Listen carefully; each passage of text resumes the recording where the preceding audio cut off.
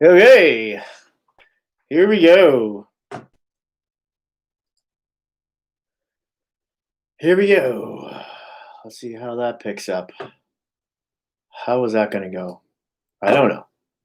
All right. We have our first player. Welcome. I'm a bit late to the boat here. I had a slow start to the day, but thanks for joining me. And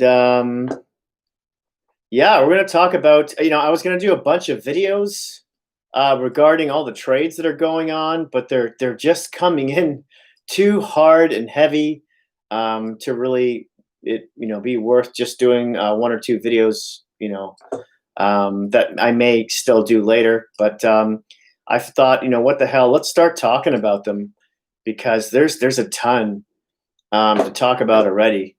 So yeah, thanks for joining me here. I think the lights look okay. Let me get one more. Braden Holtby just signed. Okay, here we go. With Vancouver. Interesting. Okay, well, that's the end of Markstrom, pretty much. Wow. Okay, it's a 2-year deal at $4.3 million. Obviously, a lot less than they were going to sign Markstrom for. So I don't see any fault in that. Okay, wow. Let me turn this down a bit. There we go. That's pretty surprising. So it's basically going to be him and Demko now. Interesting. We've got, wow, there's tons to talk about here. Henrik Lundqvist signing with the Capitals for 1 year for $1.5 million. I mean, was it Samsonov? How could you get a better, mentor than him? That's terrific. Happy for him. Who else here? That's pretty interesting. Kyle Turris. Kyle Turris going in to Edmonton after being bought out by Nashville for a 2-year deal, $1.65 million. That's fair. Probably play that third line center role. He definitely needed a fresh start. Basically, I'm talking to one person here. Welcome. I don't know who you are. But yeah, thanks for sticking around. And Nathan Beaulieu re-signed with Winnipeg. That's great. I know he didn't put up much points or anything, but he's a big boy, and he did well for them throughout the year. He really turned around his career with the Jets after having a bit of a rough going with Buffalo. So that's 1 year at $1.25 million. You can't go, no, 2 years, sorry, at 1.25 AAV. That's pretty good deal there. Cam Talbot goes to Minnesota. That's another interesting one. We all knew he was going elsewhere after Dubnyk was traded to, oh my God, San Jose, right. I needed a second there. And that's in Minnesota. And the question is he just going to share the net with Statlock? So, and that's a 3-year deal too for Cam Talbot. Good for him with an AAV of $3.6 plus million. Dominic Kubalik for Chicago. They re-signed him after his terrific season to a 2-year deal at $3.7 million per. I think that's fair. Let's see if this guy can. I mean, he was doing really good internationally. So if he could do the same over the next couple of seasons, that could be a real steal for Chicago. And if Chicago decides they're going to go in a different direction with in terms of their whole team, and they start to decide they're just going to start selling off, everything and anything, they could they could trade Kubalik for a haul if he keeps at least near the points he was putting up last season.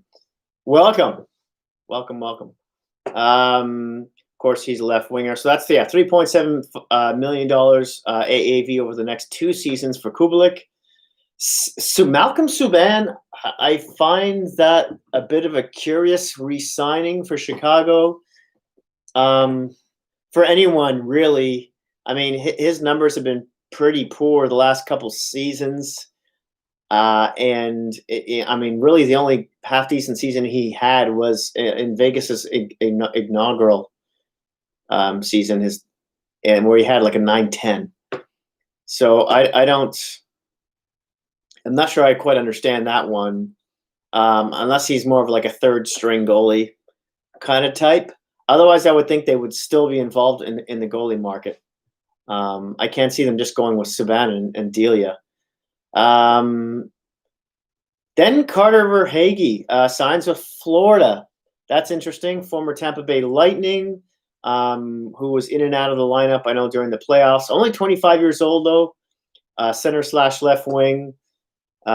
He's making $1 million on a 2-year deal, AAV.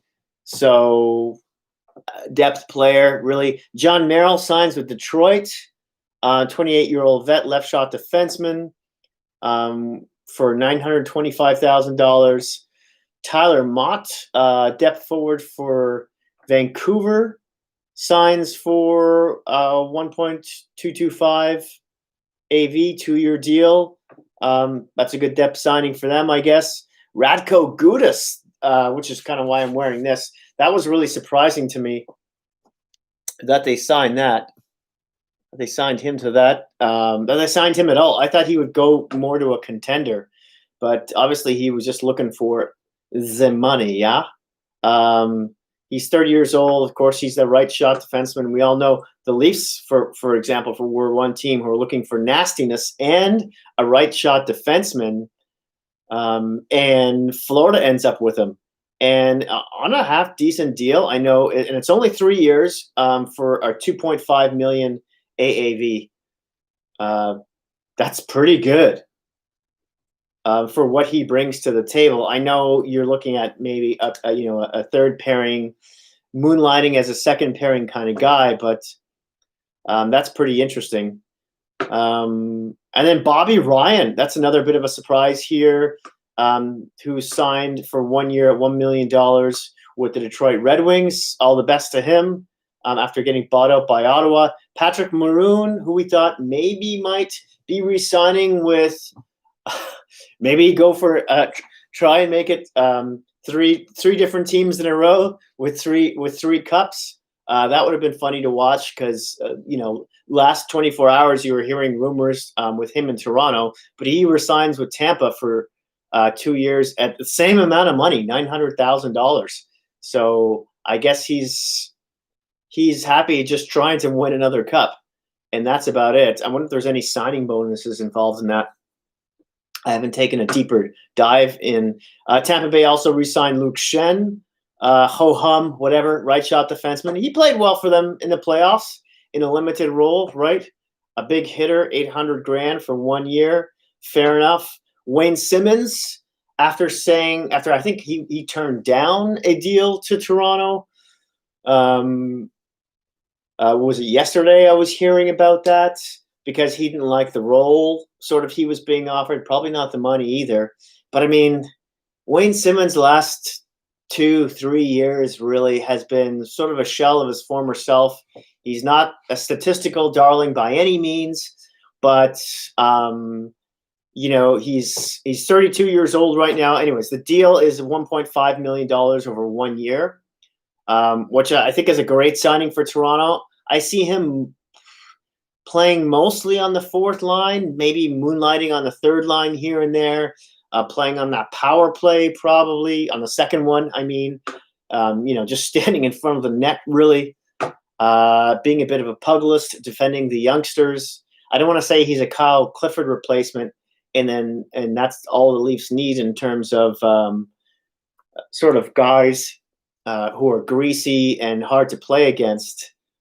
But I'm happy he signed with Toronto. I'm a Toronto fan, so if they keep him, regulated to, 13 minutes a game, give or so, I think he'll be more effective that way than anything else. He's actually from the neighborhood I grew up in Scarborough, Ontario. He's a Scarbarian.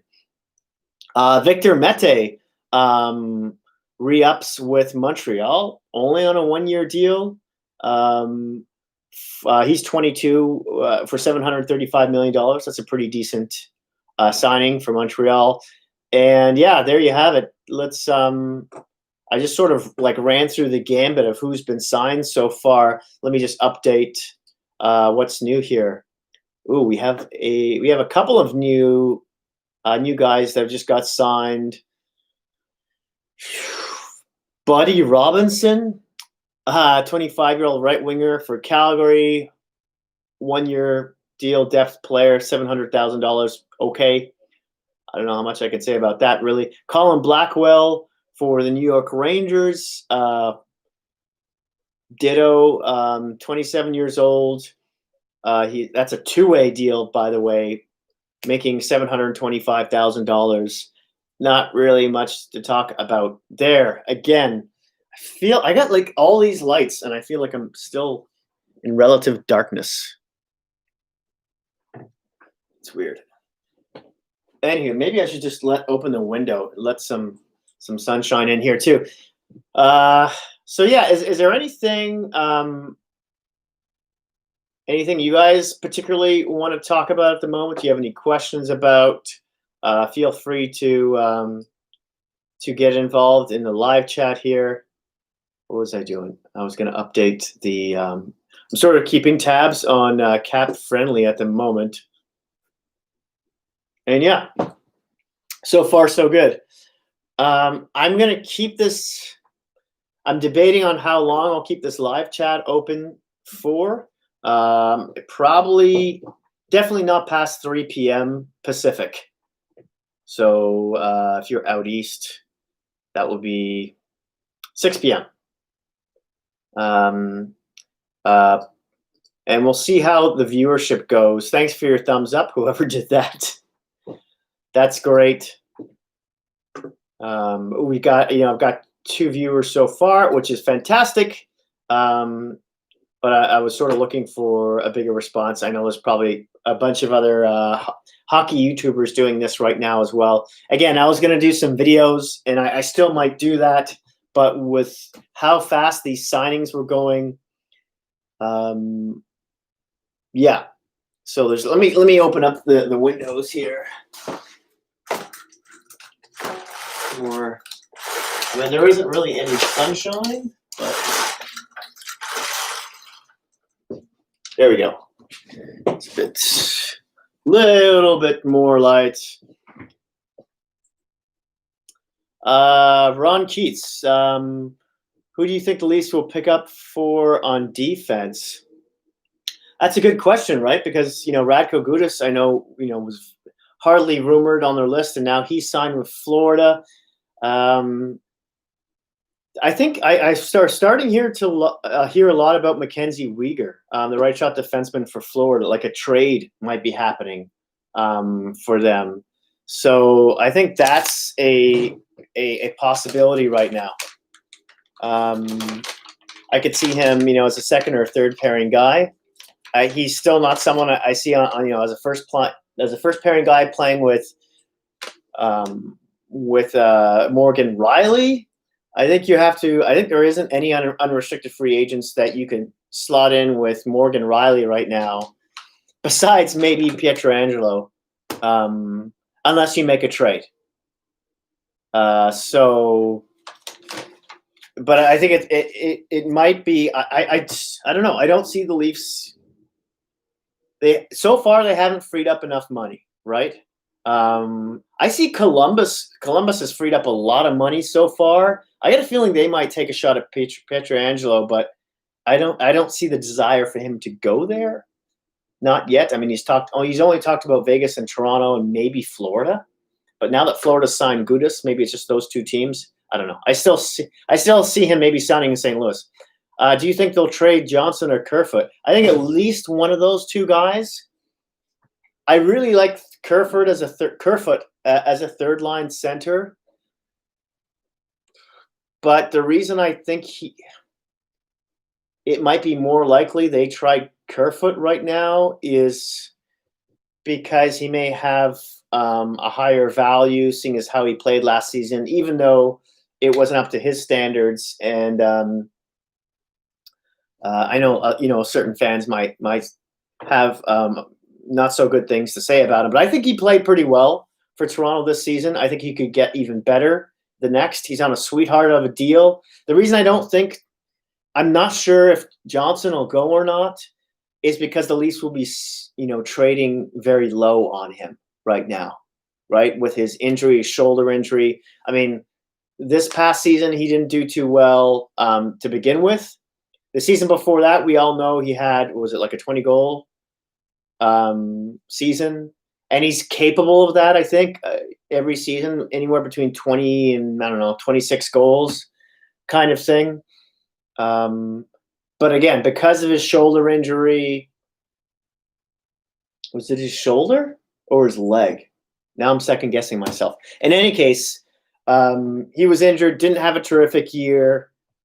So unless, unlike Kapanen, who didn't have a terrific year either, but you could see a ton of potential there because of how fast he was, how great he was at stealing pucks. He started to get a real sandpaper quality to his play as well. Getting what they did from Pittsburgh, I think, was terrific. Johnson, I don't know. I think he could still go maybe, but they be selling low either way, right? K-Man is asking, where do you think Markstrom will go now that Holtby has signed with Vancouver? Good question. I mean, the obvious answer right now is Calgary and Edmonton seem to be chasing him really hard. So I think that's a really good possibility there. Both those teams obviously are desperate for a goaltender. Is there any other team that I could see him signing with at the moment? I think again, maybe Toronto. And I know that sounds nuts, but hear me out for a second. If they trade Anderson, and there's quite a few teams who are interested in him, they free up some cap space, and that's $5 million he's making his last year. They get some draft picks, whatever, that kind of thing back. Maybe they take a shot at Markstrom, but I think that's way out there. I'm reaching a bit, obviously. But yeah, I still think Calgary and Edmonton, there's a big opportunity. Another outsider who I'm thinking of right now is maybe Nashville. And I'm reaching, but if let's say they buy out Rinne, he's got 1 year left on his contract, right? Saros, he's been all right. But I think Markstrom would be a terrific upgrade for them. And I know Nashville is really looking to shake things up hardcore. So I think that's another, again, I know that's quite a bit of a reach, but I think that might be one of those surprise teams who might step in for his services. If you look at all the contenders, who else? Here's another one who it's another reach for Markstrom, but St. Louis. Because if they don't sign Pietrangelo, and let's say they still try and trade a player like, I don't know, Tyler Bozak or something. I know they still have some signings to do on one of their young defensemen who is it Dunn? Is it Vince Dunn? Oh, I just can't think of his name right now. And I know they'd have to fill in with another defenseman, but Binnington had a meh kind of year. Again, that's a huge reach with St. Louis, but it's one of those, surprise. kind of deals. Still, I think it's the big teams are in on him are probably Edmonton and Calgary at the moment. Anyways, Mr. Production says, "Do you think Sakic will do anything today?" Yeah, I think. Huh. What could I mean? Sakic has said he's going to stick with his two goaltenders. He said that a little while ago, right?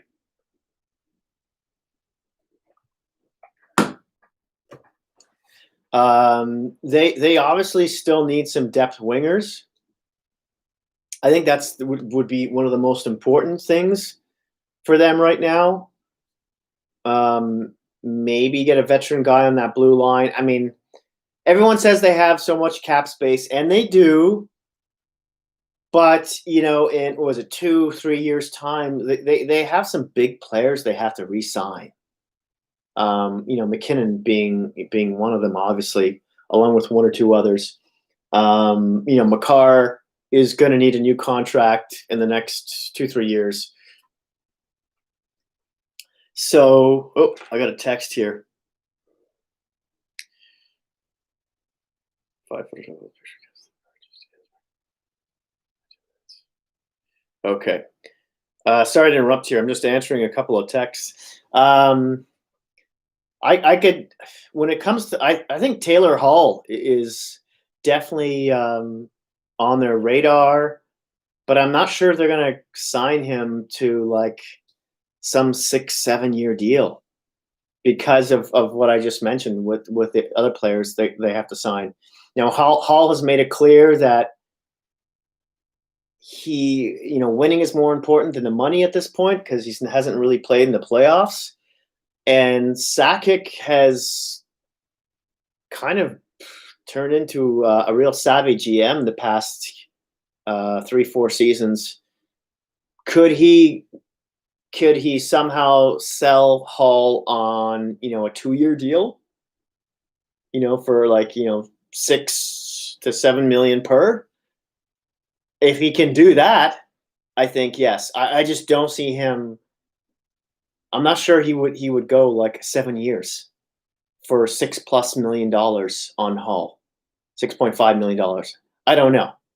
I mean, you could also argue that their window is now, right? But I think Colorado, with their prospect pool being as good as it is, their window is probably a lot longer.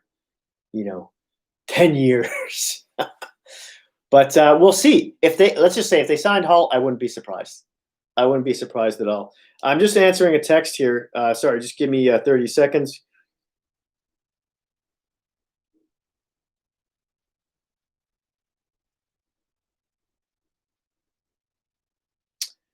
It's just my work.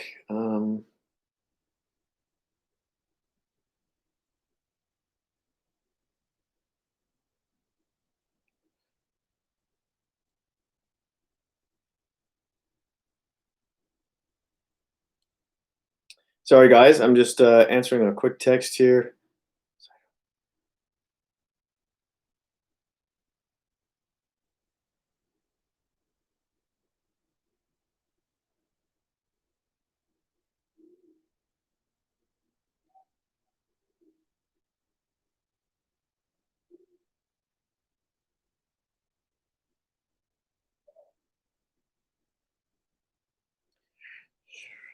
Almost done.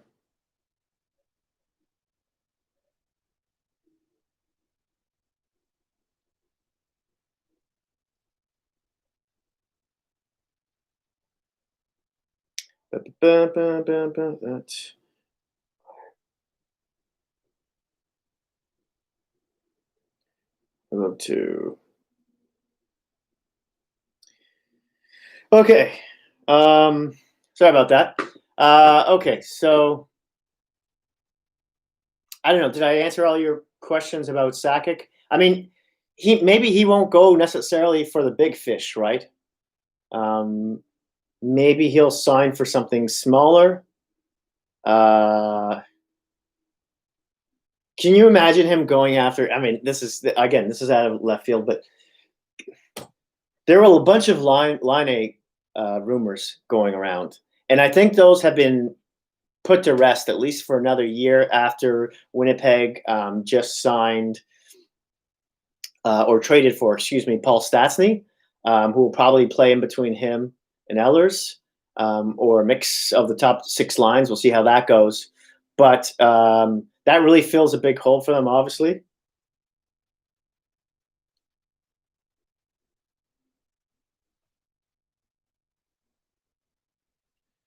Another text.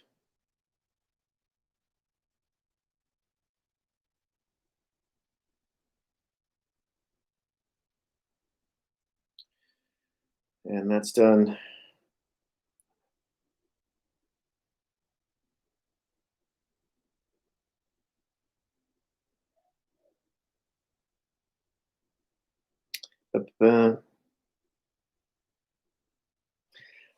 Who else is on the radar? I mean, who do you think? Oh, we have another question here. Mr. Productions. I feel like it is time for him to sign a top six, as for the past few years, he's gone after bottom six or top nine wingers. Yeah, true. I mean, really, he needs, I mean, Burakovsky, if I can pronounce that right, Burakovsky has been great with Kadri on that second line.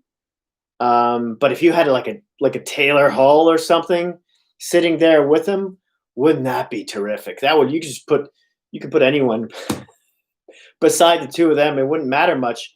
Although after Taylor Hall's surgery and everything, how he's going to bounce back kind of worries me. What his potential is. I mean, how old is he? Around 29 or something right now. But I would think, playing on a team like Colorado, especially playing with a player like Kadri who could make space for him, I think that would be really cool to watch. Let's update the tracker here. Oh boy. Okay, well, we got one big news here. Well, we all heard how Anton Khudobin was going to test the open market. Yeah, that's not happening anymore. He just signed a 3-year deal with Dallas with the AAV of $3.5 million. So interesting. I thought he might be able to get at least closer to 4-ish in the open market. I could have seen a ton of teams in on him. From anybody, oh my God, from like until Vancouver picked up Holtby, I thought that might be a landing destination. You can name a ton of teams. New York Islanders, because Greiss is a UFA. The Toronto Maple Leafs, if they decided to trade Anderson. Of course, Calgary and Edmonton, obviously. Who wouldn't want that guy and would make room for him in some way or form? K-Man is asking, Matt Murray got 5 years for $5 million in Ottawa. 5 years at $5 million.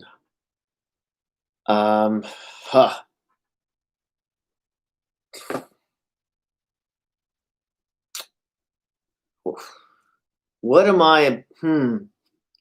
He's a good defenseman. He was drafted in the same year as Morgan Riley, I want to say, and Alex Galchenyuk.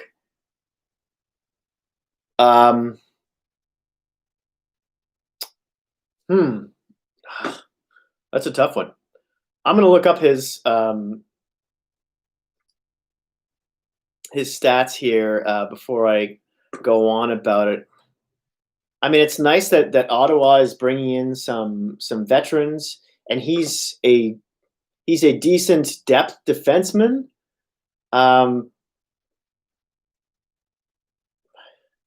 He is a bit injury prone, though, is he not? Where am I going here? No, I'm looking at Vegas. Ottawa. I just have to go to the bottom of Cat Friendly, and I know they'll always be there.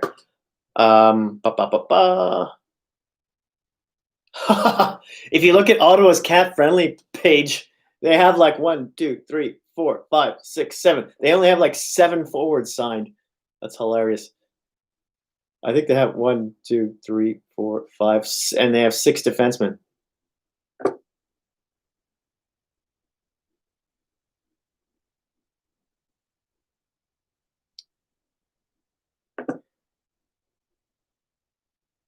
I don't see Matt Murray on this list. Oh wait, here he is. Oh, I was thinking of. Oh my god, just a little bit embarrassed. Haha, I was thinking about the defenseman from Columbus, not the goaltender. Yikes. Okay. But yeah, Matt Murray in Ottawa. I think that's a great fit. I think he needed a new start for sure. And he ironically, yes, he has gone through some injuries the past couple of seasons. He hasn't seemed like he's been himself. I think didn't his father pass away or something? Maybe that has something to do with it as well. I mean, he's still so young. He's 26 years old. And although, like Matt Murray here, he's 4 years and he's at $6.25 million for Ottawa. If he was at 5, I think that would have been more fair. I It's hard looking at this because of what he's accomplished, right? Now let's look at what he's done the past couple of seasons here. Last season with Pittsburgh at 38 games, he had an 8.99 save percentage. He was a 9.14 in 3 games in the playoffs. In 2018-19, he was in 50 games, he was a 9.19. So he had in 50 games, yeah, decent, but he was a 9.06 in 4 playoff games when they got swept by the Islanders. The season before that, he didn't do too well during the regular season. 2017-18, 9.07 with a 9.08 in 12 playoff games. It's not like I think that's a bad signing at $6.25 million over 5 years. Again, he's still young. 1, 2, 3. That's 4 years. Excuse me. I think that's fine. I mean, if any team could afford the cap space, it would be Ottawa. So I think that's good for them. And with Matt Murray and Nielsen in that, I think that's a solid tandem, at least for one more year, because Nielsen will become a UFA after next. So yeah, I don't see how that's. I think that's a pretty good deal for Ottawa. How do you feel about it? Any other questions? We're running at 3 people. 3 going strong. I know there's a lot of YouTubers out there and there's a lot of videos to watch, so it's hard to stick to just one. Do I have some more news here? Yeah, so in short, I think that's a good deal for Ottawa. For the 4 years at $6.250 million. For other teams like Toronto, I think that might be a bit rich, especially seeing as how he's had a rough sort of season and a half. But with Ottawa and the abundance of cap space, I'm not sure how they can. I'm not sure if they'll pay some of their players, but that's a different story. But at his age, and on that team, I could see him bouncing back. Yeah, sure, why not? Let's go back to. So just to reiterate, yeah, Anton Khudobin also signed in Dallas. I think that was a no-brainer for him. He seemed to be really loved in that locker room. And that's $3.5 million. I definitely think he could have gotten at least $4 million-ish on the open market, even though he's at that ripe age. He's 34 years old now. Maybe that was a deal breaker for him. He was like, I'll stay for 3.5, but you got to give me 3 years. So that'll take him to 37. So I know goalies, it's all about their hips, right? How long will their hips last? Just checking the email quick here. Does anyone have any more questions? Please keep firing away.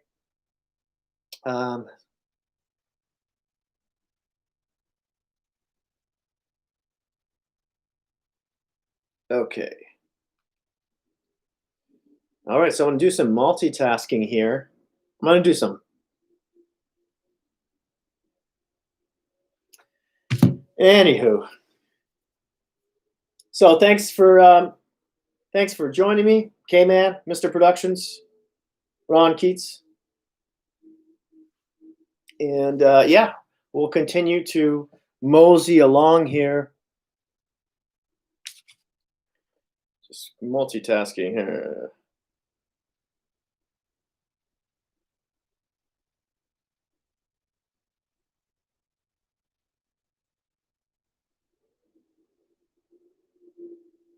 I need to find some royalty-free music that I can play in the background. Because when I did my last live reaction video on rounds 2 to 7 on the NHL draft, I had some music playing on the background on my phone, and I got dinged up for copyrights, which isn't a big deal because I haven't been monetized anyways, and I'm only around 350 or so subscribers, and so forth. So either way, that video I can still run it, and it'll take views and everything. But yeah, I need some royalty-free music that I can just play sort of in the background.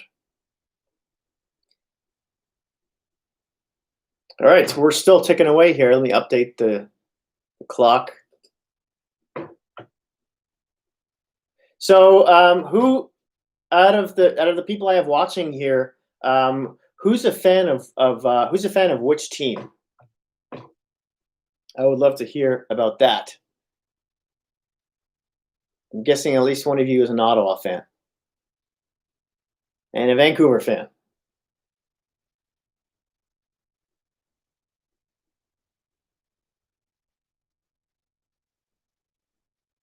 Want to see the lovely construction I have going outside my building? Can you even see anything? Yeah, it's quite a view. I'll just, there we go. Make sure you don't see the dead bodies I have on the floor. Ha ha! You obviously know I'm kidding. Okay. 14767. Just typing out an email here. K-Man, Vancouver fan. Okay. So how do you feel about the Holtby signing and Markstrom leaving, I guess? I mean, I think that's a decent. I mean, I know Holtby has been declining the past couple of years or so, but it's still I mean, I could definitely see him bouncing back somewhat. I mean, he's not that old, right? He's only 31. He probably at least has another, 2-3 decent years left in him, and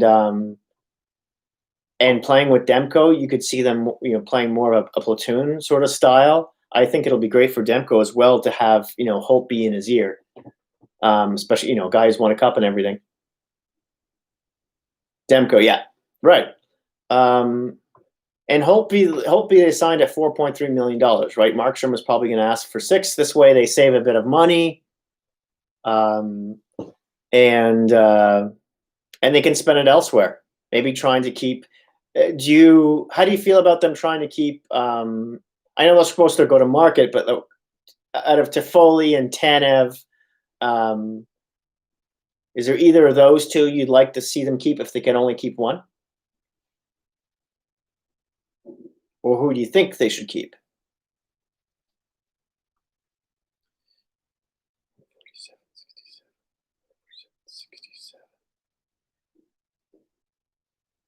What's happening here?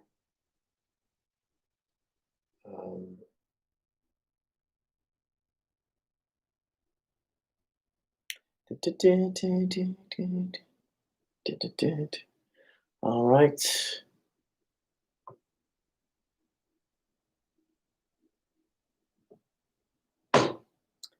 Yeah, it just showed up on Cap Friendly now.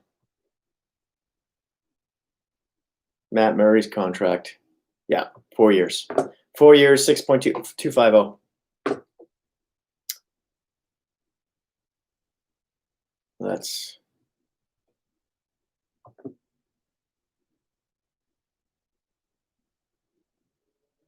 All right, we're 40 minutes in already. Man, time flies fast.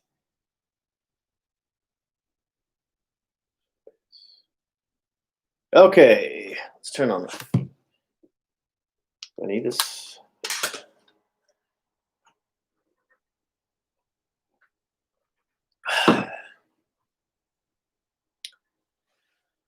Where's everybody from right now? Where's everybody watching from? State, province, country? Because right now I'm out west and it's just after 11 a.m. and I'm keeping track of all this. I know in Toronto it's about 2 p.m. right now. Colorado. All right. Got a watcher from Colorado. Super. So what time is it in Colorado? Is it like around 1 p.m. or ish?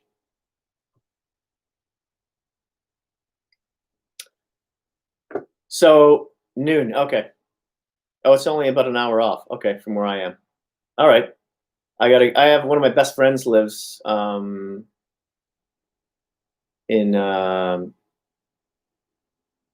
lives there as well. I chat with him all the time. He's kind of a hockey fan, but who do you think Ender 2187? Who are you hoping for Joe Sakic to sign besides Taylor Hall? We all know Taylor Hall is the ideal thing, but who would you like to see them pick up? Anyone else? All right, and anyone else chime in when it comes to that. Who else? Colorado with the space they have, they could sign a lot of guys. Question is, with McCarr and McKinnon coming up in 2-3 years, is this how prudent of a move would it be to sign a big name player to a long contract and then have to ship out guys afterwards, right? And I'm talking about a long contract to Hall or Pietrangelo, for instance. All right, so Ender 2187 says, honestly, would have loved to see him pick up Henrik Lundqvist. Yeah, I mean, and bounce Francois, or even trade him. Yeah, I could have. That would have been. I think a lot of teams would have been really cool, especially if you have a young-ish goaltender in net, which I know Colorado doesn't. They're in their late 20s, early 30s. Either way, who wouldn't want Lundqvist, right? As at least a backup. Bobby Ryan.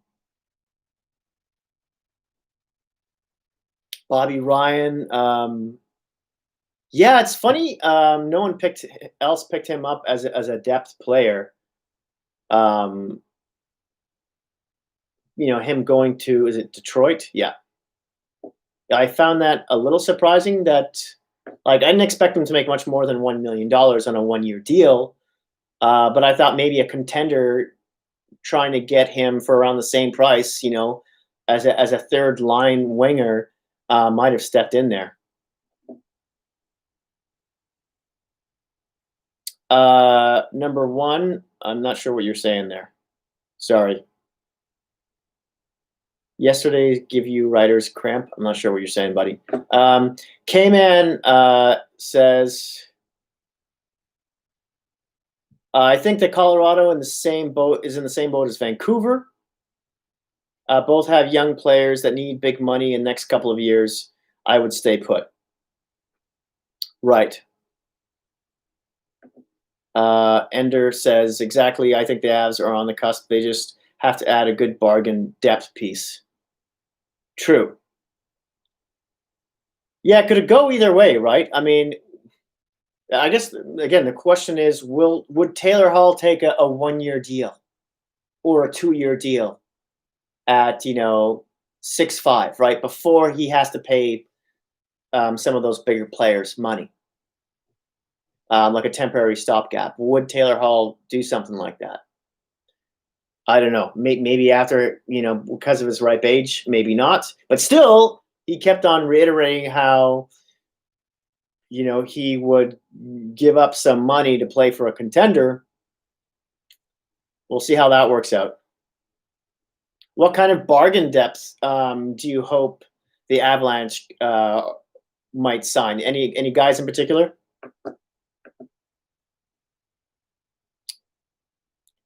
Oh, number one says Hull doesn't want to be a second banana. He'll go to Calgary. I think as long as he's in the top 6, right? And he's playing with good players. I mean, why not play with Kadri?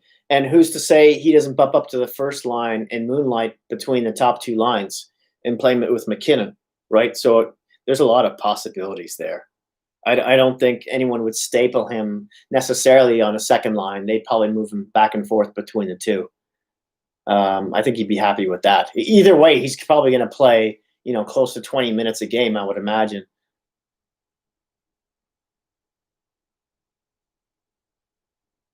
Right. He's still mad at the Edmonton. True, but there's new management in Edmonton now with Kevin Holland.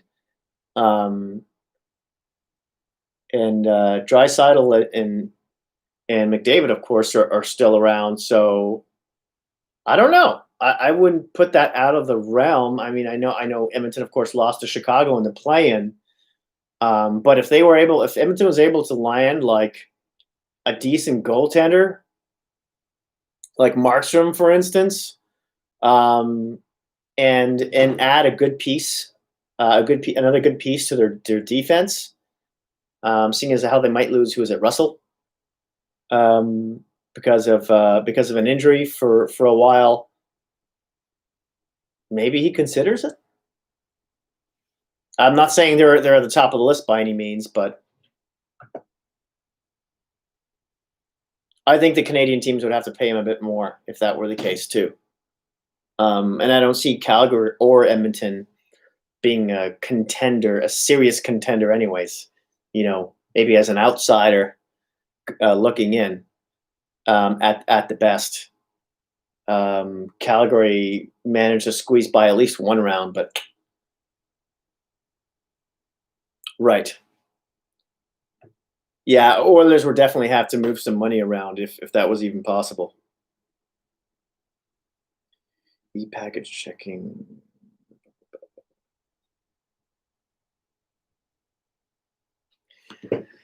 All right, so let's update this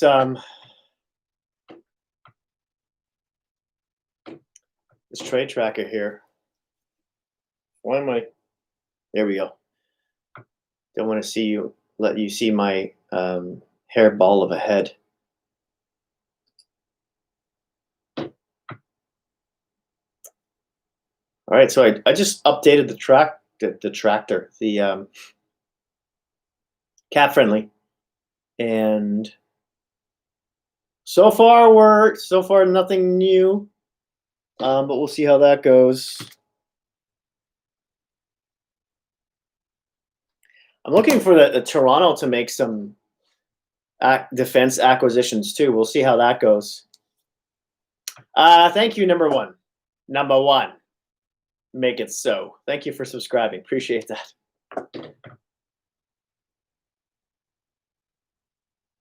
All right, we're slowly moving up the ladder here. That's 7 watchers. This is great. Either way, we're going to have some fun. Thank you all for joining me today. I hope I can entertain you as you'd like to be entertained. We'll see how that goes. We'll see how it goes, yeah? Oh, I want to put this somewhere. All right. Woo! Let's also open a trade tracker, another trade tracker page here. Who is everyone watching right now in terms of sports channels, TSN, ESPN, that kind of thing? What do you like watching when it comes to trade trackers for something like this? Anyone want to chime in there? Let's pick up Sportsnet. Usually I go with Sportsnet or TSN. Sometimes just the NHL Network too. TSN and cat friendly. Okay.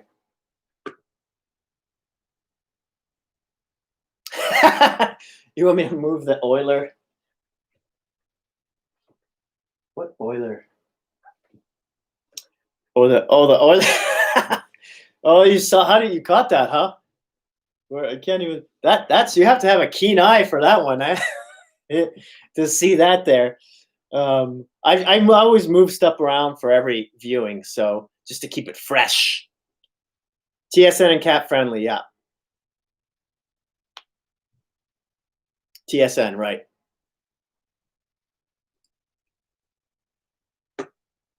I think TSN, at least on their app, not on their website, but on apps, they for TSN for a while on the phone apps, it just looked awful. It was really bad, and then they finally updated. It looked good, and then they started making you watch like 2, 3 long commercials before every video, and that really kind of aggravated me.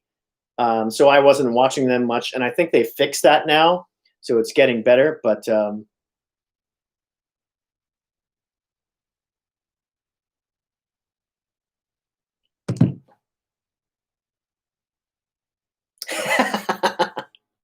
well, we know you're an Edmonton Oilers fan.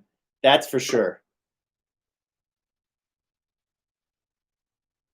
K-Man says, Wenberg to Florida. That just happened a second ago. Yep, here we go. You're on it. All right. So there you have it, folks. Yeah, Wenberg signs a 1-year deal with Florida, $2.25 million. He's only 26 years old. Let's just quickly look at some of his stats there. He's Swedish, 197 pounds, shoots left. And last year with Columbus had 5 goals, 22 points, -5. In the playoffs, he had some half-decent numbers, actually. In 10 games, he had 3 goals, 5 points, was a +5. Not bad. Kind of a worker bee, kind of maybe someone that will make Quenneville happy anyways. They really need a second-line center, and I'm not sure if Hollow will return or would fit that spot properly. I think Hollow's maybe more of a third-line center guy, but you could get away with him as a second-line center, maybe moonlighting with him, but Wenberg as a third-line center guy, it's half decent, I guess. And the price, I guess, is okay. 2.25, 1 year, not too much risk there. So good for Florida. They seem to be quite active so far.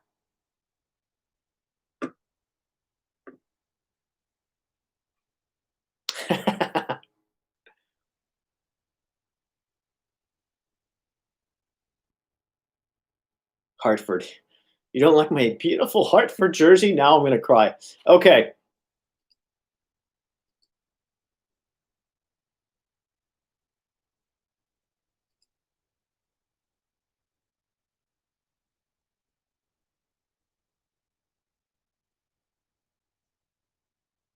Let's see if there's a live feed here for Sportsnet live. Yeah, here we go. Here's some. This will provide some nice background noise.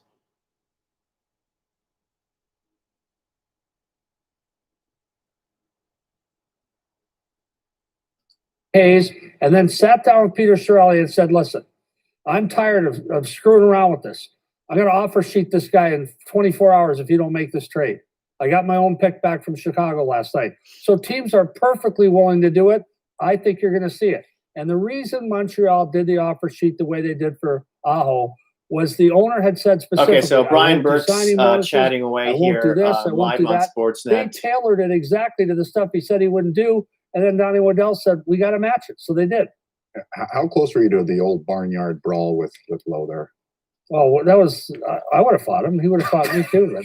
It's in the book. All right, Cassie, who would your money be on if it was? Hang on. So I had the book. Okay. I got the book out again.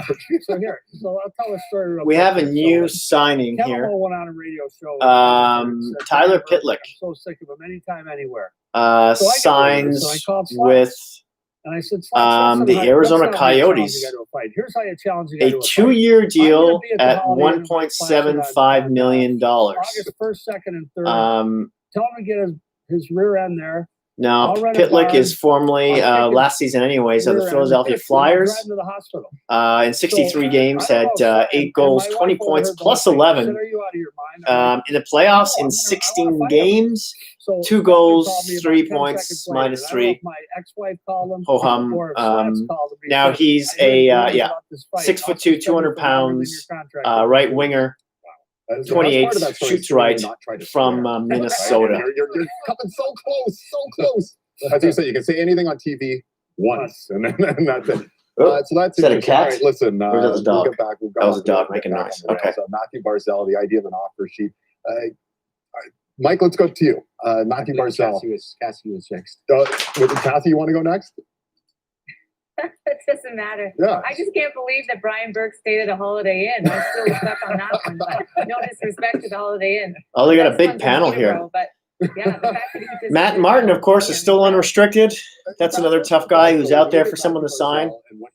I wonder if maybe, just maybe, I like maximum chaos. I love the New York Rangers. Vladislav Nemstinikov, formerly of Colorado and Ottawa and New York, he's still out there to be signed. What are you looking for? Thomas Nosek is still a UFA. Well, at Madison Square Gardens, they put up the boxing ring, and it'd be a whole spectacle if that happened. But oh my God, yeah! Look how big those shoulder pads are. Those are really puffy. Cassie Campbell, a reporter for Sportsnet, a commentator. She's got these. She's got this blazer on with these huge. They tried to trade him. He has that no trade clause. It's 1985 all over again.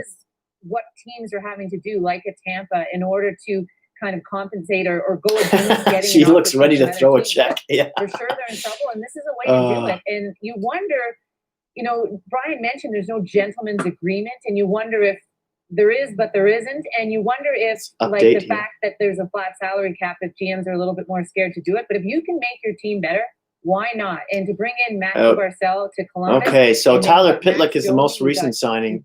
Potentially, they still have to sign him as well, but you'd have a good. Tobias Reeder is still out there, UFA.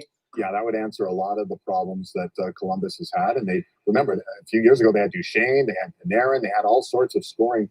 Corey Schneider, of course, was bought out. He's still UFA right now. They've got to worry about their own RFA, of course, in Dubois. Mike, your thoughts? You heard Berkey. Not even sure he'd be a second-string goalie now. The offer sheets, but he understood that it was every love the guy, love the player, but for themselves. What's your take after his surgery? Being handed out, hasn't been the same. It's there for a reason. I agree with Kathy. He had some good outings maybe last year. Perfect target. I want to say here and there. You've got Cernak, you've got Sergachev, you've got Shattenkirk is still a UFA, and then they're up against it. So it's is that Nate with Tyler Johnson? Elvis Merzlikins fan. That's how dire the needs are. Hey, Nate. There's some space to protect your own. Welcome. Glad to see you again. Holiday Inn. Had to be a Ritz Carlton. Riley Sheenan is still a UFA. Connor Sherry is still a UFA. I know they talked about gentlemen's agreements. I mean, it used to be like with the illegal stick. Nobody's ever going to call it. Nobody's ever called it gentlemen's agreement. Wayne Simmons, of course, signed with Toronto. Hang on one sec. Have you guys ever been to Lake Placid? There ain't no Ritz in Lake Placid. Craig Smith is still a UFA. That would be a nice signing. I know he's a bit of a streaky goal scorer, but he'd be good depth for, maybe for Colorado even. Mike Smith, goaltender, he's a UFA. Against the situation. Will he get a job? Vladimir Soroka. I'm sure he's had that discussion. He's a UFA as well. I mean, they have to present a contract that the player wants to sign first. Matthew Barzal still hasn't been signed. Carl Soderberg is still a UFA. He'd be a good third-line center somewhere. Troy Stetcher is a UFA. He's a decent depth, maybe third pairing. I'll tell you what you do. Guy Ryan Strome is an RFA. And hope that this doesn't happen. See what Rangers do with him. With Mike, I think there's going to be an offer sheet. Number one likes that Simmons signing. Sorelli? Yeah, so do I. The guy you'd identify? Cam Talbot, of course, was signed by Minnesota. He got like a 3-year deal, I want to say. Good for them. Chris Tanev is still a UFA out there. I think Toronto might actually go after him. I think the player now that Gudas has signed with Florida. I think they've been in on a trade for Uyghur as well. Joe Thornton is another UFA out there who may or may not sign with San San there's a Jose. 30% rollback I this can year. see him going to a There'll be at least contender that as again. a Is it third even or more fourth line cutthroat center. now? I mean, Tyler I think it's Toffoli getting is now better. UFA. You know, it used to be. Will he get into circle a back GM to Vancouver? situation, I don't you'd know. Now that spend some time they and haven't, everyone had you some know, patience, and now we're they've seeing the saved a little turnover, the bit of churning money, out of money GMs with is the Holtby an signing. alarming pace. Well, Vatanen you is see a the importance UFA of the here dollar and the still. importance of winning. People got to use every rule to their best tool. And Holtby another team with that the came up, Canucks is surprising to it you. skipped Yeah, my I mind, guess but that gotta was, bring it I to the didn't Jersey totally Devils. foresee I mean, that, but I think it they're makes another team sense, that's you know. primed for an offer. I can tell you that because I did He'd not be a get the good job as mentor general manager to there, and was a big part of the interview talking Demko, about how much they and want to you give could an probably see a offer more sheet. of a, you They know, didn't give me the job, so the a split, more of a platooning not going enough. on there Air in out for the all your Canucks dirty now. laundry. Mike, you have anything else? They you want to say? get up an offer sheet. All right, we'll look for the Devils maybe getting interested with Tyson General Berry's there, still a to UFA. give out an offer sheet. I think All he right, might I be a like good that. fit in All right, Winnipeg, we're waiting actually. for some more big They need names some to more drop here on offense from their signing season. defense. We started out with a splash with Wayne Simmons coming back home to Toronto, and we've seen a number of talented veterans changing Mackenzie locations. Blackwood is a Talbot joining us on the RFA phone, the newest goalie from for the New Jersey. Minnesota Wild. So keep it locked here, signing season.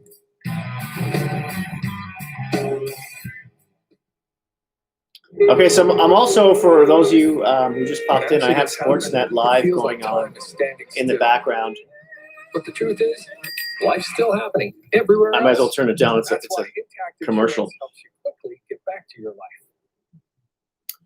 For those of you who were watching the other day during the draft, I just want to say thank you for joining me, and that was quite a marathon. And thanks for subscribing as well for those of you who were new. Watch this space for change, progress. You got some questions coming in here. How is Arizona still in the league? They make the worst decisions. I mean, when they got Tocchet as coach, I thought that was a great move. I'm not sure they were ready to sign players like Hall and Kessel yet. I thought they, ironically enough, even though they haven't been good for so long, I thought they still needed to really build up in the draft and just suck for another couple of years and get some high round draft picks, get some offense happening there. But I don't know. I guess it's still a possibility that they might pre-mixed and ready to roll. That they might move, right? It's still up in the air. I mean, they have an owner with deep pockets now, but every owner's kind of, to a certain extent, is hurting a little bit, with the pandemic and not knowing when, fans will be let back into the stadiums. I think you will probably see like a slow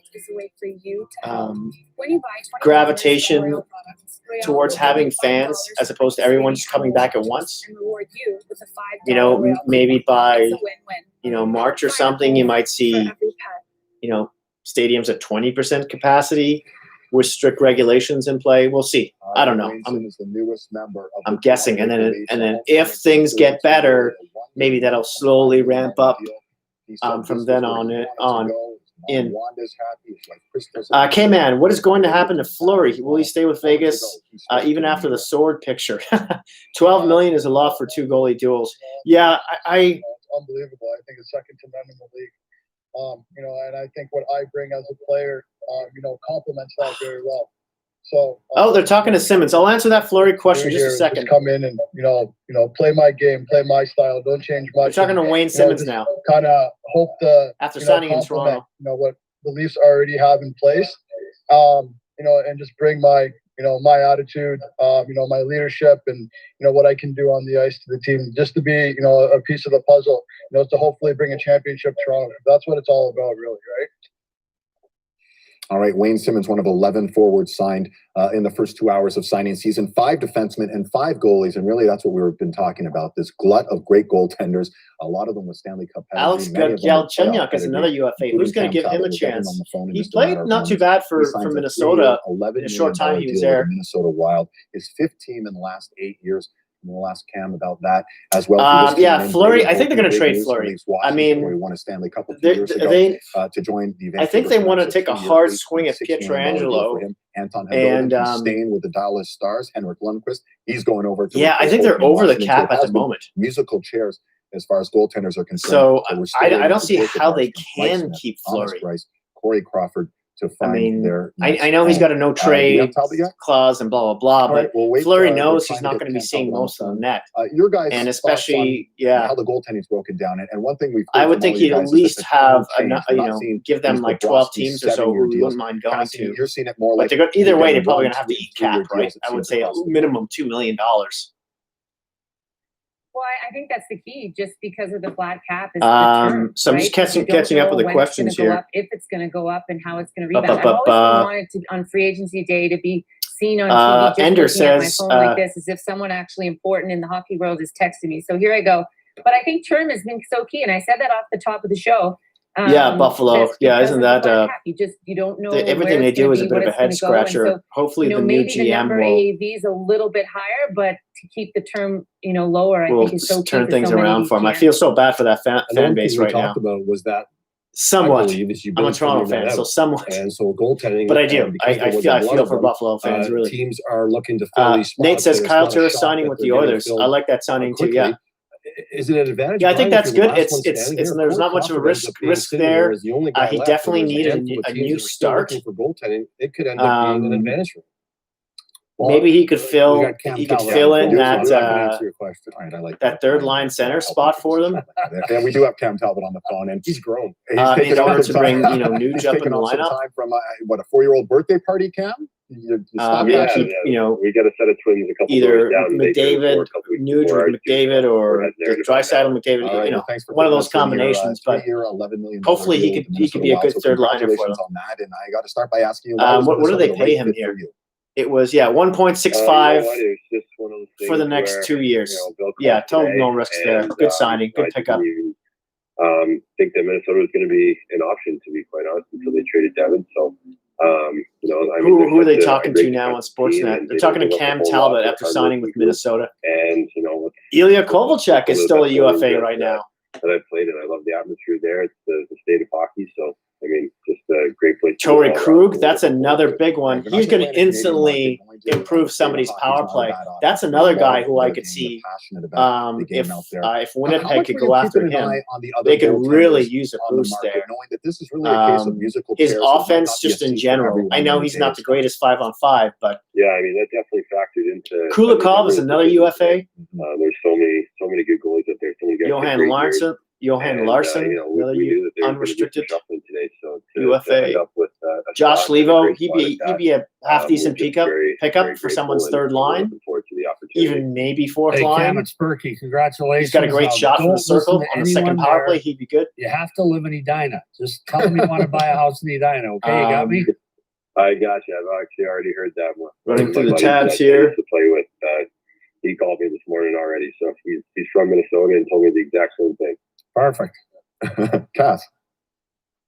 Cam, I've got to ask you, because I know your wife, Kelly, and your kids sat right behind the Flames net for 2 periods, and of course with the Lucic family, and you both loved your time in Calgary. Just, how important multitasking Calgary was for you to kind of get your game back. Cassie Campbell's got to change her jacket that you did.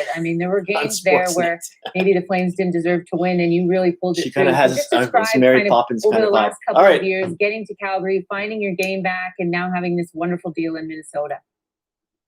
Yeah, I can't thank Brad Treliving and the Flames organization. I wonder if Colorado re-signs Nemstnikov to show that for the right price. League and I can play at a high level. So I know he's a UFA. Thomas Nosek is also a UFA right now, formerly of Vegas.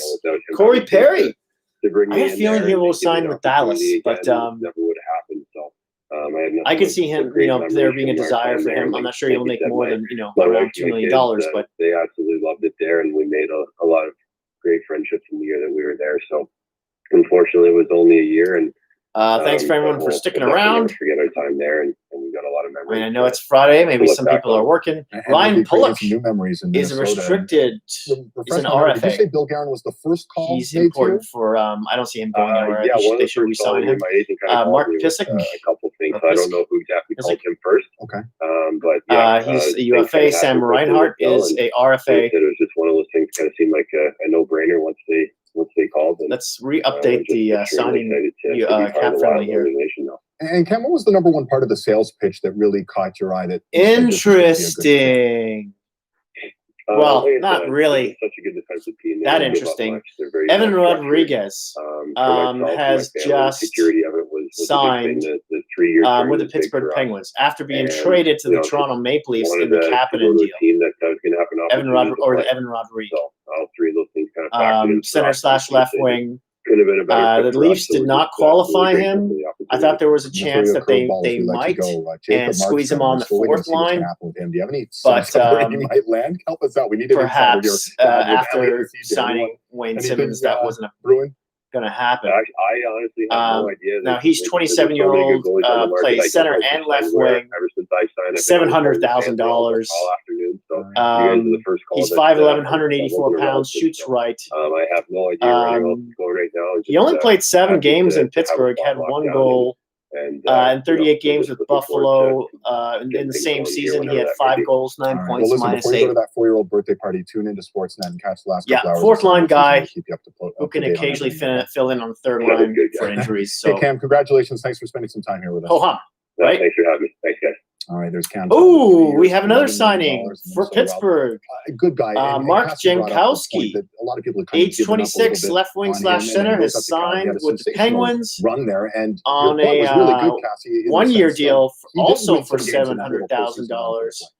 Jankowski Like is on his 6'4", own. He really 212 did. And, you know, I pounds from Hamilton, Yeah, Ontario. I remember at the start of the season this year Plays too. left In wing my and center, media role, I and went down has and been was playing doing with some research Calgary for for the the last team, 4 years. I asked him about In Edmonton. I 56 said, you know what, games Cam, in can you tell me what 2019-20, he had happened 5 to goals, Edmonton? 7 He didn't point points, any fingers. minus He said, you know 12. what, Cass, In I started 5 playoff challenging a games, little he had bit too 0 much, and then points and was you a know people minus were beating 1. me backdoor. Let's And, get you know, back he to the live started chat talking here. about all of his movements. It was all about him. It was all about what he wasn't doing. And I thought Ender that said a lot, where says, he could have said to me, I and would it was like sort them of to a private bring, conversation. I that, would you like know, them he to could have bring said something about Nemstnikov Edmonton. He back. could have said something about his defense. One of the He could have, few pickups blamed we everyone else had but that could himself. keep But up that's one thing about Cam with Talbot. Mac. He is a great guy. Yeah, he's a good player, The right? guys in the He dressing room love him. plays all forward He positions. has found his game back. He's worked to get his game back. I know wasn't when he also he good on the originally penalty signed kill? with the Flames, Jordan Siglet, Or the am I thinking goaltending coach, face-offs? went There's to something his else that he place in specialized Ontario in. to make sure that he was working he in was a good good at. environment. They went through the things they like and dislike about goalie coaches and goalie relationships. And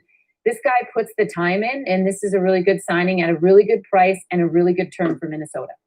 Yeah, I think so as well. Sportsnet again, is talking about how that's a really It's good been- signing it's been for a strange Minnesota day in that sense, for guys. Cam And we Talbot. alluded to this off the top of the show at 11:30 Eastern that for with 3 the years. flat cap at 81.5 million, this isn't as simple as going out and writing big Jimmy checks. Vesey is also handing over UFA. the keys to the house to these guys. Mike, do you? But just to remind everyone what Talbot signed for. Hall, Krug, Markstrom, he's 33, by the way, so he's not a young chicken by any means. Making just over $3.6 million on a 3-year contract. The Petrangelo thing. I So- go back to what Gary said this morning. Cam Talbot, let's look at his numbers just from last season. With Calgary, he was pretty decent. He only played 26 games, but he had a 9.19 save percentage. There might be a little bit and in of, 10 playoff games was a this is a pretty good 9.24. situation. This is Now, where we I all want know to he my kind family, of but I'm sure these guys are digging choked away, in Game 7 against the one I was Dallas, thinking but about after another goaltender signing is, can you imagine? And Burke, you would attest if to this. he You could got Calgary and Edmonton play at least with Pat somewhere Morris near that capacity for as an Minnesota, that would be a big pickup. That was talking my who's going to get Markstrom. smoke That's alarm. one My interesting dog's freaking out conversation. now. It just beeped once. We're going to head to a quick break here, and we're going to talk about the Panthers coming up. Again, they broke the bank last year. They spent $108 million. No. Who's saying not the trade, the free agency day. Sorry, my dog's they've got to deal with Mike All right. Hoffman. You're getting that enough. What are they going to do down in the Sunshine State? We'll get to the bottom of that. Live chat's still going here. Any ideas where you think Nico Koivu will end up? It's number 1. Pittsburgh just signed Chi-Chi's Grace. Yankees raise Game 5 tonight on That's bad. I shouldn't have laughed at that. I went to Chi-Chi's. I remember Chi-Chi's. I remember ordering a taco dog, and I got a taco with a boiled hot dog in it. That was it. That was back in the 80s, though. That's kind of funny. All right. Nico Koivu. I think he would be a pretty good fourth liner for somebody, right? A good veteran, maybe surround him with a couple of fast kids. He's very defensively responsible. We all know that. Right now, a cough or cold could ruin my mission. Luckily, I have Benylin All-in-One with fast liquid relief of my worst cough, cold, or flu symptoms. So I'm I sure can there's take a on number of anything teams that comes my way. who could use him centering the fourth line right now, just like on a one-year deal for close to minimum. I think he would take it. Hockey isn't I hockey mean, you name without it. the assist. Who The would greatest sign aren't it? televised. I think I'm gonna have to get up On the on ice. a ladder and Without turn the off assist, the game couldn't be the played. smoke alarm. They bring our teams, It's communities, starting to be a and bit country irritating. closer together. They are what makes hockey Canada's game. Kruger Okay. Products is committed. I'm just to gonna do assisting that. I'm under just gonna hockey get up on the ladder. because we It's just believe right here. no one's Give me hockey 1 dreams second. should miss a I season. want to say hi to the dog. Where's the dog? Where's the scared dog? The big scared dog. I can feel her heart pounding. Yeah, she's not happy with that noise. It hurts her ears. All right, give me 1 second. At IG Wealth Management, we understand that this year hasn't exactly gone according to plan. And that's okay, because this was planned, this was unplanned. Planned, unplanned. Planned, unplanned. From planned to unplanned, the IG Living Plan Snapshot gives you a financial well-being score that shows how prepared you are. How strong is your plan? Find out your score today at IG.ca. You know how my brother moved his investments Kushay. to Quest Trade? Kushay. He Kushay. pays way lower fees. Kushay. 0.5% versus the 2% we pay. Over time, that could be life-changing. Test. Become up to 30% more Okay. okay with Quest Wealth portfolios. And we're back. Stores, brands, and points Canadians love. All online with PC Express online grocery. Available Commercial. for Okay. delivery at loblaws.ca. Anything in the and live chat here? superstore.ca. What's happening? Still waiting on the Edmonton Oilers to find a goalie. But they did sign earlier today. Koivu to the Habs? $3.3 million deal. And just a few moments ago, Kyle Turris had a chance to meet the media in Edmonton, including our own. Who's their fourth line center right now?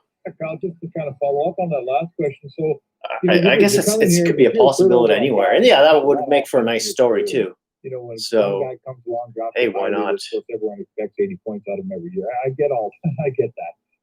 Now that Domi you isn't come in playing here fourth and, line center, they're going to you need know, one. of course you gotta score some points, but Too we soon? have guys here who score points, especially up the I'm middle. kidding.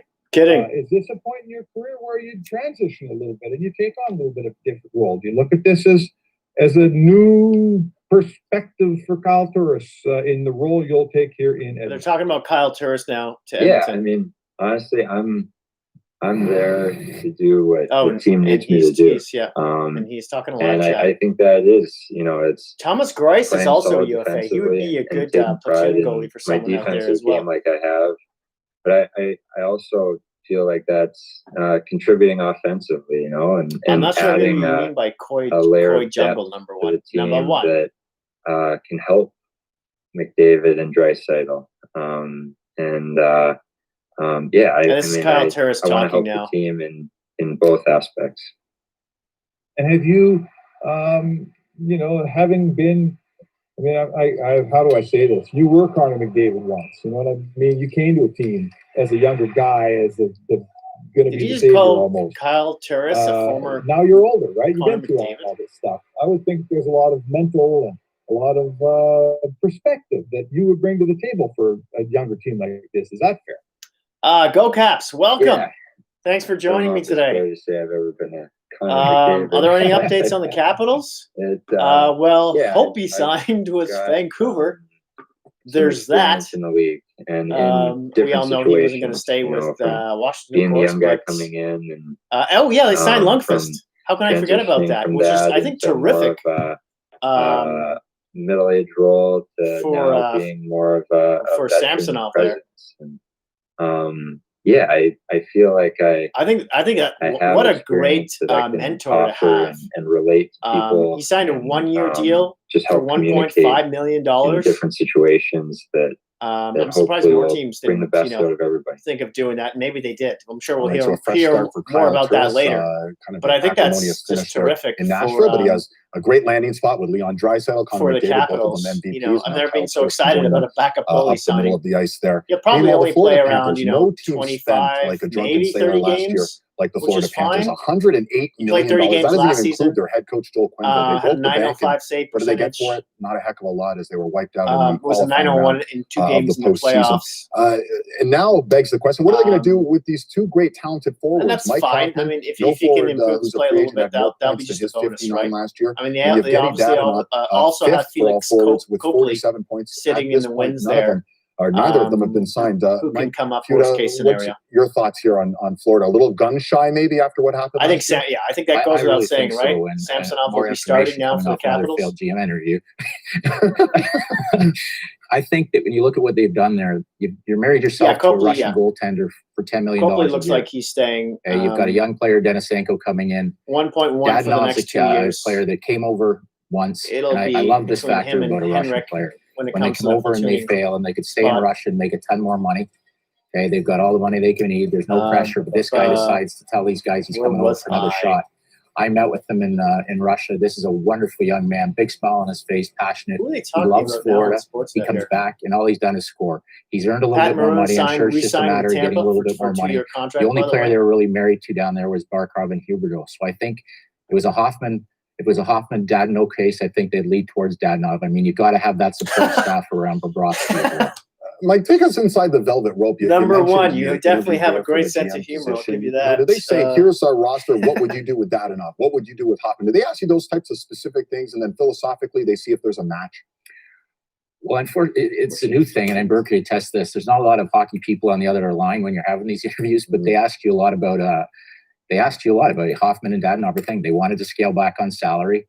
They also are a team that's, a little bit gun shy, but they want to win. And I think they got an excellent guy in there in Bill Zito.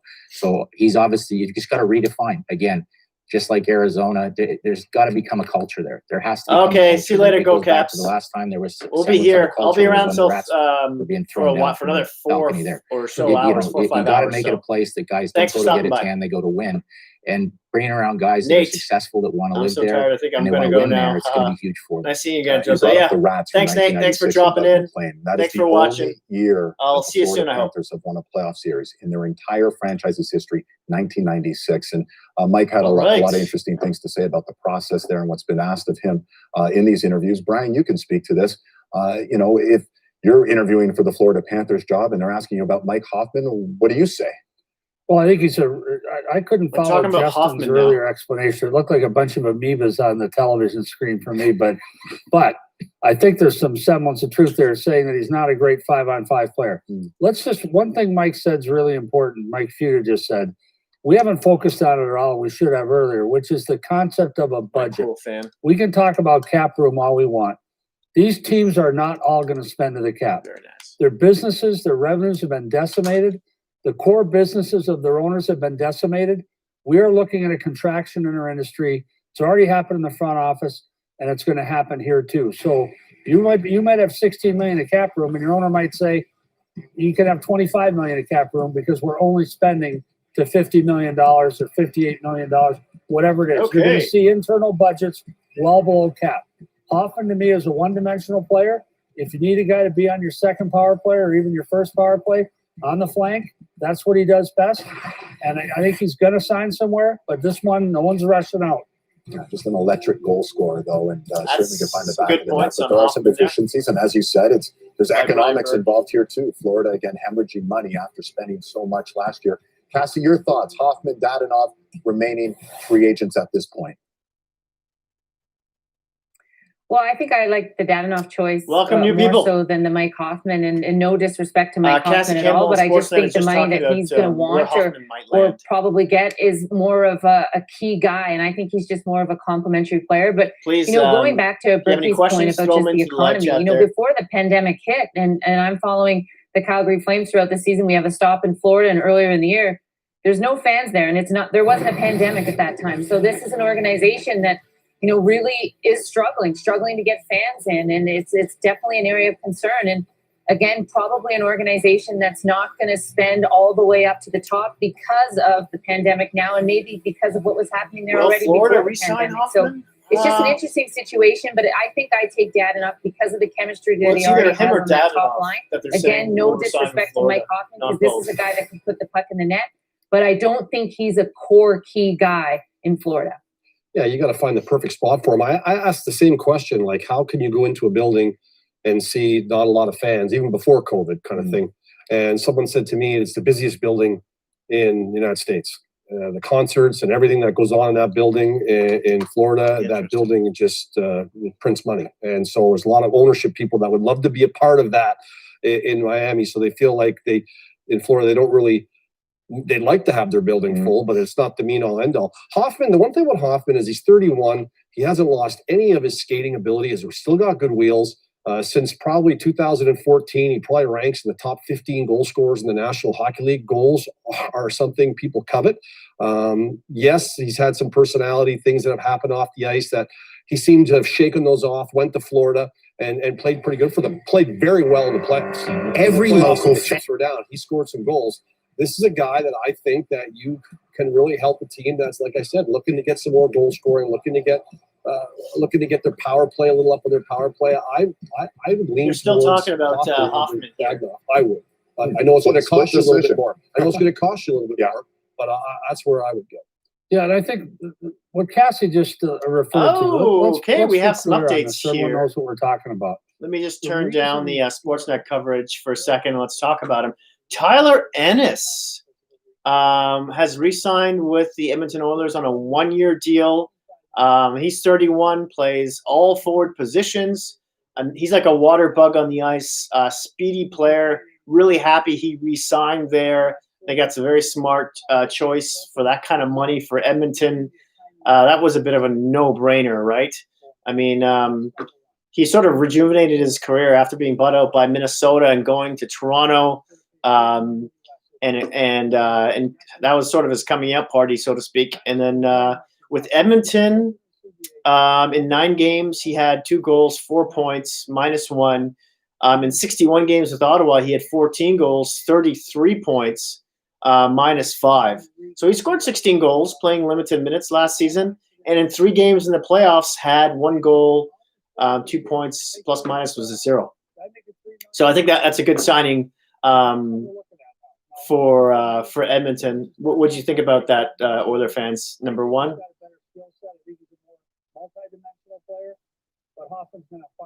Huh. Yeah, Philly's been pretty quiet so far. Maybe Gritty's running the team. All right, so let's talk about the other signing. Not a big one, but it's Keith Kincaid. This is a curious signing. I mean, what? So New York Rangers signed Keith Kincaid, a 21-year-old goalie, to a 2-year deal worth $875,000 per AAV. I don't get that one. Unless, of course, they feel confident that Seattle's going to pick one of their goalies, either being Georgiev or Shesterkin. Obviously, they're going to protect Shesterkin. Maybe now that they've picked up Kincaid, that means they're going to try and trade Georgiev in his rights because he's an RFA. And see if they can get something out of him and have Kincaid back up Shesterkin. Or maybe none of the above. Maybe they just expect Kincaid to be, a third stringer. I mean, it's a one-way contract, so let's just double check that. It's a one-way contract, so yeah, it looks like the intention is to keep him up there. But I guess they don't care if he sits every night, like in the press box. I mean, at least until they hold on to Georgiev for a while until they get the best deal they think they can get for him. Because I would think that he might be a target for Seattle in the expansion draft next summer. Back to the live chat here. Number one says, yeah. Number one's talking about Ennis being an oatmeal signing. Makes sense, not too exciting, but yeah, it makes sense for them. All right, so yeah, what does everyone think about that New York, about that Keith Kincaid signing to the Rangers? I would love to hear what you think about that one. Meaning, do you think that's just a prerequisite for them trading Georgiev to another team? And how fast do you think they're going to do that? Do you think they're just going to make Keith Kincaid sit in the press box for, the next until the trade deadline, until they can get the best deal? I'd love to hear what you folks have to say about that. I know it's not the hottest topic, but let's work it. Okay, let's get back to Sportsnet here. What are they talking about? Well, Ryan Leslie, Eric Francis with all the details. That's coming up next on signing season. I think they're going to start talking about Markstrom next on Sportsnet. For more than 60 years, Harvey's. So, yeah, there's a commercial now. We can get back to that in a minute or two.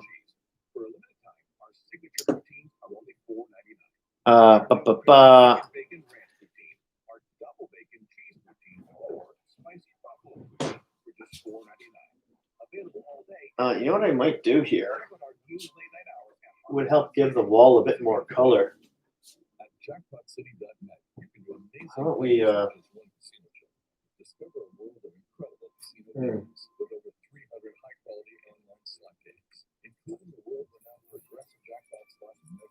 put and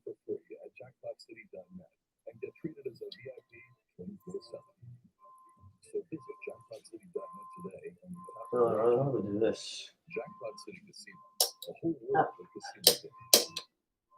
Exceptional coffee comes from care.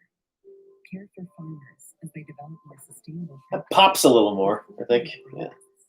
For the ecosystem. There we go. Planting over 500,000 trees a year, and for the future, which is why the aluminum in our capsules can be recycled. Put LA down there for the time being. Okay. There we go. All right.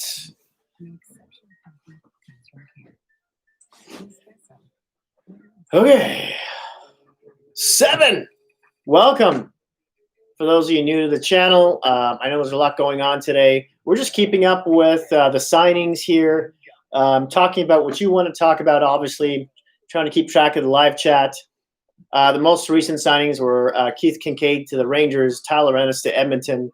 And I've also got Sportsnet running on the side here. They're on a commercial break, but they're just talking about all the trades and stuff like that too. So there's that. I'll be doing this probably for the next few hours, I think, at least. So if there's any speculation that you'd like to talk about, be it your favorite team or not, I would love to hear about it. There's still a bunch of big UFAs out there right now, and I'm sort of waiting on the next big trade. After that Winnipeg Jets Vegas movement, it felt like everything else was going to come hot and heavy, but it's not. Oh, they're talking about.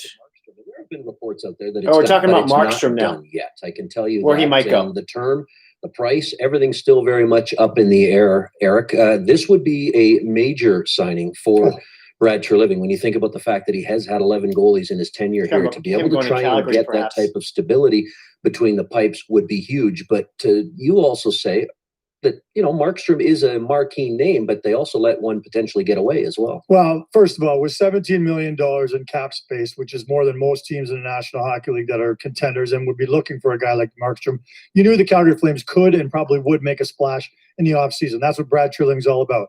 But the one thing that has always kind of dogged him in Calgary is he's never been able to land that goalie you know, the comparables in this city are always going back to Mika Kiprasov. Since he left, you know, the Calgary Flames have had 11 different goalies under Brad Treliving. To nail down that one guy for a long term, and a guy who finished 4th in the Vezina this year, obviously that's a bit of a coup. All I'm going to throw out there is you probably could have brought Cam Talbot back for $3.75 million or thereabouts. If the price tag really is $6 million for Markstrom, that is a considerable bump in pay. And you know, Cam Talbot had bigger or better numbers last year, goals against and save percentage. I'm not saying he's a better goalie. Markstrom's the belle of the ball, but it's quite a price tag. Talbot certainly had a solid postseason, we can say, but so too did Markstrom. And to get that continuity, and I know Vancouver and their fans are looking at a big fish that got away. Glad you like it, so number one. If and when this does happen, and we're completely speculating at this point, do you think aesthetically it makes Elias the wall Lindholm is pop his best too, friend, so that's a coup there as well. It's a win-win. When I was in touch with Lindholm today, just said this is one of the best goaltenders in the world. Do you think that we will see growth from where we know Markstrom now to where he could be? And he's a veteran goaltender. Well, I mean, look at what the Vancouver Canucks did this year against all odds. Nobody thought that was a playoff team. No one thought they could do any damage in the playoffs. They end up being the best Canadian team in the playoffs, largely because of Markstrom. So there's no question that he has emerged as one of the elite goaltenders in the National Hockey League. Those guys don't become available very often, but because of the way all the chips have fallen, here he is, and the Flames see this as a golden opportunity. Can he get better? I absolutely think he'd get better in front of a better team, which the Calgary Flames are compared to the Vancouver Canucks. There's no question about that. So he could take it to a whole new level. 3 years. If they sign Jacob Markstrom, got that. There's zero question in my mind this will go down as one of the biggest, if not the biggest signing of free agency this year. I know Alex Pietrangelo is still out there. Torrey Krug is a big name too. But goaltending being what it is and the importance of it, landing Jacob Markstrom, huge coup for the Calgary Flames if they can finally complete this. And absolutely huge when you think about the fact that we don't know what the future looks like and who will be playing who. Will there be a Canadian bubble? The reality is you also get away, you take that goaltender away from a rival and you keep from going to Edmonton, another rival. So it's a very important signing. David. All right, Ryan and Eric, thanks so much. Talk about going full circle a year ago. Twitter about free this. Agency day, I don't know if any of you follow me on Flame Twitter. signing Cam I'm Talbot also on to a Facebook one-year, as well. You can catch me there. Talbot Twitter, Markstrom, it's at Hockey Crash Test. That's my handle. Goalie. We will find out. There's I'm on been Instagram 3 hours as well, in now, under 29 Hockey, signings and counting. In fact, we have another signing that just happened moments ago. We'll send it up to our insiders, Elliot Friedman and Chris Johnston. All right, Mark Borowiecki from Ottawa has now signed with the Nashville Predators. It's a 2-year, $2 million deal. So Borowiecki wanted to test the market, and he lands on his feet with the Predators. So Nashville, 2 years, $2 million per L. 2 years, $2 million per. You got to love that. Good signing. Everyone hear that? David Poile, you have to love that. I mean, you were very familiar with him, Gary, with your time in Ottawa. What do you make of this? You think this would be Talbot's last NHL contract? We talk about Tanev. He is up there. This is a guy who tackled a guy off a bike after he stole a woman's purse. I mean, this is a salt of the earth guy who is a great teammate, loves his teammates. Yeah, great depth signing. He's not a sexy for sports Nashville. Guy. Let's make no mistake here. He comes to play. He definitely will help them in the playoffs. I think he makes everyone around on the ice play a little more cautiously and a little more careful. I think it's a great signing. Yeah. I think they're going to. Yeah, I concur with that. That is a pretty good signing. A lot of the glue that held a lot of things together there in the locker room and stuff. I think he'll go to Nashville for Nashville. Yeah. So again, that's a 2-year deal for $2 million per. He's 31 years old right now, and he shoots left. So that's great for them. Again, he doesn't put up a lot of points, but there's a lot of grit, a lot of toughness. He hits a lot. He's good defensively. Both knocked each other out. In 53 games last season, he had 7 goals, 18 points, plus 1. And on the Ottawa team, that's impressive. So yeah, there also has been a couple of other signings that just dropped as well. Some small ones. Tobias Reeder, age 27, winger, has just signed with Buffalo. Every single team except the Anaheim Ducks. 1 year, $700,000 contract. Keep in mind. Berkey's been talking about it for weeks and months now. He negotiated that a contract There's himself. still lots of great defense. You talking about Look at Borowski that board. or Reeder? Anyways, Reeder is 5'11", 186 pounds. He's 27. Shoots left, plays both wings. Played with 55 games with Calgary last season. 4 goals, 10 points, minus 12. In 10 games in the playoffs, he had 3 goals, 5 points, minus 2. Not bad. Not bad. Both these teams, they need a goaltender, or they're maybe so I don't know what he's going to do in Buffalo there. Both of these teams, they need defensemen, and of course with Edmonton and Oscar Klefbom's situation, the unfortunate injury that he has. Derek Grant has also signed with Anaheim.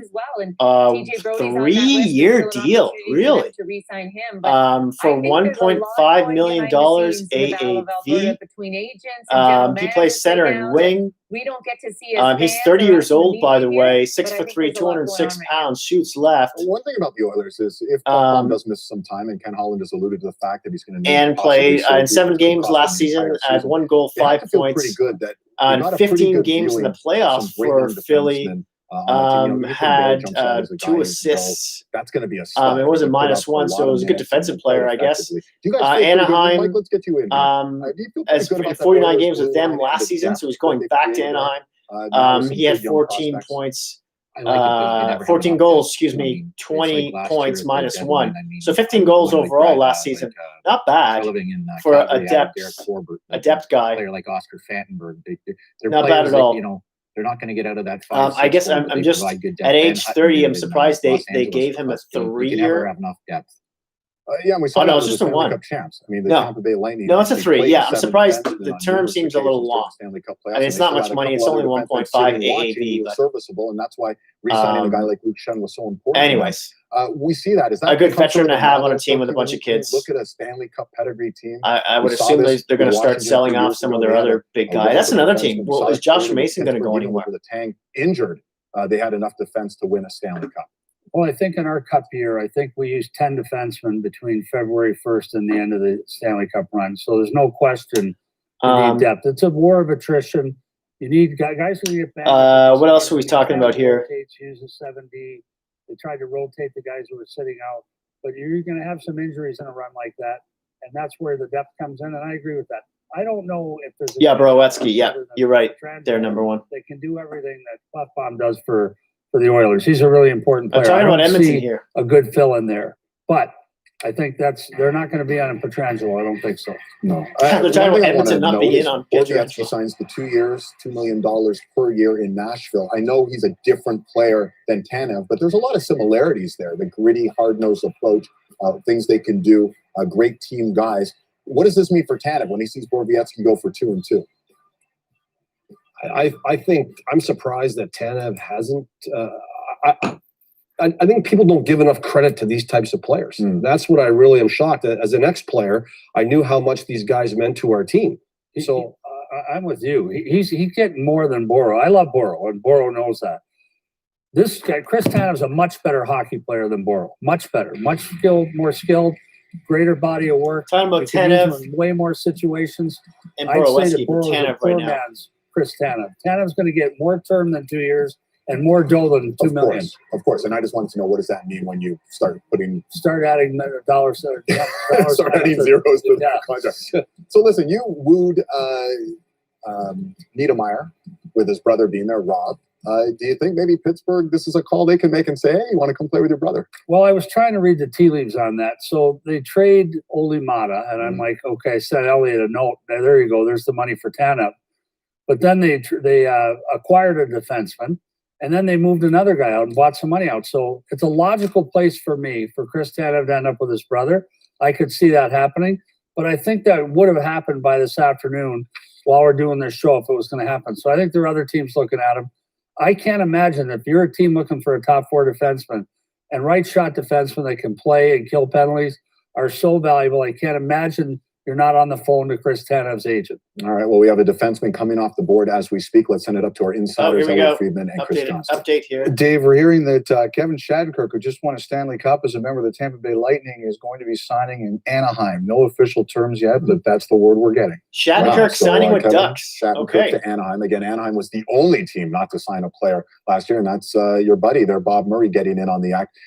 You know what? There's a guy who took a chance on himself, and it paid off. I know he signed the big deal a few years back, but he left money on the table, and he showed how effective a player he could still be. Is that something you want to see in a player? Shattenkirk on Anaheim. He knows he's not winning a cup there, he's going to say, "I want to prove myself." It must be about the money to you as a GM.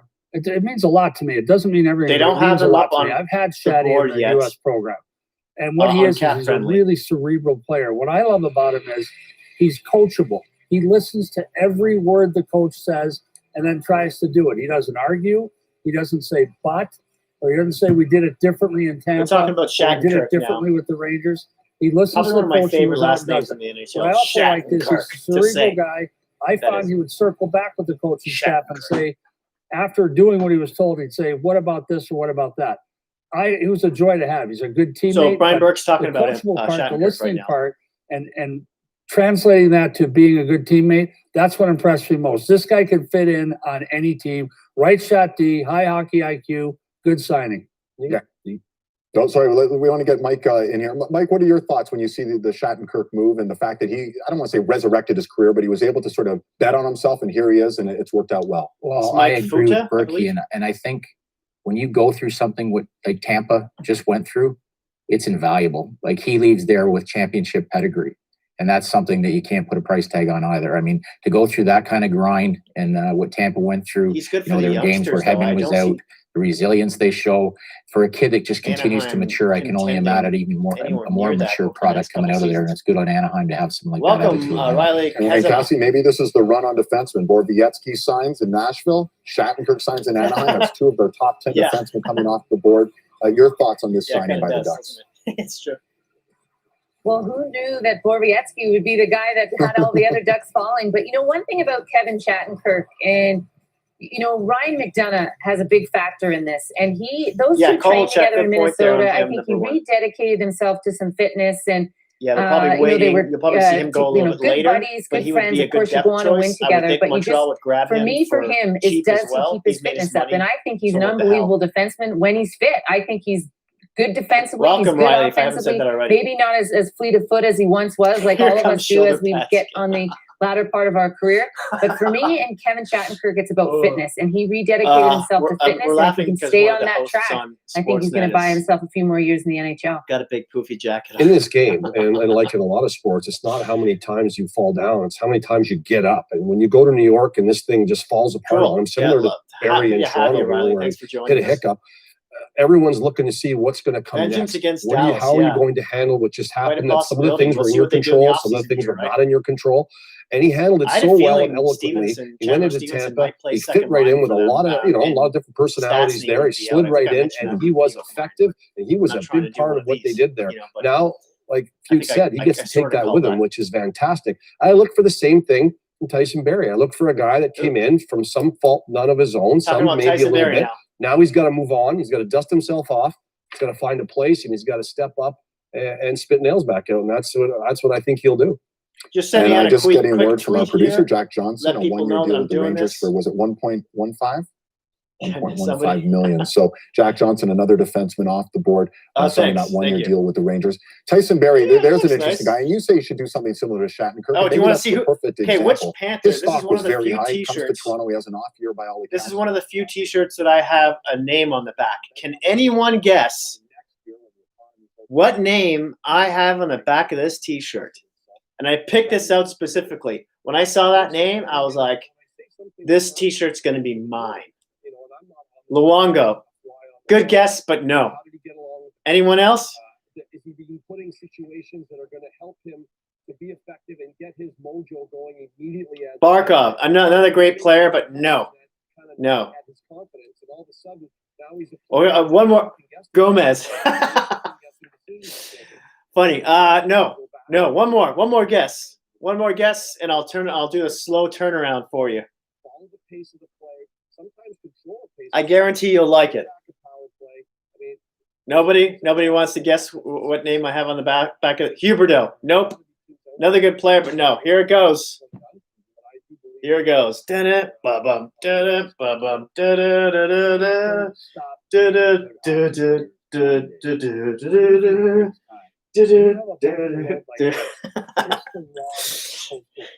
Bury. Yeah, another good guess, but no. Did any of you see that? Did everyone blink? I think I did a turn pretty slow. Should do it again? Do it again. He's a one-man breakout. He's not a power play. He's a good kid. It didn't work for him here. And someone's going to make a smart decision to give him a chance. He's a good hockey player. Yeah, I would love to get one of those mullet wigs. That would be fantastic. Once I saw it, I was like, I have to get a Jagger. I would love to get a Jagger jersey as well. We all know the traveling Jaggers, right? I would love to get like a jersey from each of those teams with his name on it, and I would go to every hockey game for the rest of my life dressed like that, with a mullet wig and a Jagger jersey. What the hell? On signing day.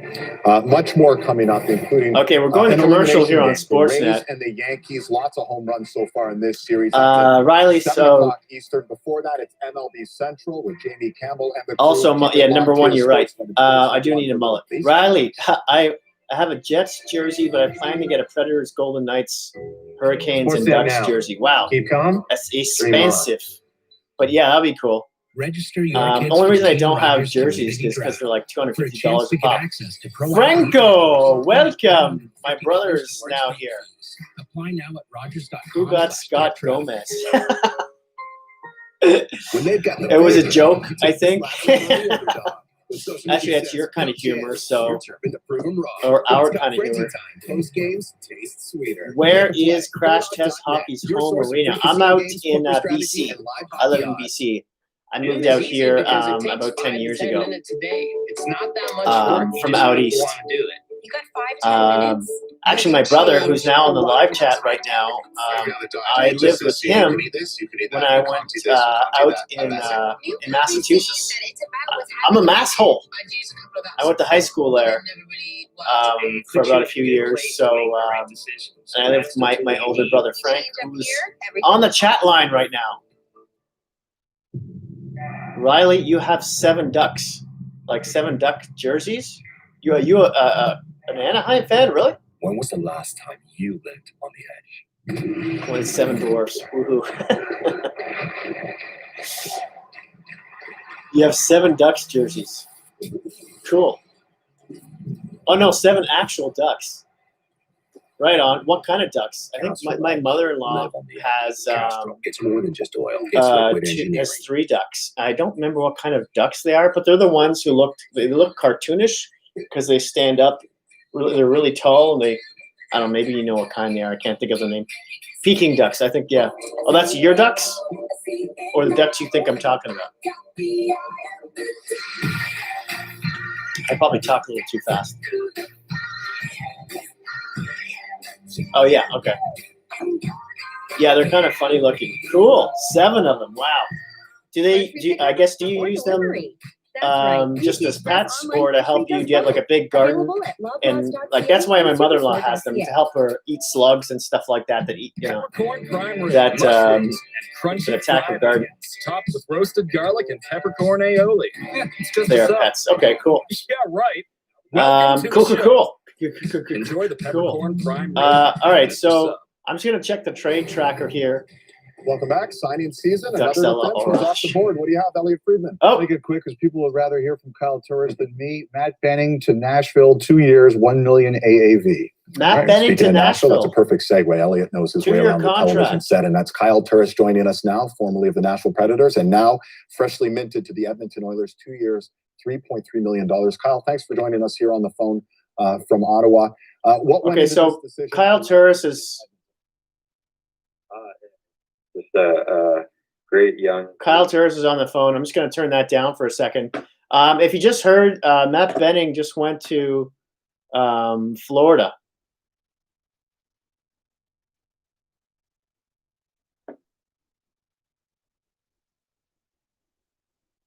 You're also a big pro wrestling fan. That's cool. I don't really keep track of it anymore. I haven't watched really since the 90s. I used to be a big pro wrestling fan when I was a kid, up until my teenage years or so. I still very loosely follow it, maybe. Anywho, so Matt Benning is going to Florida. I don't have any more details for you right now. I think it's 2 years, $2 million. I guess that's the AAV for him. There is also Shattenkirk was just signed to Anaheim on a 3-year deal worth $3.9 million. Now, he's 31 years old, of course, just coming off a Stanley Cup with Tampa Bay. So he got a bit of a raise there with Anaheim. I just don't see Anaheim contending for anything in the next few years at least. So that must have been more about the money and maybe location. He likes living there. We have another sign. So Jack Johnson, formerly of the Pittsburgh Penguins, is now a New York Ranger. Ladies and gentlemen, at 33 years old, he was just bought out by Pittsburgh. They signed him to a 1-year deal worth $1.15 million. I think that's what he should have been signed initially by Pittsburgh in the first place. Boy, did he overpay that guy. So yeah, there's that. I guess that's a depth piece for the Rangers. Maybe more like a 7th defenseman, I would think. John Hayden has signed a 1-year deal, $250 with the Arizona Coyotes. He's 25, plays center and right wing. Ho hum. And then the Minnesota Wild have signed Joseph Cramosa at age 27, sentiment on a 1-year deal, two-way, $700,000. Ho hum. They're talking to Kyle Turris now on Sportsnet. Don't really care much for player interviews for the most part. So let's get back to the live chat here. We both have questions and talk through things. Benning brings his lunch pail to every game. Yeah. Give me a lot of confidence to hear. Yeah, I liked the Undertaker as a kid too. Can someone? Number 1 says, can someone tweet Cassie and tell her to change her jacket? Frank's asking, what time is it over here? It's it's 12:21 p.m. right now. What about you? Are you in Portugal? Where are you? I think your two-way game in Ottawa was outstanding. I think that's something you're going to carry with you to Edmonton. But when you have the top. Okay, I'm going to sign this tweet. Just give me a second here. Oh, you are in Portugal, Frank. Okay, cool. So it must be you're 9 hours ahead? No, you're like 11 hours ahead from me. What time is it there now? 10 p.m.? 11 p.m.? You're going to have opportunity to take advantage. Riley says she likes the Predators, Golden Knights, Hurricanes, and the Jets. Cool. Jets are one of my favorite teams as well. So are the Golden Knights. Let's just say they were my top 6, 7 teams of my favorite. It's only 8 p.m. there? Well, Kyle, we're really excited. Really? To be back playing in the Canadian No. market. We've seen a lot of you on Hockey Night in Canada when the season resumes. Huh. Some of your best hockey, of course, was. I thought there was an 8-hour difference between them and Toronto, or was it 7? Listen, stay Anyway. safe and healthy with your family. We look forward to see you back on the Riley, you're a guy. Lol. Okay.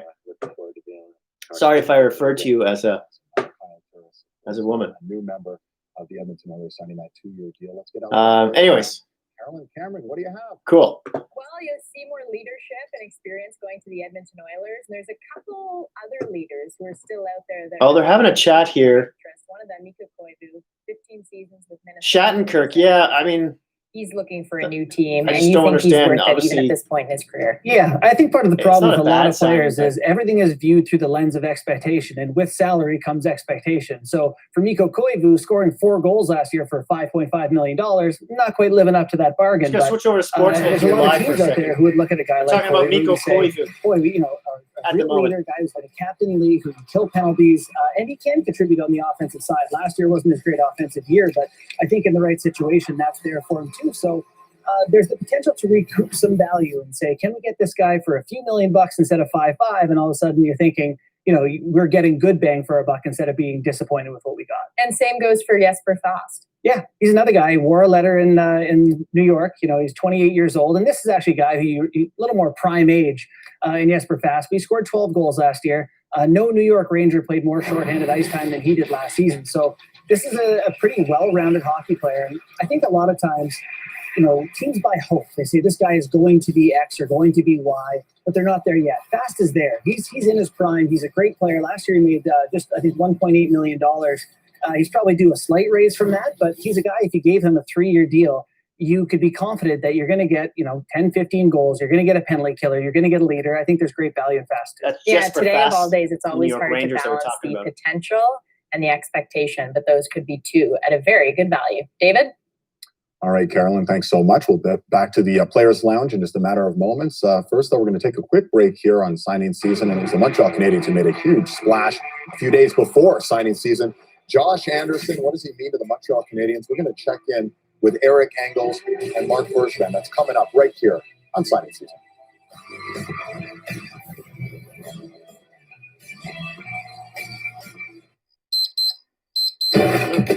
Turn that down just for a second here. I'm just tweeting something out on Twitter. Let everyone know that what we're doing here.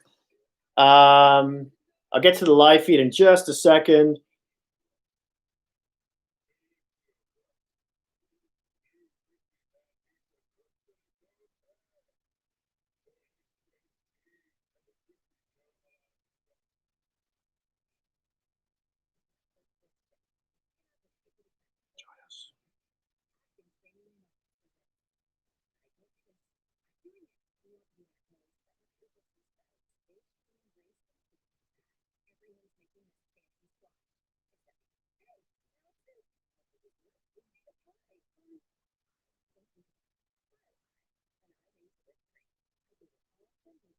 Okay, before I do something on Facebook here quickly, let's hit the live stream. What are we talking about?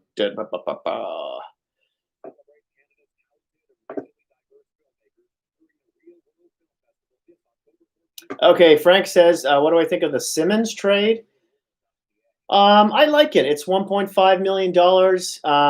I would think he would platoon between the fourth and third line. Maybe more than the fourth. I mean, I don't see him playing more than 13 minutes a night in order to keep him fresh and everything. He'll also play on the second power play unit in front of the net, that kind of thing. He can drop the gloves from time to time if need be. He probably has more offensive potential than a player like Kyle Clifford, but he's also probably not as a big hitter, right? So I see that as a no-brainer, really. I'm happy they did it. $1.5 million. He's from he's a Scarburian like we are, so that's pretty cool.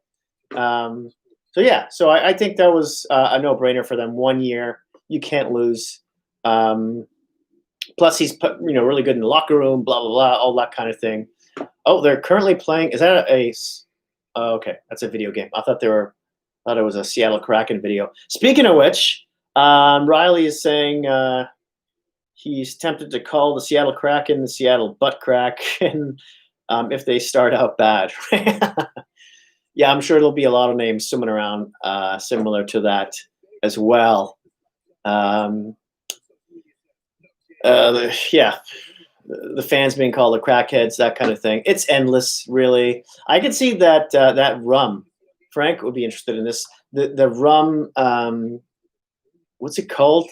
I forget what the rum is called. It's something Kraken. They've already sponsored the NHL playoffs. I could see them being one of the main sponsors for Seattle as well. They're going to sell a lot of booze. Yeah, I really like their logo too. Yeah, I think it's pretty cool for a lot of reasons. But I like the name. I know there's a bunch of names, and it's subjective, but it was my favorite name from the beginning. You've had the rum, Frank? Yeah. What do you think about it? Oh, you were hoping for emeralds. Yeah, it's not my favorite, but it definitely wasn't at the bottom of my list either. I did put out a video about it. Thank God it's the Seattle Kraken. You'll find it in my playlist. You'll find. Yeah, I also have a Seattle Kraken playlist altogether. You'll find it underneath there if you want to check that out. Yeah. All right, back to the feed here for a second. And no one in the NHL has made more saves or won more games since 2000. Yeah, totems. Yeah, there's Holtby, the newest just with the way the league is going by Canucks, who joins us on the phone right now. You know, Eskimos being thank renamed, you so much for joining us, Redskins, Braden, that kind of thing. Congratulations on the deal wasn't for the smartest starters. idea. And walk us through the phone call, the process for you to make that decision. Vancouver was the right destination for you. Yeah, thanks for having me, guys. They're talking to Braden Holtby. Crazy, day and a bit or whatever. It's obviously things were a little different this year as for everyone, but Vancouver I really don't like player interviews, but let's listen to this one just for a second. So that's Braden Holtby on signing with Vancouver. If you haven't weren't aware of that, on a 2-year contract. An Eastern Conference guy, really your whole career. How much did you know about the Vancouver Canucks and why that situation would be nice for you? Yeah, I mean, obviously you don't know a ton being in the East, but that was kind of part of the intriguing part for me too. It's just have that new challenge, new opportunity, new scenery in the West, playing different teams, and I obviously saw Vancouver in the playoffs, and I really liked the way they were playing, and I believe they, real close. Frank, like my t-shirt. Hoping I get to be a part of that because my one hope out of all this was the team that had a chance to win a cup, and I believe I'm just so proud of that. Vancouver had that. What do you mean? No, you don't like it. Good, Mike. Yeah, Braden, Mike, I just wanted to, it's not more a question, just, I mean, I followed your Western Hockey League career and just want to congratulate you. I think you're one of the most undervalued professional goaltenders in history. I mean, win a Stanley Cup. Now they're just playing exactly what the doctor ordered. Smoke up Holtby's butt now. Let's just turn this down for a second. Number 1 says Nashville's new second pairing defensive line, Benning and Borowiecki. I don't know. Wouldn't that be more of a third line pairing there? Landscape, the fact that, with your pedigree, with everything you've accomplished in your career, you did a 2-year deal as opposed to maybe pre-COVID, it would have been maybe a 4 or 5 year deal. Is that? I think that's good. Either way, I think that's good pickups for them. Yeah, just the way the world is, obviously. Is that going to is that foreshadowing a trade of one of their other defensemen? It's going to be from Nashville. Real compact. Be interesting to see what happens from there on out.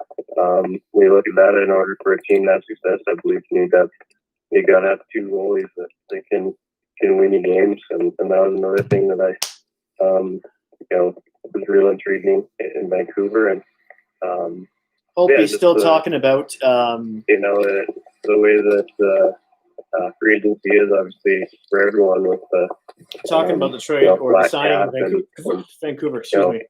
You're seeing guys getting bought out that shouldn't.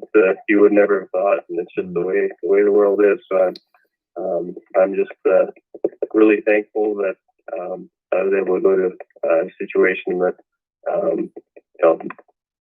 crosses off all the boxes for myself and my family. Braden, Gary Galley here. How exciting is it going to be for you? A player that's played your whole career in one spot, won the Stanley Cup in that spot in Washington, and now going to a new team, new conference, everything. How exciting is that going to be for you? It's almost like when you're just getting started all over again. Okay, see you, Frank. It's going to be, I guess, anxious, but at the same time, thrilling. Yeah, I'm really looking forward to. It's my brother signing off there. You only have so much time, especially as a professional athlete, and you want to try and. Who's left on Nashville's blue line? Let's talk about that. Let's talk about that. That's a question by number 1. I just like doing that Patrick Stewart voice. All right, so let's take a closer look at Nashville's defense right now. So they have on the left side Roman Josi, of course, on the first pairing. Second pairing left side is Matthias Ekholm. I think that's pretty cemented, right? Now you should have as a third pairing Borowiecki as a third pairing defense on the left side, and then let's talk about, and then they have Jared Tenorti as well, who's like a 7th or 8th guy. Now let's talk about the right side. Ryan Ellis is their top right side D. And then you could arguably either fit in Dante or Matthew Benning on that second pairing. So we'll see what they decide to do there. I know Fabro was I think he was playing second pairing minutes mostly during the season. So it'll be interesting to see who they put on the second and third between Benning and Fabro. I think that's more of the question, because Borowiecki is definitely going to be a bottom pairing defenseman behind Ellis and Yossi. I hope that answers the question. Your question there. Good question, actually. Very good question. All right. Are they still interviewing? Still okay. So Braden Holtby's numbers the last few seasons. He was 897 last season, 911 the season before that, and 907 the season before that. So are they still talking to him? Congratulations. I got to work in Vancouver twice. Was lucky enough They're to still do talking that. to Holtby. Who cares about that? Let's see if we can update Cap Friendly here. Any new signings?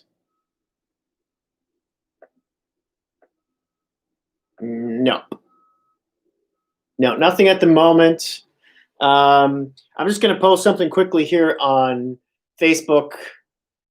I'm just going to turn the volume up just for a second, a few minutes for this boring interview with Braden Holtby. No matter who's playing, I think that's boring exciting. hockey player interview.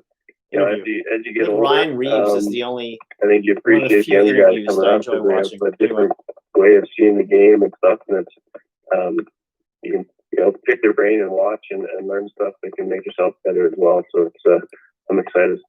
It's going to be a lot of fun to watch the duo there, Demko and Holtby, doing their thing on the West Coast.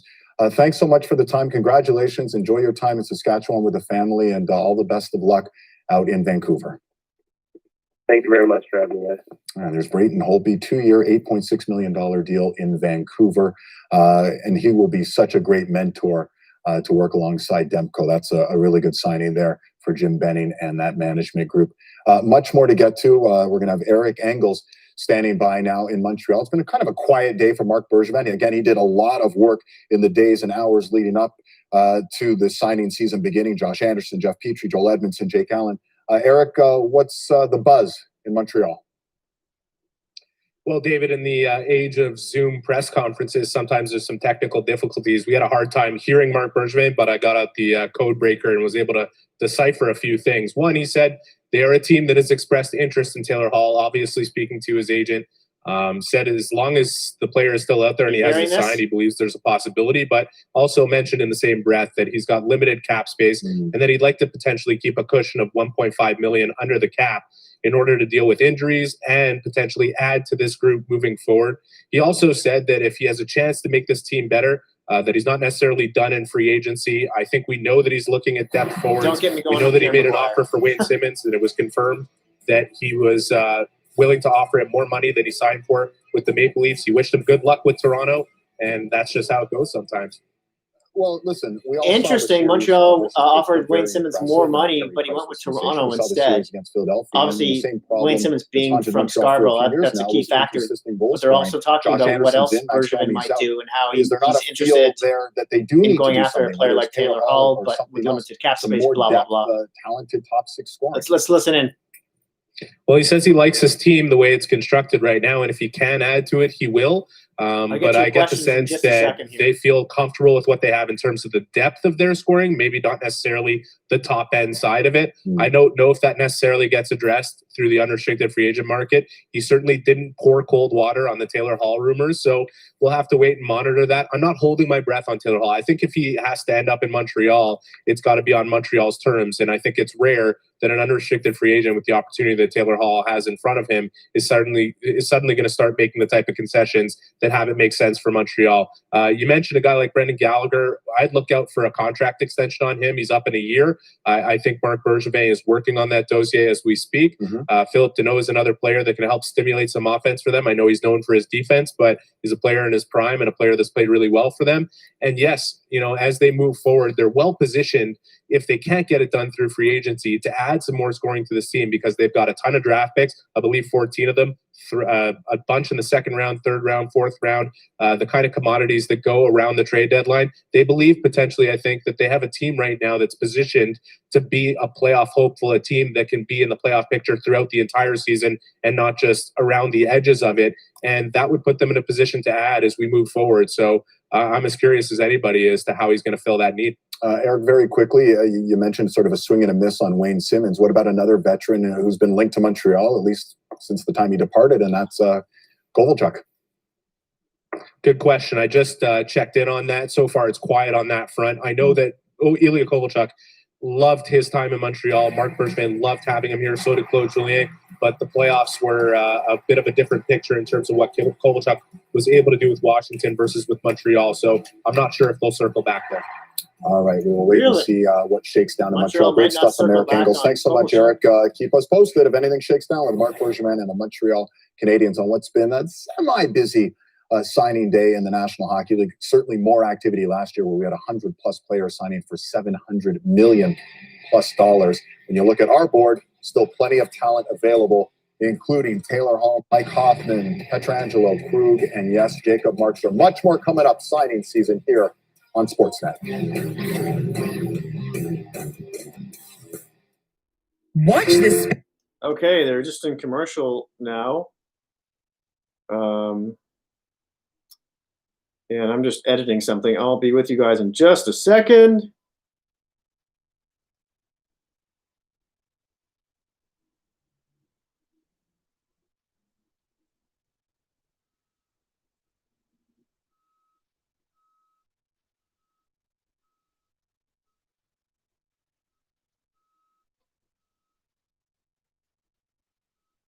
Oh, I did it again. No way. How did I do that? Keep spelling frenzy wrong. Autocorrect is killing me.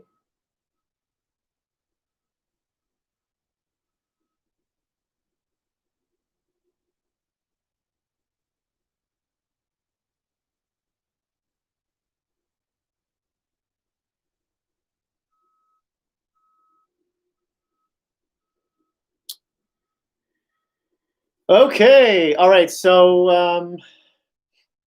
I was just posting a few things to Twitter and Facebook. I'm going to post something to my Instagram next. And if you happen to be on any of those social media accounts, you can find me on Twitter under Hockey Crash Test. That's at Hockey Crash Test on Twitter. You can find me there. On Facebook, you can find me under Crash Test Hockey. Same goes for Instagram under the same name, under Crash Test Hockey. So check that out. Oh, cool. Yeah, come visit me on Instagram, Raleigh. Yeah, that would be great if we can connect there. Now, before I hit Instagram here with this post, I just want to check out something on the live feed here. Ender's asking, because of the NHL 21 ratings, who do you feel is a better player between McKenzie or Crosby? Well, first off, believe it or not, I don't play much video games, and I know that's crazy. If I were to have it in front of me, I probably would play it. I stopped playing it when I was a teenager, and I started reading a lot more because I got quite infatuated with video games when I was a kid. And I'm talking back in the early 90s with Sega Genesis, when EA Sports first came out with NHL, whatever it was back then, with the fighting in it and the blood and everything. And one day, I think it was in Thanksgiving, and when I was going to high school in Massachusetts, I was living with my brother and his wife and their and my nephew, who was like 1 year old at the time, or so, 1.5 maybe, or maybe 2, maybe he's 2 years old. Anyway, I was playing a whole season and I was into the playoffs, and I put it on pause to go race to the bathroom, and I asked my sister-in-law to watch the game so my nephew Sean wouldn't touch it, and she, of course she didn't, and when I came back, Sean had erased my entire season, which took me like months to play out through, and I stopped playing video games after that. It totally just ruined it for me. So I don't mean to, get on my nephew there. He's now he's now 30 years old.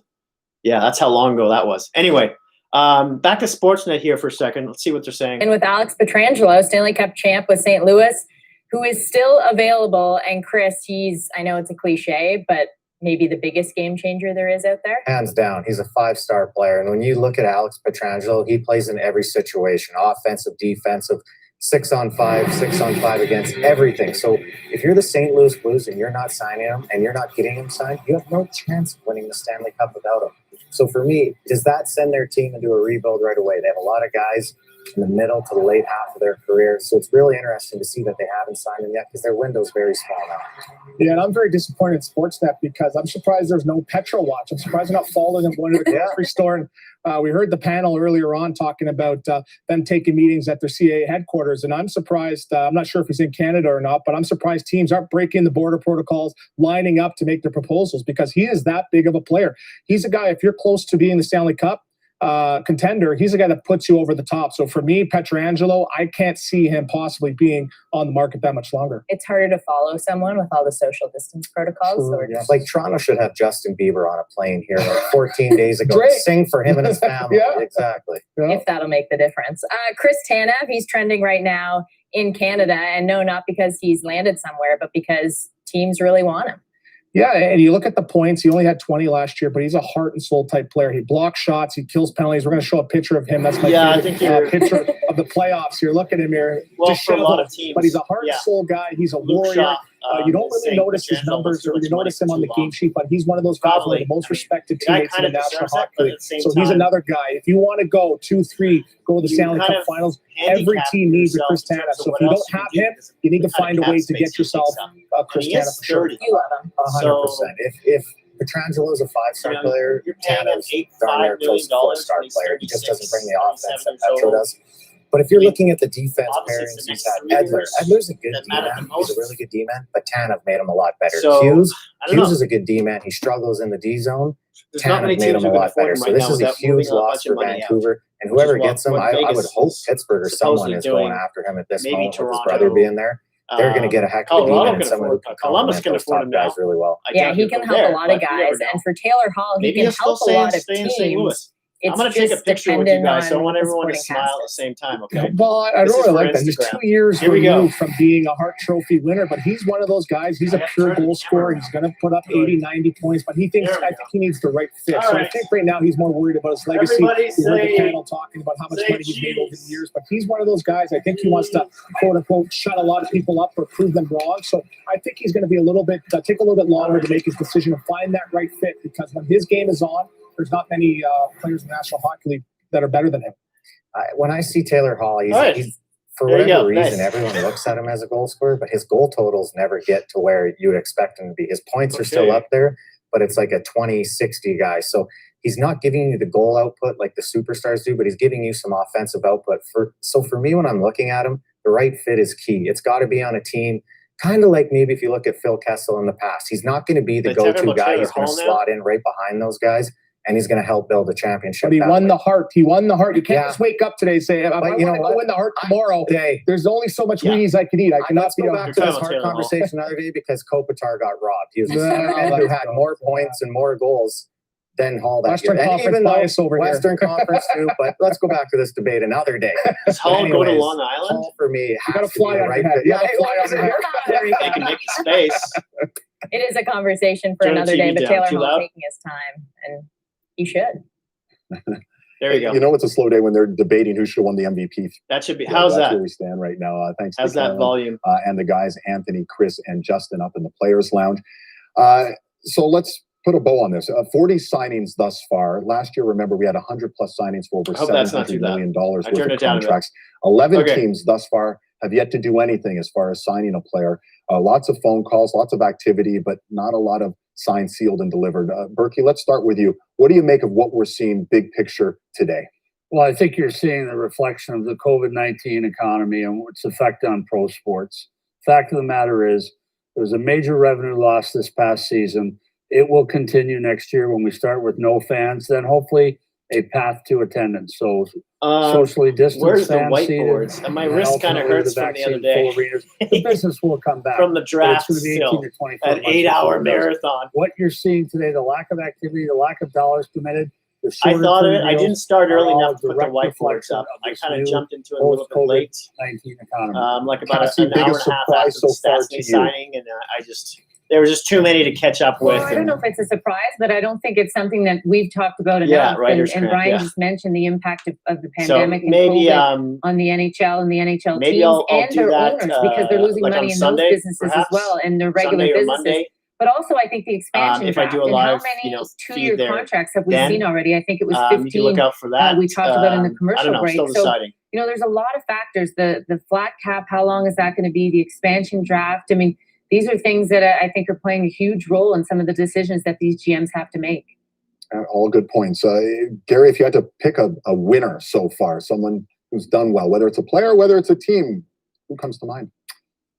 Well, I think I was looking for the winner that got Pietrangelo. I mean, that's the yet to be determined. That's the winner I was looking for because he is the belle of the ball, so to speak. And as players sitting at home, just putting you up think something on today's the Instagram day it's here. all going to happen. The date's coming. This is when you're going to get your deal. This is when you're going to move addresses and start anew. And we talked about this right from the start. Some of these deals with these bigger name guys are going to take a few days to transpire because the landscape has changed, as Brian said, drastically. So the expansion draft, as Cassie said, it's a big thing too because teams got taken off a little bit when Vegas came in.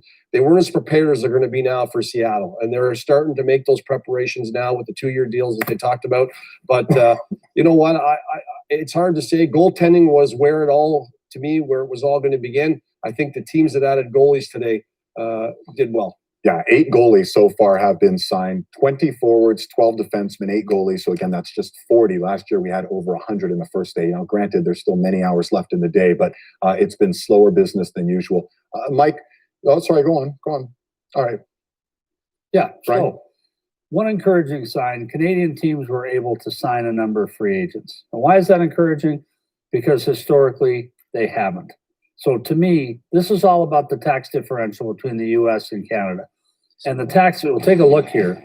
Tax impact for a player, and again, credit to Joe Resnick, who helped me put this chart together. 20% escrow, 10% salary deferral, $5 million annual salary. Okay, so you watch a player that plays in Toronto, after escrow deferral, 3.5, Canadian taxes owed, 1.84 million. That same salary for a player playing in Vegas, $1.34 million tax owed. It's a massive tax differential. It's $500,000 a year. And that's a $5 million player. That's not a star. That's a $5 million player. So the fact that Canadian teams were able to sign a bunch of guys today, I think is a very encouraging sign. Yeah, we've definitely seen a lot of the marquee signings landing in forgetting Canadian something markets. there I'm as pretty well. excited to be, in these excited Toronto, markets, especially, for like where there's there's such a great even level of passion. Montreal, Mike, Vancouver, let's like bring the you into this endorsements involved conversation that as well. players get. And when I think of Alex Pietrangelo, because that's the name that keeps there's coming also up, the we want to fact see that they're domino getting fall. paid in All I can think of is American, Roman so Josi, who signed this whopping they get paid deal in at, American, 3, but are 4 paying weeks out before the in pandemic. Canadian dollars. Are these going to be landmark So that's decisions? also a Josi, thing to keep in mind, right? Bobrovsky, There's those like a sorts 30 of cents deals are ish now difference no longer on the part of the dollar. equation, are they? I think it's incredible. But I think these are the big fish. Now the agents have some teams. There's a panic, not a panic, but now there's a market for them to push and overpay. And I think it's a huge thing. I mean, I text Petro, try to squeeze him like the good guys do up there to get information. I got nothing. He just said, thank you. He's ghosting you. Well, he's a great, I mean, I agree. I think as Gal said, I mean, I love what Ottawa did. I mean, coming off a great draft, they lock up a goaltender for the future. But I still think, I mean, if all of a sudden, somebody like Calgary walks away with Markstrom and Tanev, then I think the star of the free agent today is still yet to be found. Yeah, and it'll be very interesting to see what Saturday, Sunday, Monday holds. Last year on July 2nd, 16 players did sign deals on the second day of free agency. So maybe there'll be a huge, avalanche of players signing on the second day as opposed to the first. Cassie, I threw it to you before and asked you who the big winner was. Is there a big loser here, or is it just the players in general not getting the dollars that they might have gotten pre-COVID? Well, I don't want to say a big loser, that's for sure, but I think Torrey Krug's probably disappointed that nothing's I was happening waiting as for you of to yet, say and, something about kind her of thinks- shoulder pads again. Well, he should think that he's, probably slotted into that 2 selection behind Pietrangelo, so he's probably disappointed. But I think because of all the things that are going on economy-wise right now, I don't think there's a big winner yet or a big loser, because I still think that there's more people that are going to get signed here. And I love what Brian said about the Canadian teams, and it's good to see the Canadian teams back in the playoffs, back to the potential. We're talking about Canadian teams winning, and players want to go to winning organizations. And, up until about 3 or 4 years ago, that it wasn't very, we weren't saying how many Canadian teams were in the playoffs. I think it wasn't long ago where we didn't have one. So that's exciting, but I still think that we can't really say who's the big winner, big loser is yet, just because I think there's so many players that are going to be signed here last minute or tomorrow, as Gary mentioned. Yeah, the dust hasn't settled just yet. In fact, and you talk about players going to Canadian markets. Again, Jacob Markstrom, lots of rumblings there, whether it's Calgary or Edmonton or something like that. We could see him in the Canadian market while as I just well. finish off with Instagram Moments ago, here. Leafs GM Kyle Dubas, remember they signed Wayne Simmons. He wasn't asked about Simmons, but he was asked about the prospects of hopefully landing the big fish, Alex Pietrangelo. Here's what he had to say. We have talked to Don Meehan, but I've not talked to Alex at this point. And I think they know where we stand and what our interest is, and also what our limitations are. But I think that any of those conversations would, not that I want to take the out here, but I think those are private between Don and myself, and I would just like to leave them at that, if that's okay. No, it is not okay. We need more information from Kyle Dubas. Our insiders can fill in the blanks, though. Elliot Friedman, Chris Johnston, what do you guys have?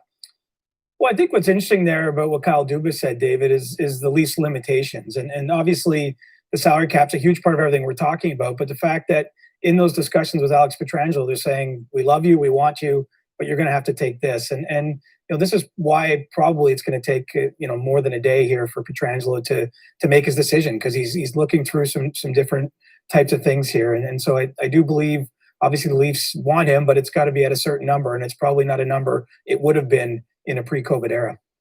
Sorry, go on. You guys done? I was just going to say Justin Schultz to Washington. That's 2 years at $8 million. It's $4 million AAV. Wow. So okay. That's the other move that's coming down right Justin now. Schultz to Washington. I mean, there's still some big ones to come down. There's Krug, there's Pietrangelo, there's Taylor Hall. Justin Schultz to Washington, ladies and gentlemen. Basically, the biggest names haven't signed yet. And Markstrom, we're all expecting it's going to be Calgary, but we're just waiting for the official nature of it.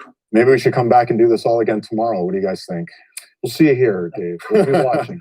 All right. Thanks again to our insiders, Elliot Friedman and Chris Johnston. Of course, you can catch them on Twitter. They're always breaking news all the time there. I don't have any more information about that, but we kind of lose the human element sometimes this time of year. And there's one player that stands out to you, a gentleman you worked with at the LA Kings and had some success with, in Justin Williams. Bottom pairing depth. Yeah, I think the human element. Maybe he can bounce back after having. I just wanted to congratulate Justin on his retirement with Pittsburgh.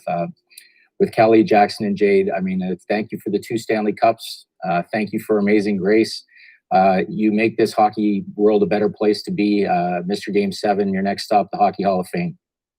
Oh, I love it. Yeah, Mr. Game 7, that would be a good final destination. You know who would vote for him if he was on the panel? It'd be Chris Johnston, because, these Cobra guys stick together. We know that. Some final thoughts here as we're wrapping up. Gary, let's start with you here. What is going to be your takeaway from this game, this day, and your overall thoughts?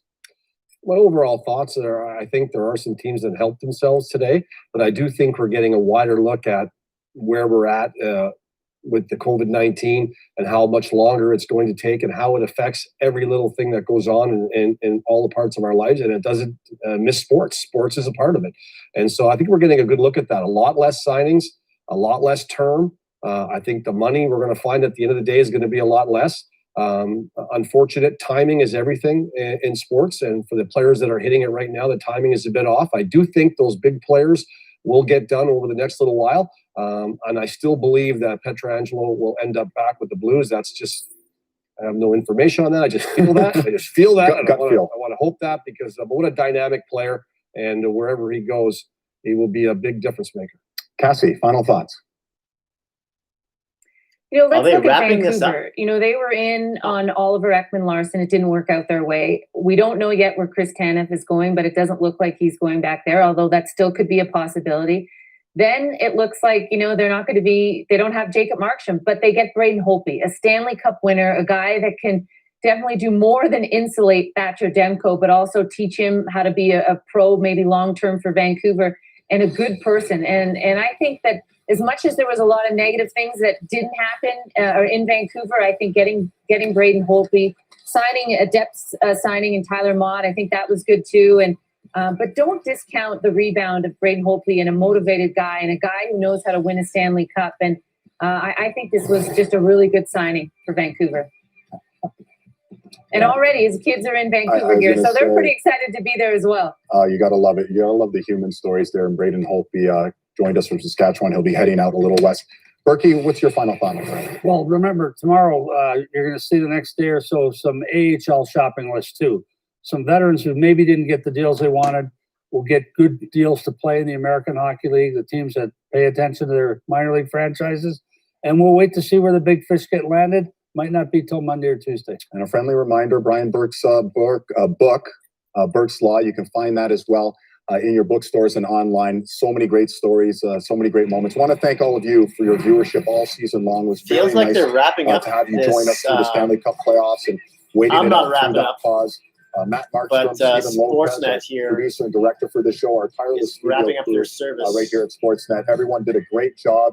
It's been a lot of fun. Lots of news still falling your way on Sportsnet Central and on Sportsnet.ca. Tim and Sid coming your way next. Oh, Tim and Sid, maybe they'll talk about some of the stuff. We'll see.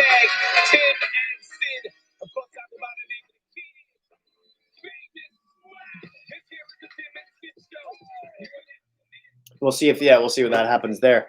Okay.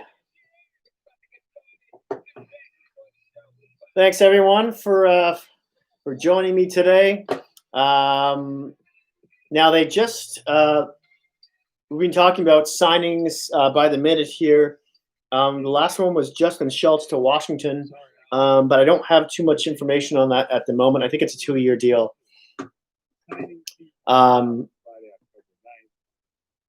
Sid's referring to the radio side of things where Alex just assumed it would be writer's block. And listen, Alex, we had nothing to do with it, so don't blame us. I'm Tim McAuliffe, the brother of Alex Sixero. Sid Sixero, the early explanation. We'll see if these. I think Tim and Sid might do some NHL free agency to you and yours. We'll have some baseball, NBA, and of course Nate Burleson will stop by for his weekly NFL breakdown, and we've got a lot to break down. Yeah, so they may cover some of the hockey, but it also goes without saying this will be a hockey-heavy show.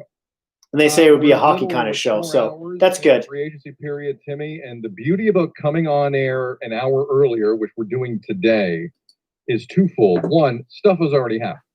Then two, there's a couple of very small signings I could throw in here in the meantime. Alex Petrovic, right shot defenseman, signed in Calgary for a 1-year deal for $700,000. We'll just quickly look at. He's 6'4", 216 pounds.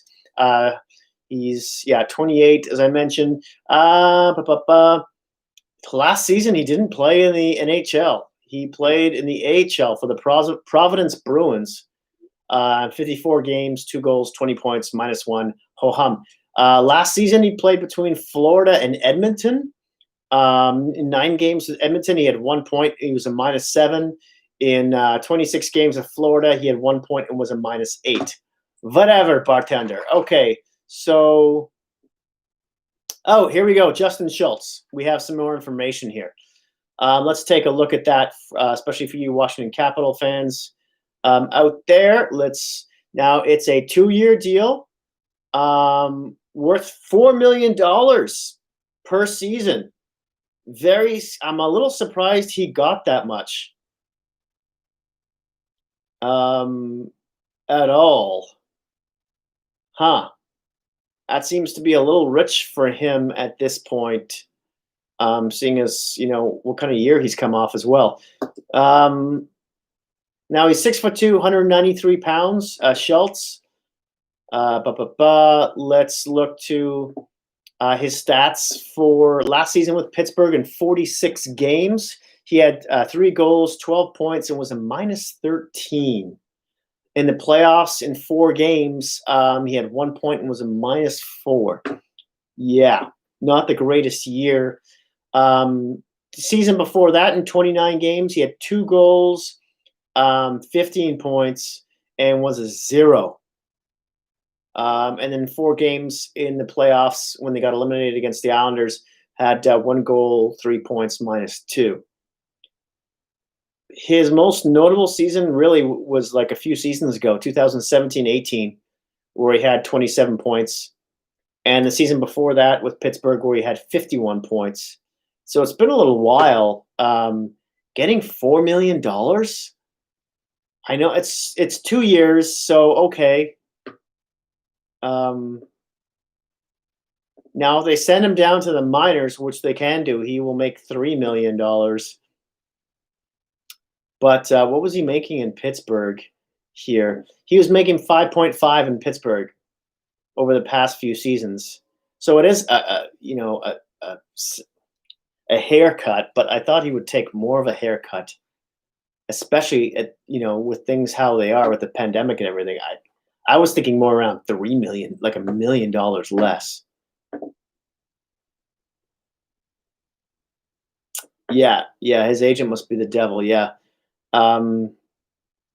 Yeah, even 2.5 for him, I could see more appropriate. I think the Capitals really overpaid for him here, or at least overpaid a little bit by at least $1 million. Yikes! Yeah, I don't know about that. I think, yeah. Anyway, there was also another minor signing here to talk about. Josh Curry, a right winger / centerman.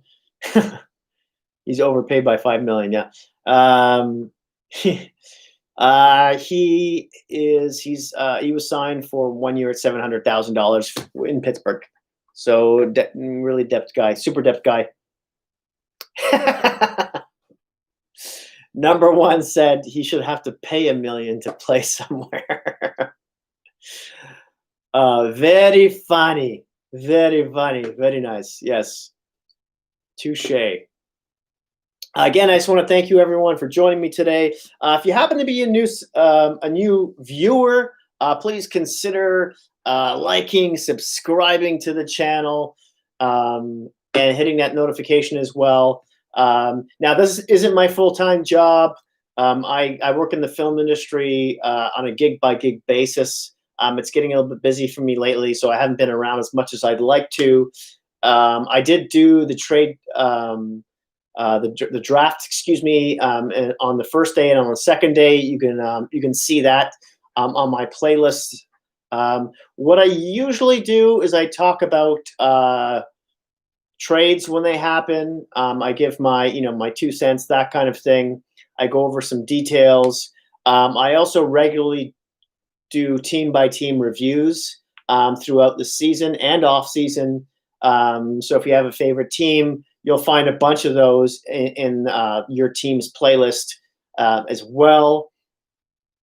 And from time to time, I look at, during the regular season, I look at individual player stats. And I also look at team stats as well. I don't think that's looked as much upon, and I enjoy doing that a lot. I'm going to try and get, instead of doing it on a board, I'm going to try to do that, do an upgrade on my Final Cut software that I'm using, and try and get that going, hopefully by the new season as well. So some things to look forward to if you're not a subscriber yet, or if you're a new subscriber, what you can look forward to as well. So I just want to say thank you about that. Let's just touch in with Tim and Sid here, see if they're talking about hockey. Meantime, between time, Sydney, there's a new member of the Toronto Maple Leafs. Wayne Simmons, 1 year, 1.5. He is the newest member of the Blue and White. He is joining us here on Tim and Sid. Wayne, welcome to the show, man. Growing up, who was your favorite Leaf? Oh, yeah. Okay, Riley, thanks a lot. Thanks for joining us. Look forward to seeing you around soon. Cheers. Happy to be on and also speak with you guys. Growing up, I'd have to say my favorite Leaf was obviously, well, I know I say obviously, but Matt Sundin. That guy was all time. So Wayne Simmons is on with Tim and Sid here right now. I'm just going to run to the fridge to grab something to eat. What it'll be like to play at home after all these years? For a while. So I'll just be like, just 30 seconds or so. I'm going to leave this on. I'll be right back. Please enjoy the view. Yeah, your 9th interview of the day, Wayne. Welcome to Toronto. 9 interviews. Yeah, that's going to be the norm. Yeah, no, it's literally been nonstop. So I gotta take it out. My dogs are barking. It's been nonstop. On my phone since I think 12 p.m. So, I'm running out of battery here. I thought it was gonna overheat a little bit, but no, we're still good. We're good to go. Wayne Simmons, newest member of the Toronto Maple Leafs here on Tim and Sid. Wayne, Marc Bergevin just said apparently at his presser, I read this, I did not hear it, forgive me, but he did say that he offered you more to go there than initially or eventually you took from the Leafs. A, is that, I'm not going to ask for the number, but A, is that accurate? And B, what does that say about how badly you wanted to make this move and play for your childhood team? Yeah, it's accurate. They did offer me more money, but sometimes it's not always about money. Sometimes it's about the fit. It's about your family. And for me, obviously, coming home, I got a lot of people here, friends and family, and everything like that. So, I always said to myself, me and my wife, if we ever got an opportunity, to where we could, play at home, we'd like to take that opportunity. So, it presented itself this year, and we jumped all over it. Wayne Simmons joining us here on Tim and Sid. Some of that has to do with the team that you're joining, I'm assuming. How close do you believe the Leafs are, and where do you think you could help them? I think they're extremely close. I said it earlier, in another interview. I think the skill on that team is second to none. And I think where I come in, I bring that physical aspect, the veteran presence. I've been in the league a long time. So I know what it is to carry yourself professionally on and off the ice, and in circumstances. I realize the market that Toronto is, and everything that it comes with.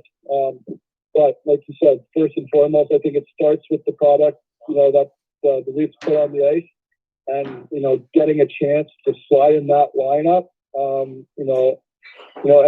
to become the best player I can. I think this is the perfect spot for me.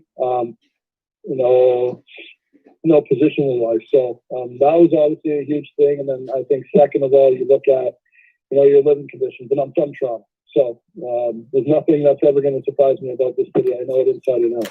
I'm just going to tell you right now, I am going to teeth your functional toughness that you used on Hockey Central. I don't know if you remember how you described functional toughness, but that will be a straight teeth from Uncle Timmy for a long time.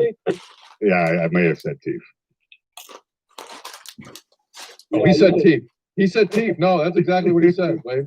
You're picking up what he's putting down. He said teeth. Oh, that can go on still. Chara could be a flame. I know that's just something that I just always talk with. I've always found, the last couple of years. Okay, let's go to the trade tracker before I. For some different circumstances, but I keep saying it. Oh boy! Coming here to be a hired gun. All right, we've got a bunch of news here. As mentioned in the live chat here, I'm not afraid to fight the whole world, but I'm the hockey. Let's just turn off Sim and Sid here for a second, talking to Wayne Simmons. Markstrom has signed with the Calgary Flames, ladies and gentlemen. A 6-year deal worth $6 million per. Wow. Good job for Calgary. I guess everyone thought that's what he would go for. I think this is a good signing for them, right? They finally get some real stability in net. Let's look at some of Markstrom's numbers. Now he's 6'6", 206 pounds, and he last season in 43 games for Vancouver, he had a .918 save percentage. In 14 playoff games, he had a .919 save percentage.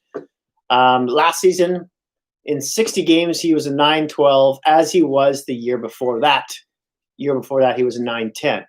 So this was really a breakout year for him for the most part. It's been his best year by at least a few percentage points. So he lands in Calgary. He should be at least a really good goaltender for the next few years, right? So good for Calgary. Now they just need to move a few other pieces around in terms of their, what they're going to do about their defense and forward depth there. We'll see what happens. Now, another goalie was just signed as well. Christopher Gibson. Who? Yeah, me too. 27 years old, signed with Tampa on a two-way deal for 1 year at $700,000. We'll just look at his stats real quickly here. He played 2 games for the Islanders and had a .941 save percentage. 8 games the year before that with a .908. In 25 games in the AHL last season, he had a .914. That's some decent numbers. So I guess this is McElhinney has 1 more year on his contract, though, doesn't he? Let's just look at the Lightning goalies. Yeah, McElhinney's signed for 1 more year at 1.3. So I guess this is just a depth fill-in at that position. Christopher Gibson, he's 6'2", 207 pounds, Finnish goaltender. So yeah, but the big fish here is Markstrom. Amazing. Yeah, well, what can I say? What's more to say about that? We sort of all saw that coming, didn't we? It was Edmonton and Calgary were the spots he was rumored to be landing in. And now let's look at what Calgary has for their goaltending duo. Yeah, it's David Rittich and Jacob Markstrom. You could do a lot worse than that.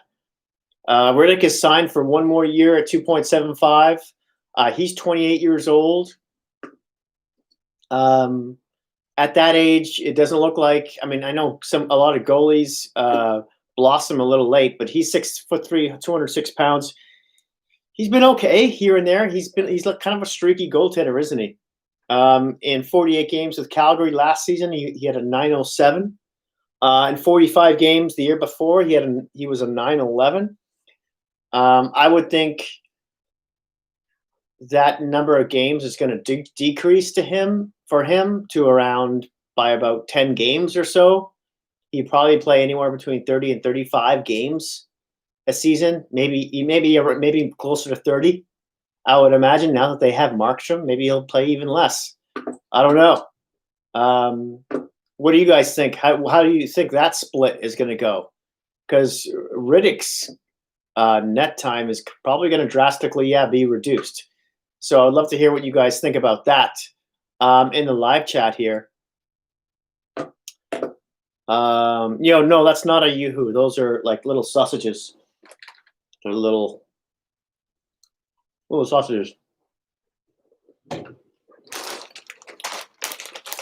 One of my lights is dying on me here too.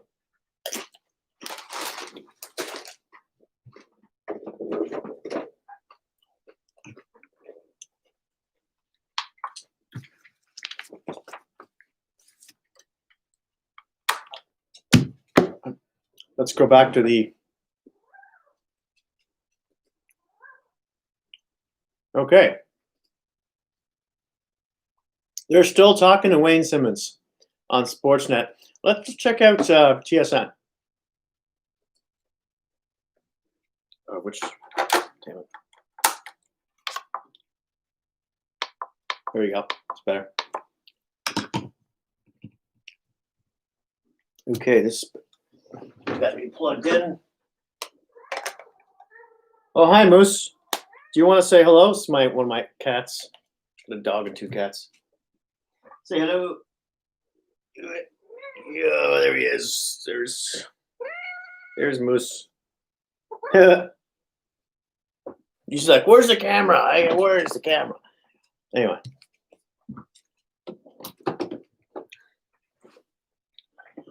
Okay. All right. So if you just joined us, cats are nice. Yes. Yeah, there. He's a bit of a pest, and especially in the middle of the night, but we love him. All right. So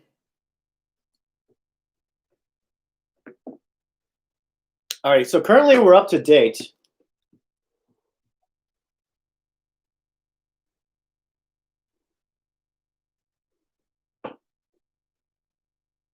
Oh, Moose, my cat wants some love here.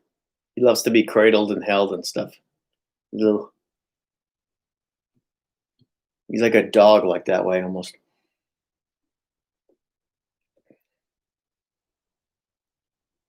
Again, so if you just joined us, Markstrom just signed a 6-year deal with the Flames with an AAV of $6 million. So great score there for Calgary. Let's see what they do with the rest of their lineup, and maybe they'll be more active now that they know they could take a good run at this thing. Now that they know they're more in the challengers box here.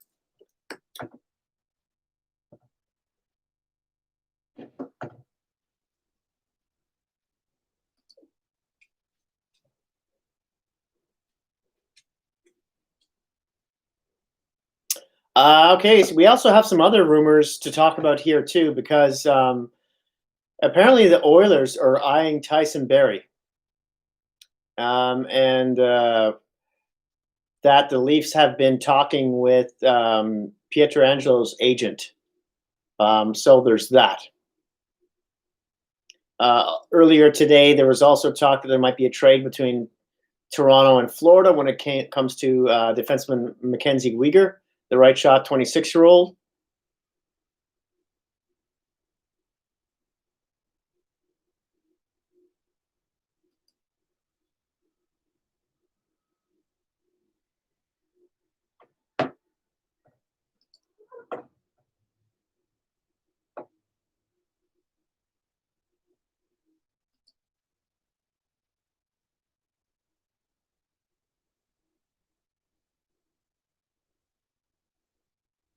No, I don't want that. Oh. Yeah, there's no point. I'm just looking through some of the sports channels here to see who everyone is talking about. Of course, they're still talking about who the best fit for Taylor Hall might be.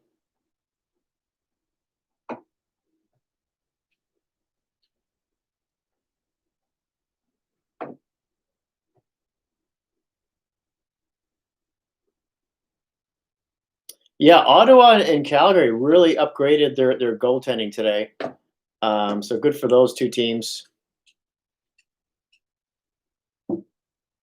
My dog.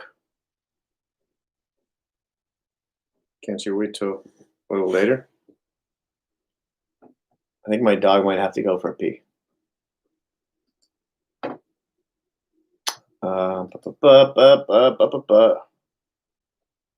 Okay, so far the tracker is where it is. So we're up to date here.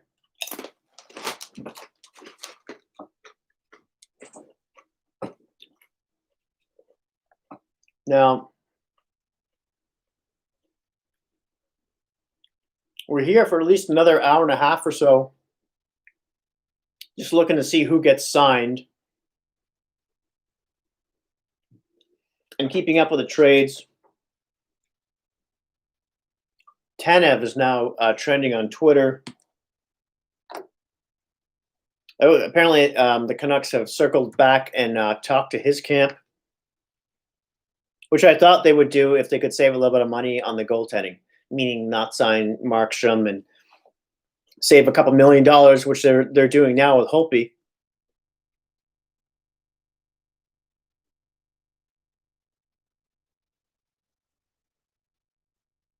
but doesn't look like they've circled back at all to Toffoli.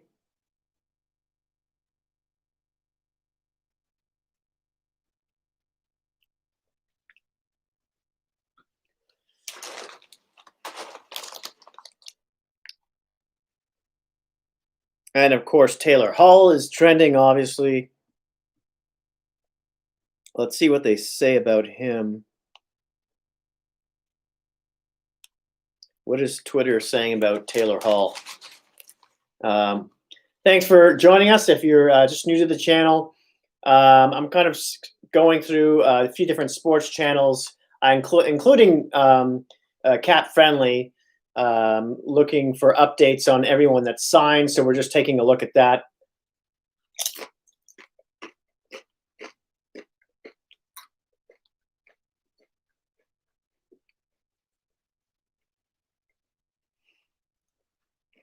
So what do they say about Taylor Hall here?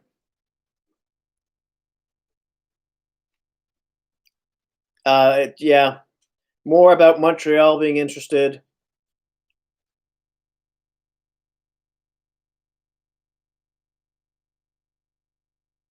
How Edmonton is an unlikely landing spot for him.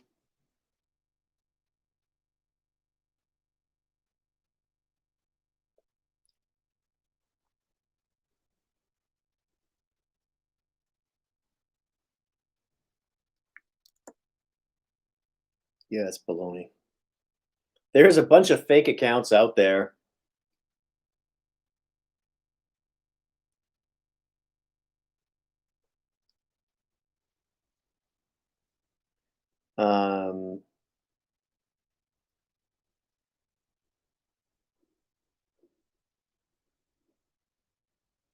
One of them says that Taylor Hall has signed a 1-year deal with the Oilers for $6.5 million, which I don't believe that's true at all. Yeah.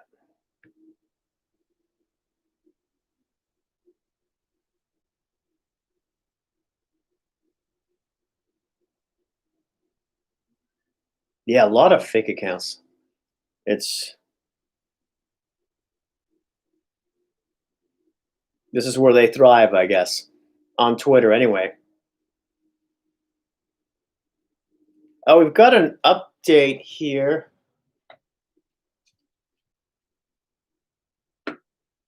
Edmonton has signed another goaltender.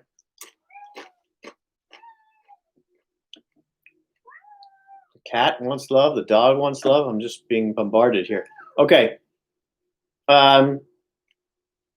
They're all out of your view site. The dog is in my lap right now. All right. So Anton Forsberg, a 27-year-old goaltender, signed a 2-way deal for $700,000 on a 1-year length contract. He's a 6'2", 276-pound goalie, 27 years old. He last played with Carolina and their AHL affiliate, or former AHL affiliate now, the Charlotte Checkers. In 27 games in the AHL, he had a .905 save percentage. In 3 games with Carolina, he had an .897 save percentage. He previously was with the Blackhawks in 2017-18, and which was, I think, his best year overall. He played 35 games for him that season and had a .908. So take that for what it's worth, I guess, as just a depth addition for Edmonton. But they need a goaltender. So if any of you have any ideas on who Edmonton might go after now, these goalies are starting to go fast. Hudobin is signed. Talbot is signed. Holtby is signed. So is Markstrom. They're going like hotcakes here. So I would like to hear from any of you really on who you think Edmonton, goaltending wise, might be going after. we'll see what happens there. Interesting, yeah? Okay, then.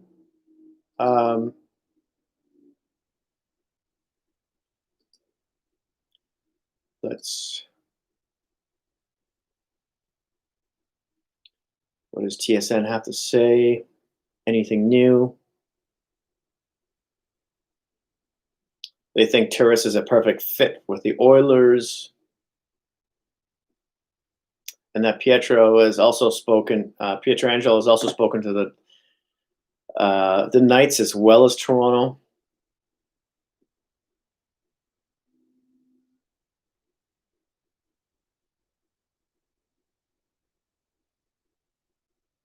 It looks like Foote might be graduating to the Tampa Bay lineup, you would think, for the Lightning. One of the reasons why they didn't re-sign Shattenkirk, or maybe he's just looking for too much money. Probably a combination of both of those things. But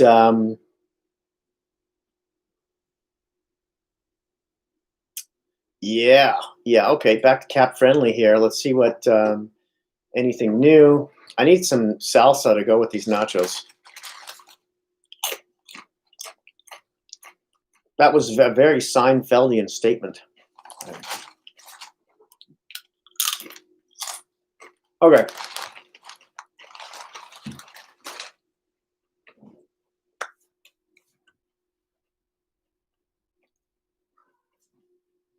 So we're up to date at the moment.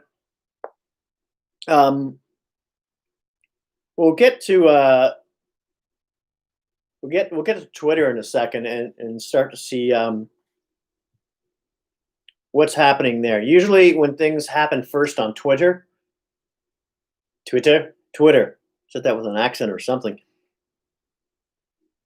From more reputable sources than I mentioned earlier. I'm just going to get some salsa. I'll be back. Ole. 30 seconds. All right.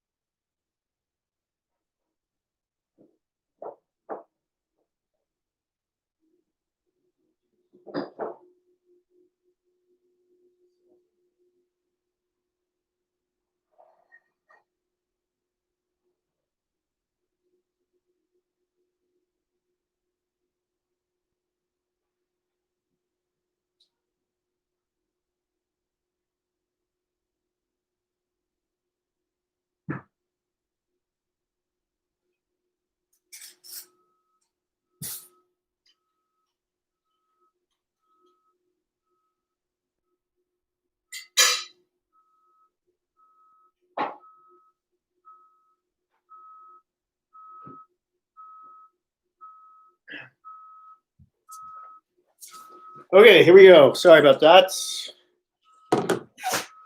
Bless you, dog. All right.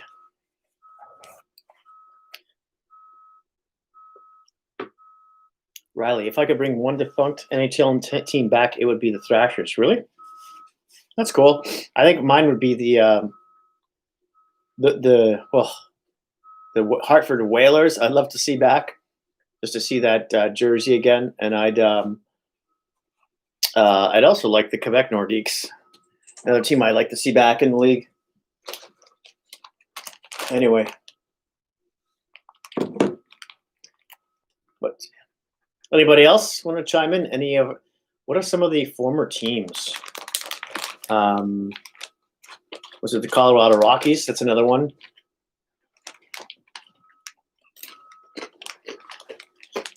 Cleveland Barons, California Seals.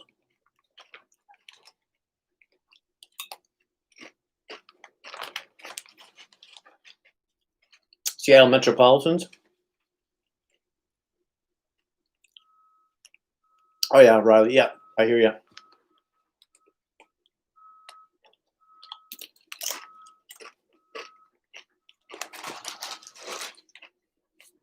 Yeah, I think the Whalers and the Nordiques are my favorite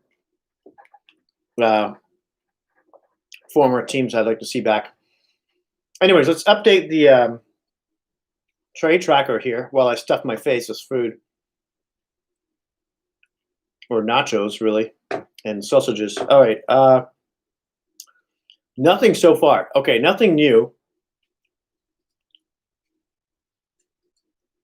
We're going to hit Twitter here in a second and see what Twitter has to say. Thrashers for you because you have a family in Georgia. Cool.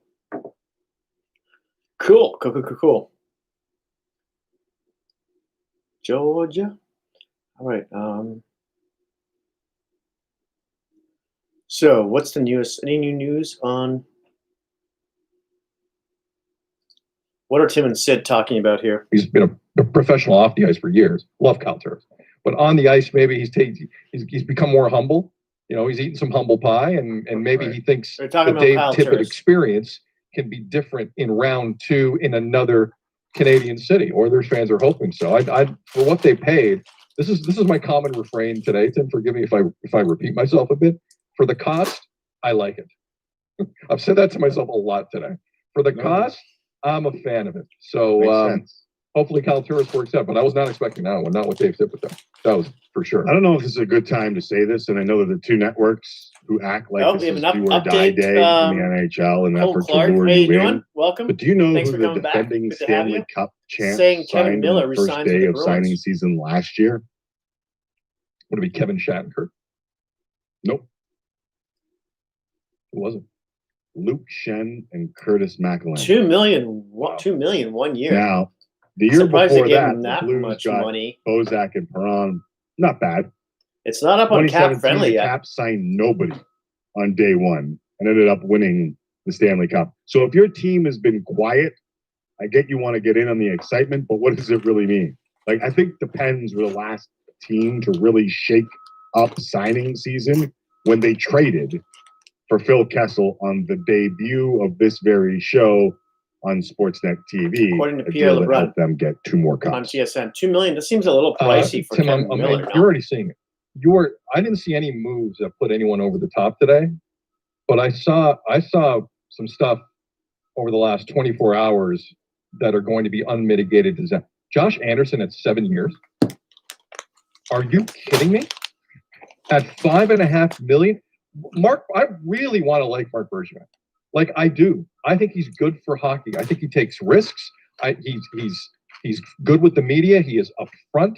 He is the type of GM at times a team would want in terms of thinking outside the box. Now, some fans are screaming at me saying, "Where's the forward that scores? Where's the forward?" I understand that. You do have a Nick Suzuki there, and you do have a Kotkaniemi. Look better at the end of it. There's better offensive pieces. But I really want to like Marc Bergevin.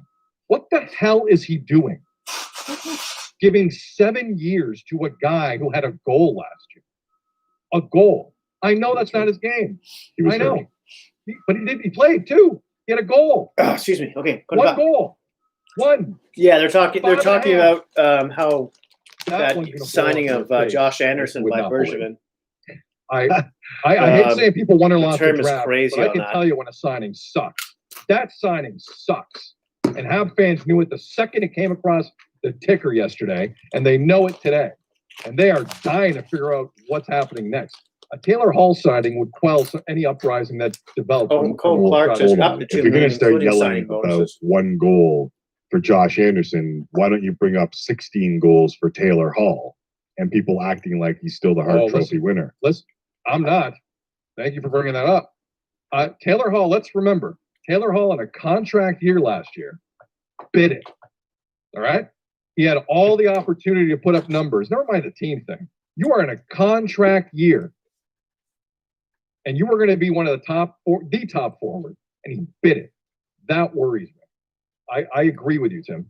I know I have to keep this show accountable. And not that I agree with 7 years at $5.5 million per season for Josh Anderson, but he played 26 games last year. So I have to, when you say the one goal last year, you left out the 26 games part, and you So left if he out played the 82 games, he would have scored 4 goals.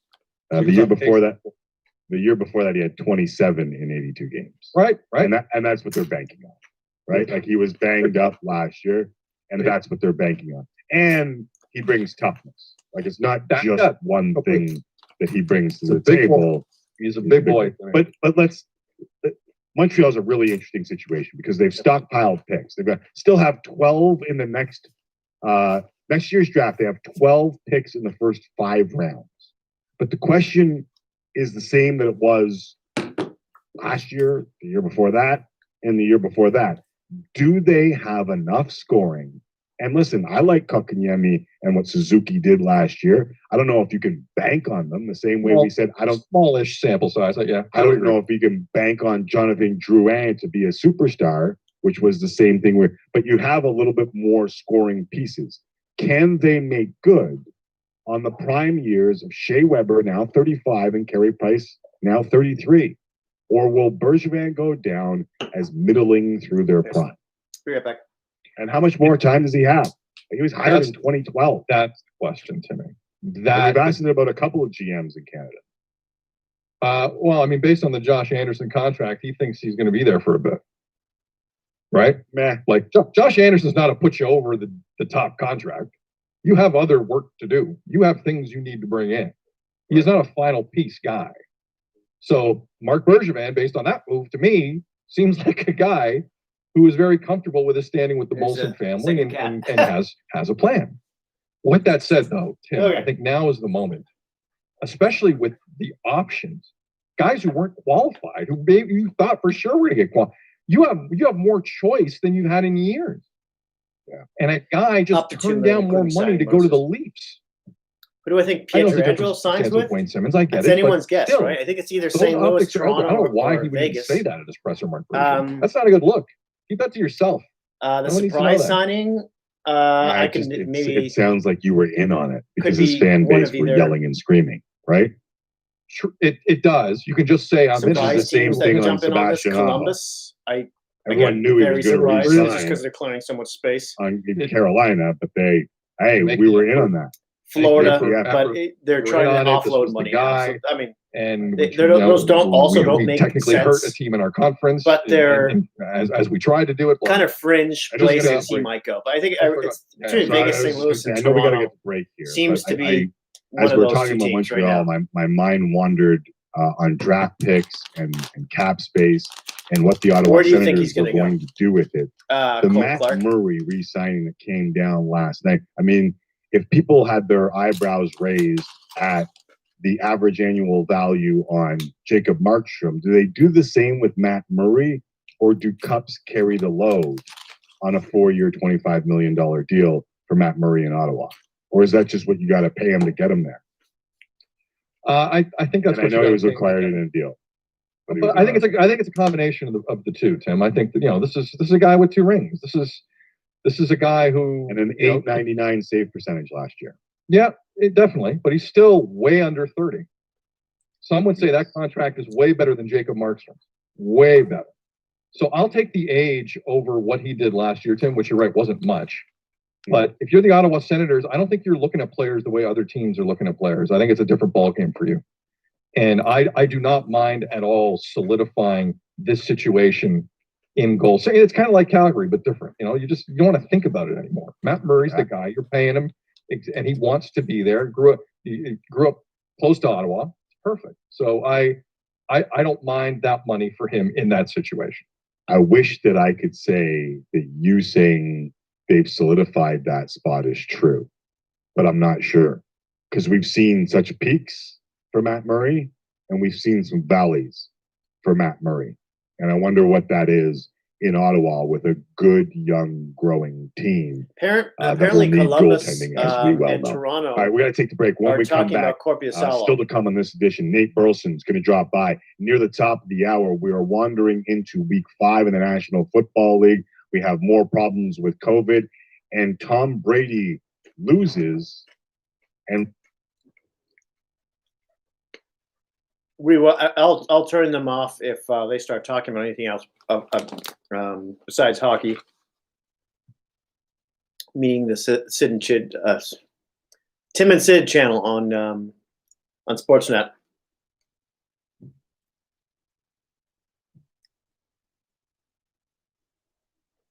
Let's see.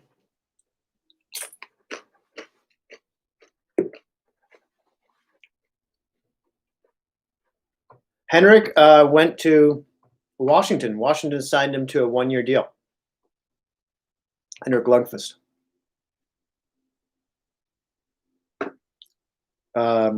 Let's go back here. Ryan Lomberg, a left-winger centerman, was signed by the Florida Panthers, age 25, to a $725,000 deal. 5'9", he's from Ontario. Plays left wing and center. Last year he played in the AHL. In 21 games with the Stockton Heat, had 20 points. He's a +6. So depth piece for Florida there. Yeah. So that's cap friendly updated. Just sort of eating here while I talk to you and looking through Twitter to see what. Henrik Lundqvist to Washington. Yeah, I think that'll be huge for Samsonov. Not necessarily as him as a backup, but just him in his ear. For a kid like that to have a mentor backing him up and talking with him all the time, I think is going to be really beneficial for him. And a goalie who's already looks like he's going to be pretty amazing. So.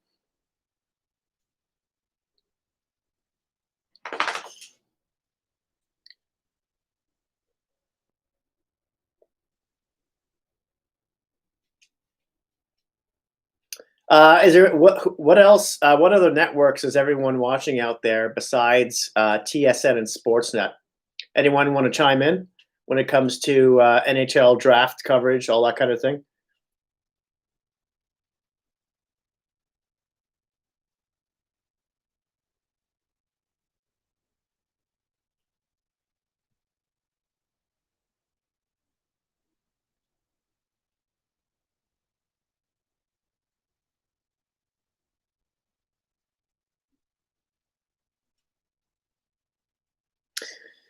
Yeah, Wayne Simmons being quoted by Luke Fox here, a reporter saying, the Montreal Canadiens did offer me more money, but it's not always about the money.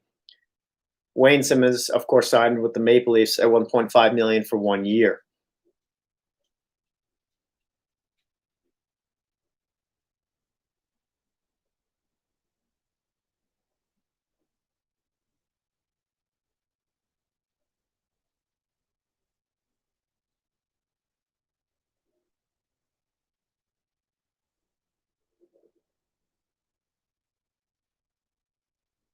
The Rangers also signed a bunch of other players here. Kevin Rooney, he's a forward. Defenseman Bieto Kincaid, who they signed earlier. forward named Blackwell, forward named Greco, and a forward named Brodzinski.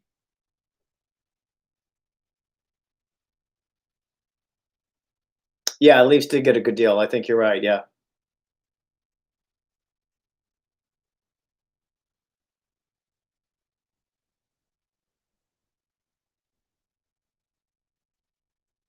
Oh, did he?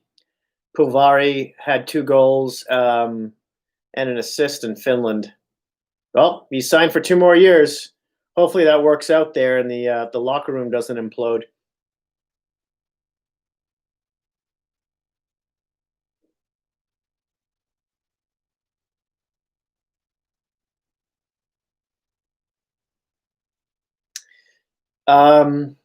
Hudobin was quoted on why he signed in Dallas here, saying, "I know everything here now.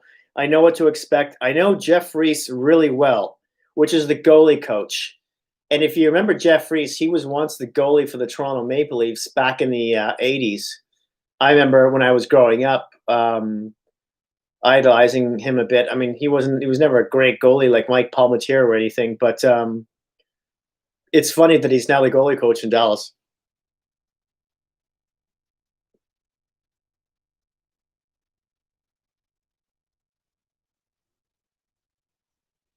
What else?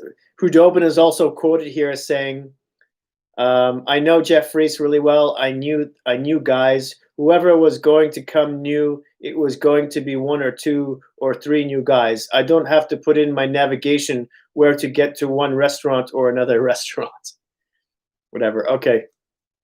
Let's just check the trade tracker here.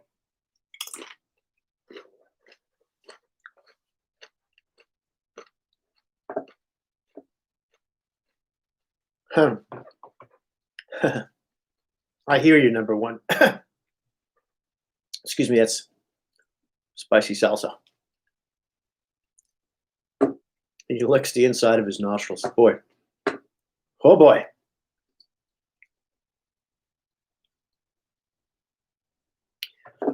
All right. Yeah, so Anthony Bietto was just updated on left defense for the Rangers. 737,500 cap hit.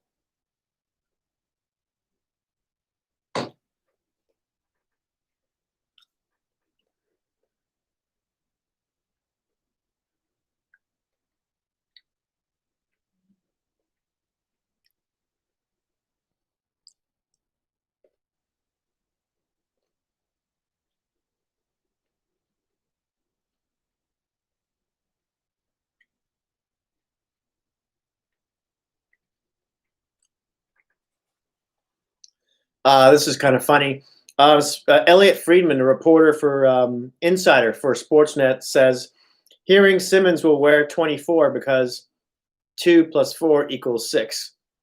Living in the 6. Haha, yeah."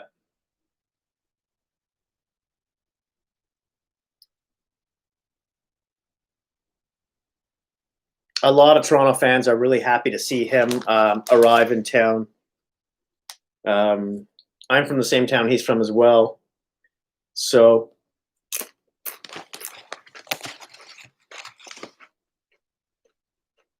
the money's good, the term's good. 3rd/4th liner, 2nd power play. I think it's good for them.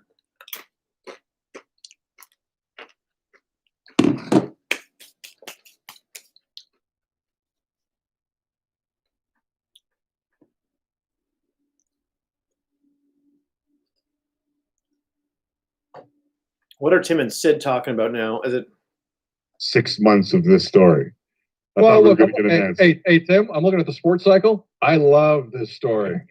Give me another 6 months of Oliver Ekman-Larsson at 8.25 million on the cap. Look, I as a neutral who likes the Vancouver team and loves the market, there's a part of me that's actually really happy this didn't happen, because there are real financial issues coming down the line that you got to think about. You got to think about Elias Pettersson. You got to think about Brock Besser. You got to plug some holes now defensively, and not just Ekman-Larsson.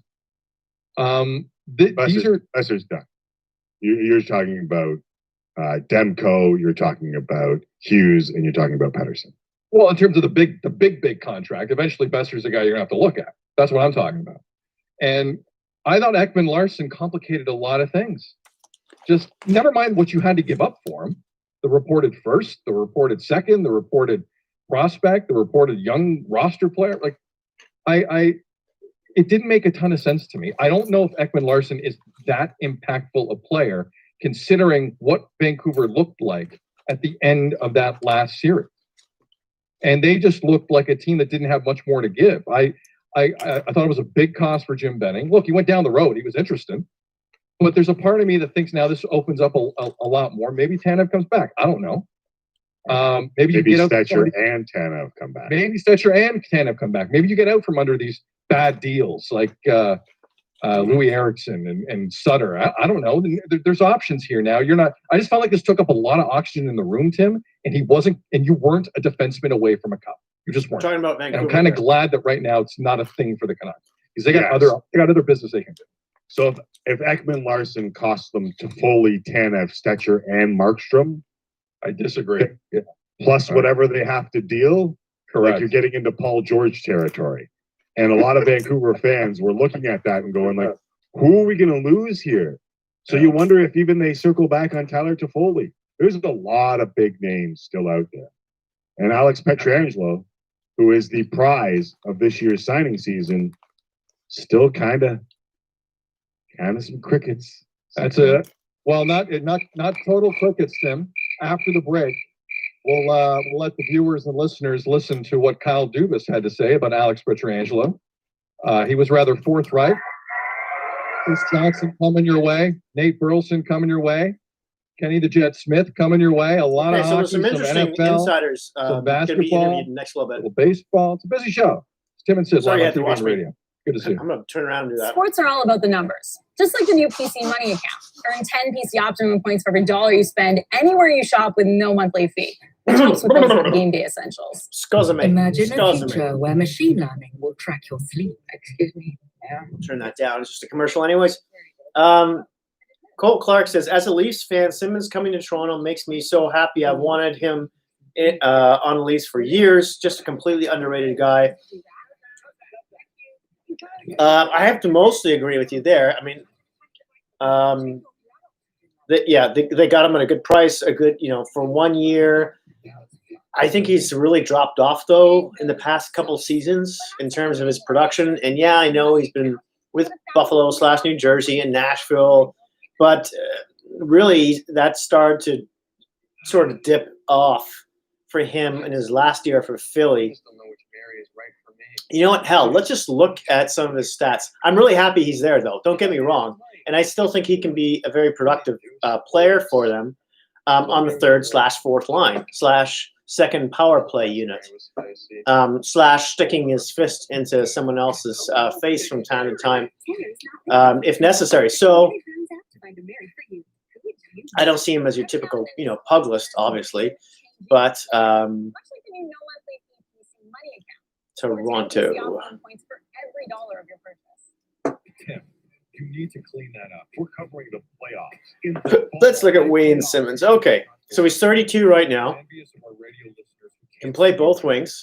Tim and Sid, watch, stream, or listen weekdays on Sportsnet. 6'2", 185 pounds. I'm surprised he doesn't weigh a bit more than that. And 61 games for New Jersey. He had 8 goals, 24 points. It was a -17. 7 games for Buffalo. He had 1 assist. He was a -4. Nashville in 17 games. He had 1 goal, 3 points, +4. In 2 games in the playoffs, he had no points. In his last partial season with Philly, he did have 16 goals in 62 games and 27 points. It was a -20 there. Ouch. You have to go back to 2017-18 to where in 75 games he had 24 goals, 46 points, still a -16. I know you don't put too much gravity into minus stats, but when you start getting north of or south of -10, I don't know. Now, last time he really had a good season was in 2016-17. So you're talking about 4 seasons now. in 82 games where he had 31 goals, 54 points, minus 18 still. So who do you think he's going to play with, Cole Clark? What are your ideas there? I'd love to hear about them. And anyone else's, of course, whoever wants to chip in about where they think Simmons will play in the lineup.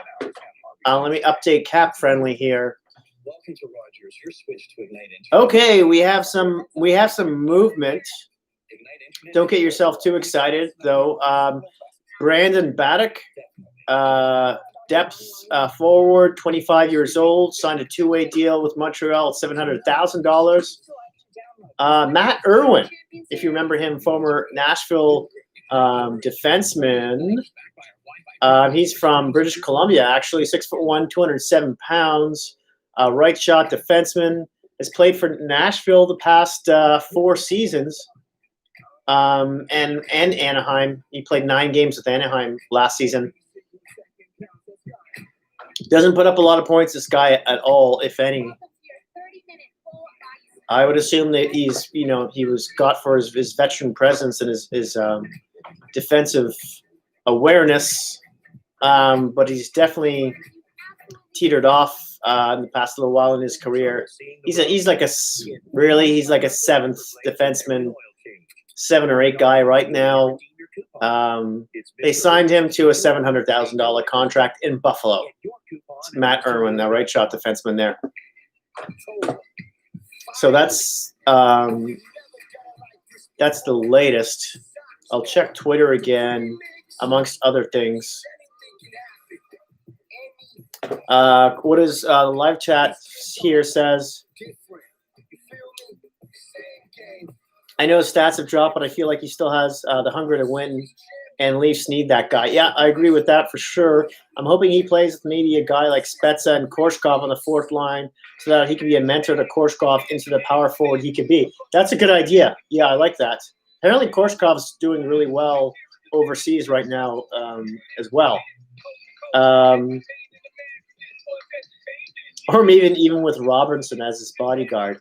That's possible. If he moonlights on the 3rd line and Robinson is playing there, I could see that. Yeah. Don't forget about Peter Engvall, who may be centering either the 3rd or 4th line. We'll see what happens there if they keep Kerfoot, that is, if they don't trade him first. Silly signing season day. Let's see what Tim and Sid are saying here just for a second. See another coronation of the king in the NBA tonight, and Nate Burleson on week number 5 in the National Football League. But as Timmy brought up, day 1 of NHL free agency. There we go. Back to NHL today. That's why every sports network in the country is treating this. Please don't talk about basketball, football here. But there is some juiciness to what is happening here. 2 biggest free agent names still on the table. I'm a little surprised they're both there. We'll talk to Chris Johnson about that momentarily. Taylor Hall still available. Alex Pietrangelo still available. Have not signed with anyone yet. The latest, and for those on the radio side, you just heard this, but I think it's worth repeating for those watching on television. This is fresh for you. Kyle Dubas had a media availability about an hour ago after signing Wayne Simmons to a free agent contract, but obviously all topics are on the table.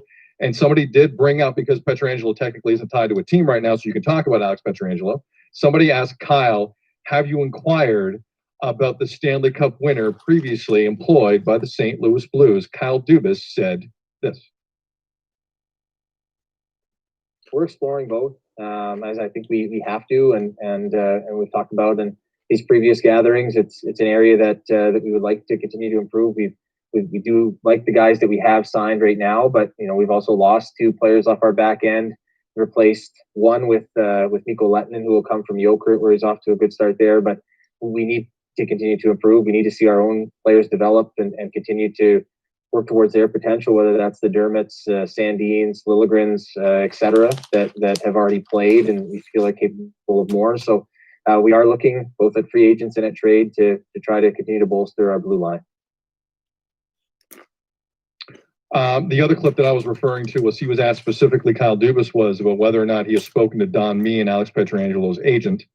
And Kyle's answer was yes. And the big picture message to him today is that whether it's by trade or free agency, the blue line is obviously a priority, not just the team toughness, which to a certain extent has been addressed, especially in the bottom six in their forwards. But he's flat out said he's made an inquiry, and the Meehan camp knows how far the Leafs can go. So now it's a wait and see in terms of the Leafs and Alex Pietrangelo. It's interesting because you mentioned Taylor Hall, but number 3 on most people's list was also Torrey Krug, and he hasn't signed anywhere as of yet. Yes. Number 4 on some people's list, you might want to put your earmuffs on for this one, Sid. Tyson Barrie, formerly of the Toronto Maple Leafs, another defenseman who he could pull a Shattenkirk here. He could. Yeah, if I were in Edmonton and or Calgary, it's a player that I might try and convince into pulling a Shattenkirk. You can refine what everyone thought you were before you went to Toronto. Winnipeg, they could and use a listen, he's only 29 years old. And Torrey Krug's just real deal. At a good price. And keep in mind, let's remember what I don't want to become a Tyson Barrie apologist here, because Leaf fans will just have their heads explode. But here's the reality. Guy comes in from Colorado, okay? There's 2 media guys in the room after every game. I don't want to disrespect the Avs market, but that's the reality there. So you leave that market, the trade happens, the contract goes the other way, Kerfoot, Barrie, you go from Colorado to Toronto. So, hi there. Welcome, Anthony. Anthony Mazzano, if I'm saying that correctly. Welcome. Glad to have you aboard. All right, so just a quick bit on a reporter here from Calgary saying apparently they're hoping to get Mangiapane's next deal around 2.5 million-ish, depending on the term. So that leaves around 8.4 million for 3 defensemen and 3 forwards. Expect lots of young and or inexpensive depth guys. I think that's the truth for a lot of teams, really.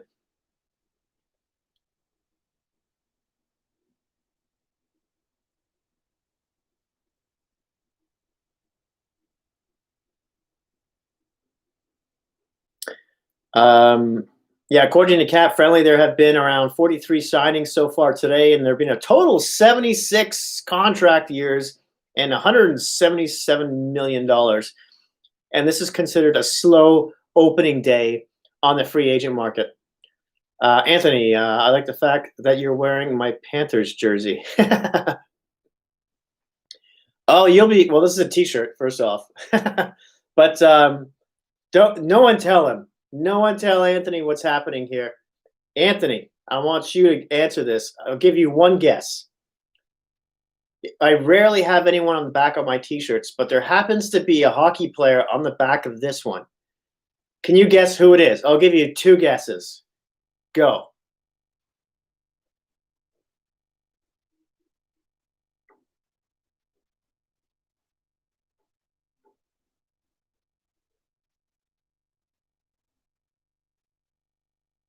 No? Do you want to guess? No? No?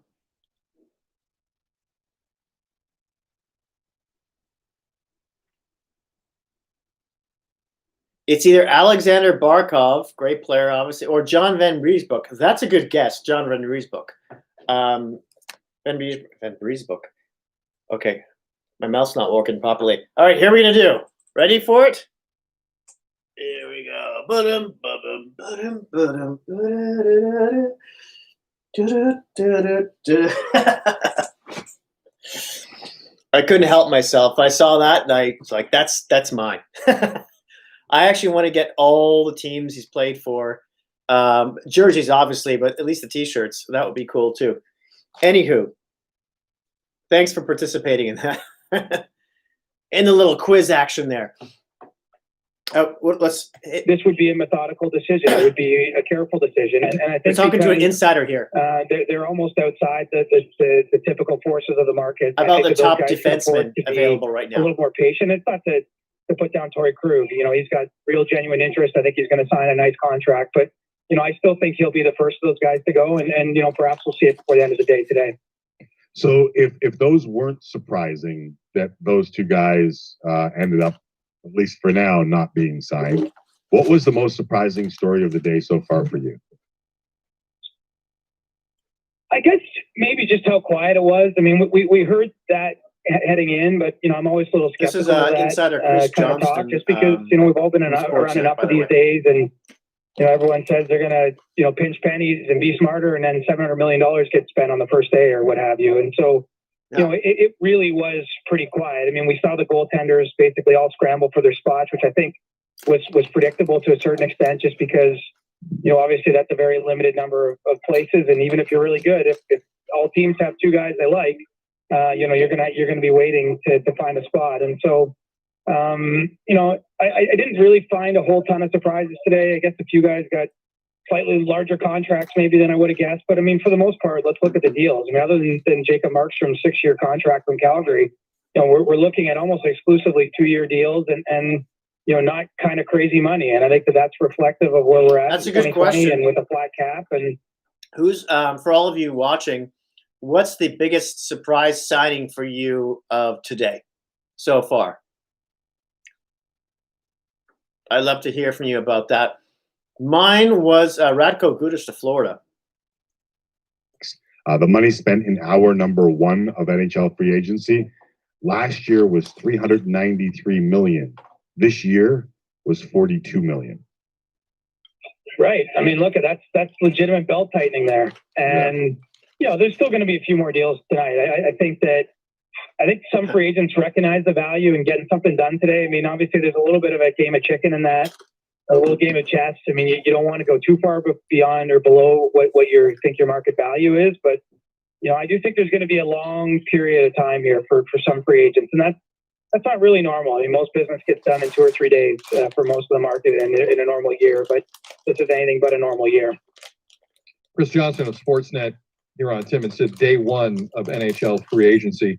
So you got Jacob Markstrom being backed up, we assume, by David Riddick in Calgary this coming season, CJ. And in Vancouver, you have Braden Holtby and Thatcher Demko. Of the 2 goaltending situations, which is better right now? Oh, good question. I think I'll go with Calgary's, but, it's just because Demko to me is still a little bit of a question mark. Obviously he had a great performance when he came in late in the playoffs, and I think he's earned the hype that's come around him as a prospect. But we still don't know yet what he can do. Braden Holtby's game is tapered off a little bit. I just feel like there's a little bit less of a known quantity there. And look, I'll fully acknowledge goaltending from year to year, performances vary from all kinds of players, and so it's not a perfect science. But I think Calgary, will feel very strongly that adding Markstrom today really changes things for them. He was their number 1 target in the entire free agent class, and I think it was a little bit of a roller coaster to get that contract agreed to and signed, with Edmonton also showing a high degree of interest in Markstrom. But for them to have him and then David Riddick, who's had some good performances for them, was an all-star last season, remember. I think that gives Calgary maybe a degree of confidence in that, of stability in that they haven't had in a number of seasons, really since Kiprusoff left. Did that work out for Markstrom to have a Battle of Alberta brewing for his services? So back to the live chat here. Anthony says, has there been an offer sheet for Matt Barzal yet? I don't believe so. And do you think that his team, the Panthers, could offer him a bigger time contract to the Islanders? I think they can make the space, but I don't know if they will. Like, to me, all signs are, from the Florida Panthers' point of view, is that they're dumping salary. They're hunkering down. Like, I know they had problems, filling the arena to begin with, but especially this team might be hurt most by this pandemic, and and lack of revenue. And I just don't know if they're going to go after any big fishes right now. I think they may be taking a sidestep here. Cole Clark says, Gudas to Florida mainly because of the rumblings of him signing with the Leafs, but other than that, Holtby to Canucks. Holtby to Canucks? Yeah. I would probably be one of my second choices. Hopefully the Canucks too. I mean, previously we heard about him going to Calgary. In the deal. What does this do to the Patrick Laine speculation, do you think? Oh, here we go. Well, I think it should be quiet now. And look, it's going to be revisited at some point. He needs a new contract after the season. I think the question of his long-term, fit in Winnipeg will still linger. But I don't think short-term you're going to hear trade rumors anymore. And look, the Jets explored to some degree what his market would be, at least at this point in time. They didn't find anything, obviously, to pull the trigger on it. And getting Stastny, I think, will give Laine a little extra comfort because they did play so well together 2 years ago on that run to the Western Conference Final. Number one. See you later. Thanks for hanging by and thanks for subscribing. I don't necessarily mean that it guarantees I'll get back to the live chat in just a second here. But if he has to be back with Stastny, I don't think that's such a bad outcome for him because the Jets have kind of perpetually struggled to fill that second line center role, and the best one they tried there was Stastny when they got him at the deadline in 2018, and he did have a high degree of fit with Patrick Laine. So I think we can probably put those rumors away for a period of time, a year or so, and then we'll see what materializes when he meets his next contract. I know Sid was doing some tea leaf reading when he saw the Stastny move, so let's continue some tea leaves here. The Jackets have been clear. The Jackets have been clearing some cap space. What do you think it's for? And do you think that Jarmo Kekalainen could be thinking offer sheet here? Well, I think he wants to leave himself the ability to do that. I mean, when Columbus looks at their team, that's someone who could be in on Barzal. They had a nice run in the playoffs, and they knocked off Tampa 2 years ago too. So this is a pretty well-rounded team. Emphasis on team, but I think that they feel they need a little bit more of a dynamic presence in their forward group, especially. And the Max Domi was a nice move for them. Gave them a second line centerman, but I think ideally they would like to get a bit of a game breaker, difference maker type of player if they can. And so that room gives them the ability to at least explore whether there's a fit with Taylor Hall. And I don't know at this point if there will be. Obviously, Taylor has a high degree of interest in him, and so there's no guarantee they'll get him. But if not, I do think that Columbus is a team that won't be afraid to go down the offer sheet route. And I think they flirted with it last year with Mitch Marner. There was at least some discussions there. Obviously, Mitch didn't end up signing an offer sheet with them, but Columbus operates a little bit outside the box. I think they're a smart organization. Remember, they loaded up 2 years ago at the trade deadline. They won their first playoff series then, and everyone wondered what they were doing. They lost some of their star power with Panarin and Bobrovsky leaving, Matt Duchene and Ryan Dzingel, who they picked up at the deadline, all left, and they still managed to get on. So, I don't think for them having that open cap space will be bad. They have to sign Pierre-Luc Dubois, but I think they're going to have their hands in just about everything that. Okay, Clark, I'll just try and answer your questions. You got to go. Good as the floor. Oh, I did already. Okay. Anyways, I'll get back to the live chat with Anthony as well, and others that I see here. Cole, thanks for joining us today. Really appreciate it. Thanks for subscribing. Talk to you soon, I hope. Take care. All right. Just back to how far they can go here. On a scale of 1 to 10, 10 being they've signed and 1 being no chance, what are the chances the Leafs sign Alex Pietrangelo? I'm going to put it at about a 3. I just, because the Leafs are in a team, I believe, that they can load lots of bonuses in his contract and do some things maybe. Look out. You okay? Okay, sorry. You're all right. Some bad feedback. Forgive me, CJ. You got the most violent feedback I've ever heard on a cell phone. So your last 10 seconds cut out. Please repeat it. And are you okay? Wow, I feel great. I mean, I don't know what happened there. But, I was just saying that I'm putting him at a 3 out of 10. I just don't see the Leafs getting to the kind of numbers that he's probably able to get somewhere else. Obviously, they don't offer some of the tax benefits or even lifestyle benefits of places like Florida or Vegas, which I think are 2 places. If Pietrangelo ends up leaving St. Louis, he might go. And I haven't felt from his end of things the fit here is as good as it is for the Leafs. I mean, obviously they need a difference-making horse, right shot. I mean, he fits what they need perfectly, but they are already so top-loaded as an organization. When Kyle mentioned he spoke to Don Meehan and he outlined their interests, but also their limitations. I mean, to me, that's a flare in the air saying we can't pay you top market value. We can do some things to try to make this work, but it's going to probably involve Pietrangelo giving them a little bit of a discount, which is something obviously Wayne Simmons did, but he's not in the contract that's going to be the contract that his last major one, which I think this will probably end up being for Pietrangelo. So I won't rule it out entirely. Obviously, there's some allure there, and I think there's a fit there from a hockey perspective, but I'm not sure from a cap and financial perspective for Pietrangelo and the Leafs that it's going to be the best fit. So if you were to rank your favorites, is it St. Louis? Is it Florida? Florida seems to have a lot of money to spend on a defenseman.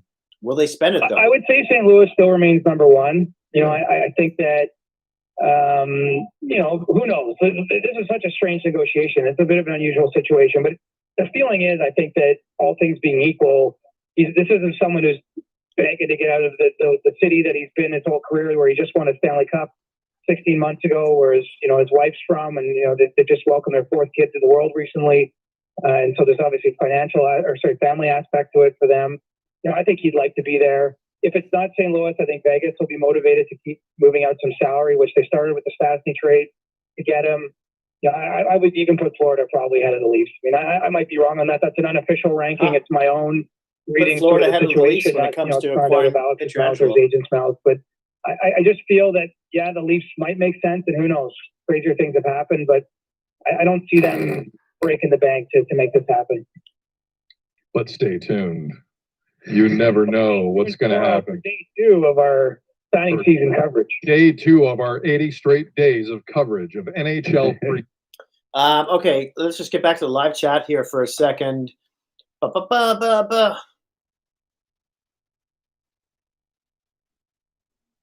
many packs of pepperoni have I put back today? At least 4. K1W1 plays. How do you think the Habs sign? Who do I think the Habs sign today or in the coming days? That's a pretty broad question. I mean, you hear they're in on Taylor Hall. There's a lot of UFAs out there. We could throw a bunch of names into the pot, right? I don't know. So far, Taylor Hall's the biggest one I can think of, but I'm not sure. Will he sign there? Does he consider them a contender? I don't know. And at no other point in hockey history has it been an atomic bomb the way it is now with that cap going nowhere. You can destroy a franchise. It's not about the player. It's about what it does to the team. Which is why I don't think Florida, especially looking, to shave $10 million off, is where a player like Pietrangelo would go. I mean, they could make the cap space, but head and shoulders, keep your anyway. Okay. Maybe I'll get back to that Habs question again a little bit later. Let that stew in my brain. Number 1 is gone. Take it easy, man. Anthony says, give me a hypothetical trade for Jonathan Huberdeau. And what team would be the best fit if the trade were to happen?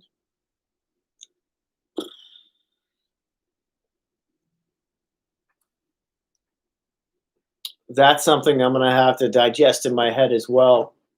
Off the top of my head, I don't know. He's fit so well in Florida. I don't see him going anywhere, but this is a hypothetical question. So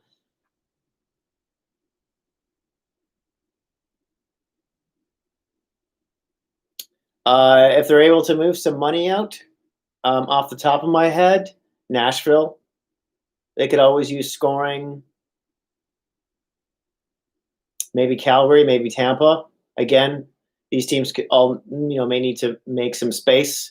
Colorado, that could be another option, right? I mean, you could put them in on everything because of the cap space, but we all have to remember that McCarr and McKinnon eventually will get raises, so they can't go totally crazy. Anthony also asks here. And also give me a hypothetical trade for Alexander Barkov, and what team would be the best fit for any team in the NHL for Barkov. Who wouldn't want Barkov? He's He's a number one center. I mean, at worst case scenario, otherwise he's an extremely amazing number two center.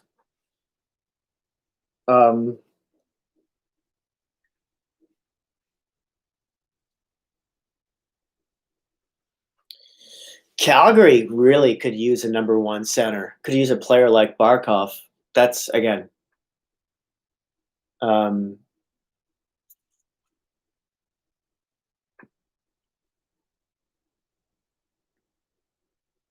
Montreal doesn't really have a number one center.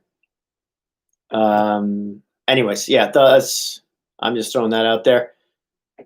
Just for fun, shits and giggles. Brad Carlson! Brad! Welcome.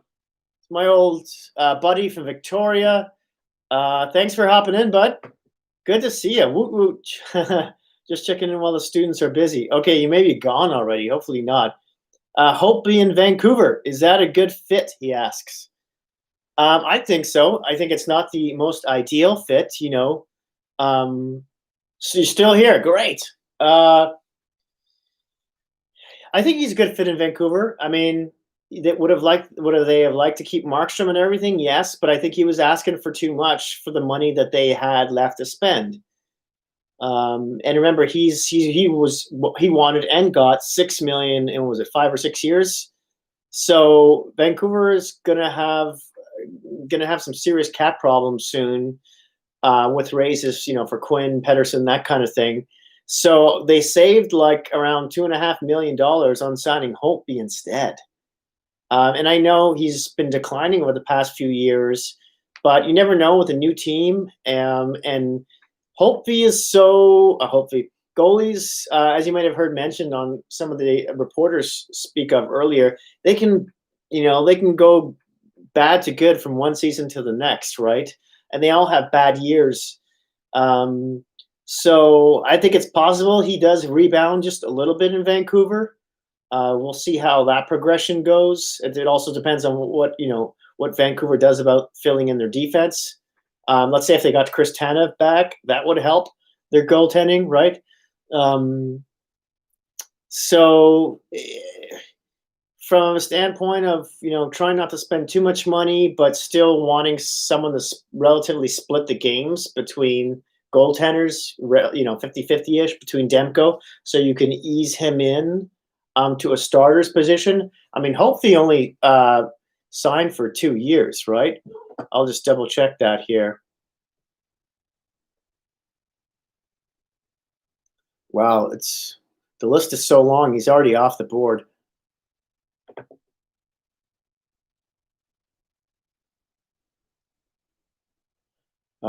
Sorry, give me a second here.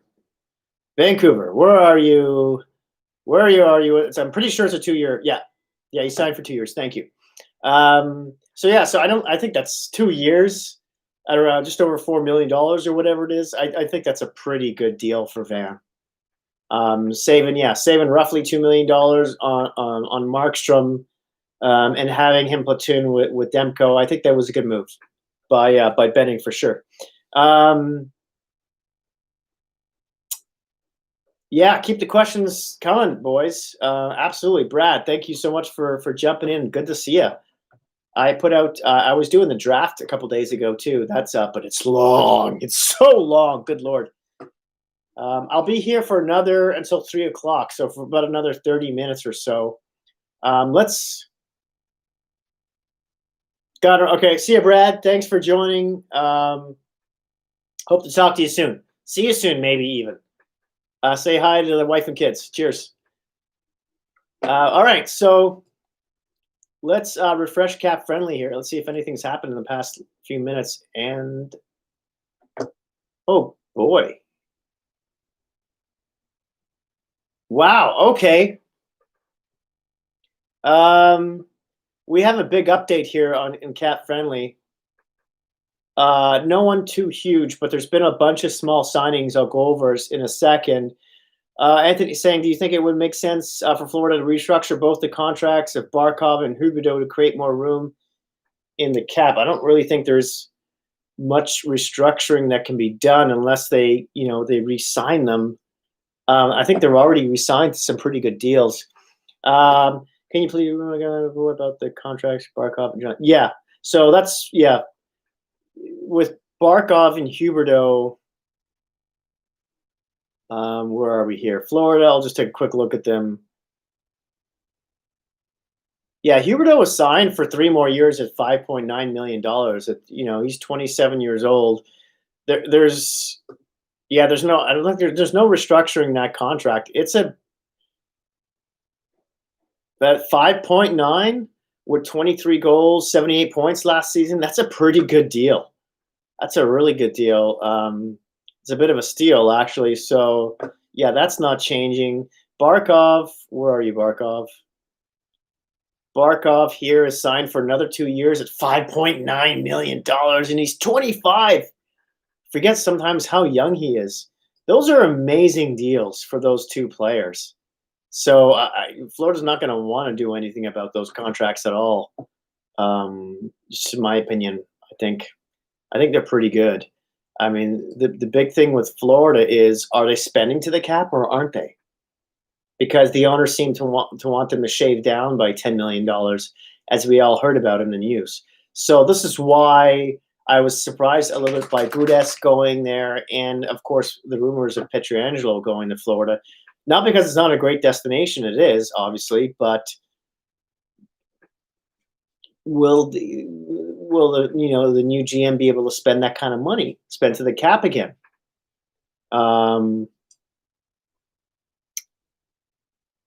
Yeah, the projected cap space right now is just over $12.5 million. So yeah, all right. So let's get to these new signings on Cap Friendly here. Okay, so I think the most notable one here is Kevin Boyle, former everywhere player. He's played in New Jersey, he's played in Nashville, he's played in Toronto, he's played in Tampa, he's played in Florida. He's like the Johnny Cash of hockey players. 28. Oh, that's Kevin Boyle. I'm thinking of a different Boyle.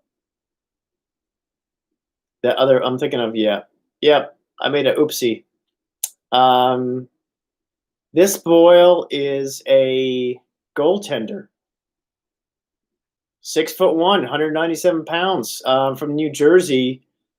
Played 5 games for the Ducks. Had a .928 save percentage in 5 games only. I know. In the AHL, this season, that's the only thing only place he played. In 20 games, he had a .911 save percentage.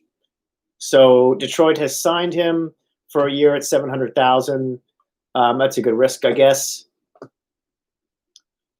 Where else are we here? Tim and Sid are talking about the NBA now, so I won't go back to that. Detroit also signed Kyle Crisculio, 28-year-old center, to a 2-way $700,000 contract. I'm not going to get more into that. Riley Barber, 26-year-old right winger, also signed by Detroit to a 2-way contract worth $725,000. Also not going to look deeper into that. Logan Shaw, 28-year-old forward, signed by Ottawa to a 2-way deal for $725,000. These are all minor deals. Matthew Pekka, 27-year-old forward, also signed with Ottawa to a $700,000 deal. Colorado signed 4 players. Mika Solomaki, 27-year-old forward, has signed a 1-year deal worth $700,000. Salomaki, 5'11", 203 pounds. Isn't he formerly of Nashville? Yes, I was right. Okay. So, wow, interesting. Interesting signing by Colorado. Huh. Okay, so Solomaki for the Predators only played 5 games last season. Had 1 goal, 2 points, right? He also played for the AHL in Milwaukee and Toronto. But let's go back to the season before last, 2018-19 season. Solomaki in 37 games, had 3 goals, 7 points, 5 assists. He's a depth guy. He's a depth guy. I thought I saw something else there that excited me, and it did not. So let's move on here with these smaller signings. Kiefer Sherwood, 25-year-old forward, also signed with Colorado on a two-way $700,000 contract. John Gillies, a goalie, signed with St. Louis on a one-year, two-way $700,000 contract. John Gillies, 6'5", 216 pounds. Former Calgary Flames. That's where I remember him from. Now he's been playing in the Stockton Heat for the past couple of seasons without too impressive numbers. The last time he was in the NHL was with Calgary 2017-18, where he had an .896 save percentage. So, yeah, nothing really there. That's kind of a shot in the dark. Then there's Michael Vecchione, a 27-year-old center that Colorado signed for $700,000 on a one-year, two-way contract. Selden Dries, 26-year-old, signed here on a two-way deal for $771,000. And then Lucas Sibiza, left shot defenseman, resigned, I think, with Winnipeg, or was formerly of Montreal, for $800,000 on a one-year deal. Okay, yeah, he did play 44 games with Winnipeg. Sibiza, by the way, had, 2 goals, 10 points, plus 1. Last 2018-19, he's been everywhere. 2018-19, he played for the Islanders. 2017-18, he played for the Golden Knights. A year before that, the 3 years before that with the Canucks, and then Anaheim, and so on and so forth. So this is just a depth defenseman signing, obviously. All right, so let's refresh that, because that's the end of that lineup. And it looks like we're up to date at the moment. Brian Boyle, yes, that's who I was thinking of. That was Kevin Boyle, a goaltender. Anyway, Anthony, also saying here, do you think the virus is affecting how teams are taking on spending during free agency, and that's why there's not going to be a whole bunch of money spent overall? Short answer is yes. Hockey is a very fan-based, ticket-dependent market, with some minor what's the word I'm looking for? Side notes, like Original Six teams also sell a lot of merchandise and stuff, but they're all still dependent on gate. Doesn't matter who they are. They're still dependent on gate. Even if you're a team like, Vancouver, Montreal, Toronto, New York Rangers, who sell a lot of jerseys and that kind of stuff. Has anyone signed in the last 30 minutes? K1W1 Plays is asking. Yeah, but just a lot of minor transactions here. The last big signing was Jacob Markstrom by the Calgary Flames for 6 years at $6 million per. And then the rest are just a bunch of depth signings. Nothing to really write home about. Yeah. So that's about that, unless there's anyone else in particular. Yeah, no. Yeah, so I think a lot of teams are going to be, cash strapped, especially the ones who usually don't bring a lot of gate. Like, your Arizonas, your Floridas. Who else here doesn't bring in a lot of gate? Trying to think. I think those are the two bigger ones. The Islanders, right? Maybe that, hopefully that'll change when they get the new arena. But yeah, that's why the cap's going to be stagnant for the next few years. And there are teams like Dallas, for instance, whose owner he's made most of his money by owning a lot of hospitality chains, and a lot of those are going to be suffering right now during the pandemic, right? So I'm not saying Dallas won't spend to the cap, but he's definitely taking a hit. So it all depends on where certain owners have most of their monies invested in, like Florida. I don't know off the top of my head. I can't remember the owner of Florida where he invests most of his money. In if it's the hospitality industry, that's a big problem, right? For anyone really right now. So yeah. Anthony's also asking,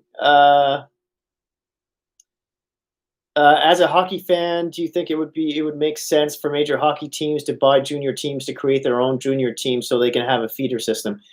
Well, I think that's what the AHL is for, right? They have associations. It's a pro league that mixes men with kids to a certain extent, right? So I think I don't think there should be an association with a junior team. But there are certain rules that I would love to see changed especially in Canada, particularly the OHL, where they can't, if they leave the OHL, they have to go to an NHL team. They can't go into the AHL, which would be a better transition for them to play with, adults in the AHL, to prepare them for a much faster, NHL experience. But in the OHL/CHL, you have to be over 19 years old. I want to say 19 or 20, over 19 or 20 years old, to be able to go from juniors to the AHL. Whereas right now, and they just re-signed the contract for another year. But I think NHL really wants to change that. And I think a lot of NHL teams want to see that changed as well, because it's better for the player. Like I understand, junior teams need to bring in gate and money as well. That's why that agreement has been there in the first place. But if we're talking specifically about the development of the player, it's much better if he's too good for junior. If he's definitely too good for junior, but the NHL teams don't want to slap him in and have him get drilled in the NHL. AHL is a perfect stopgap. And some teams own, I want to say there are certain teams that might own their AHL teams, and some of them just have an affiliation. I think Toronto might be one of the ones who own their AHL team, the Toronto Marlies, but don't quote me on that.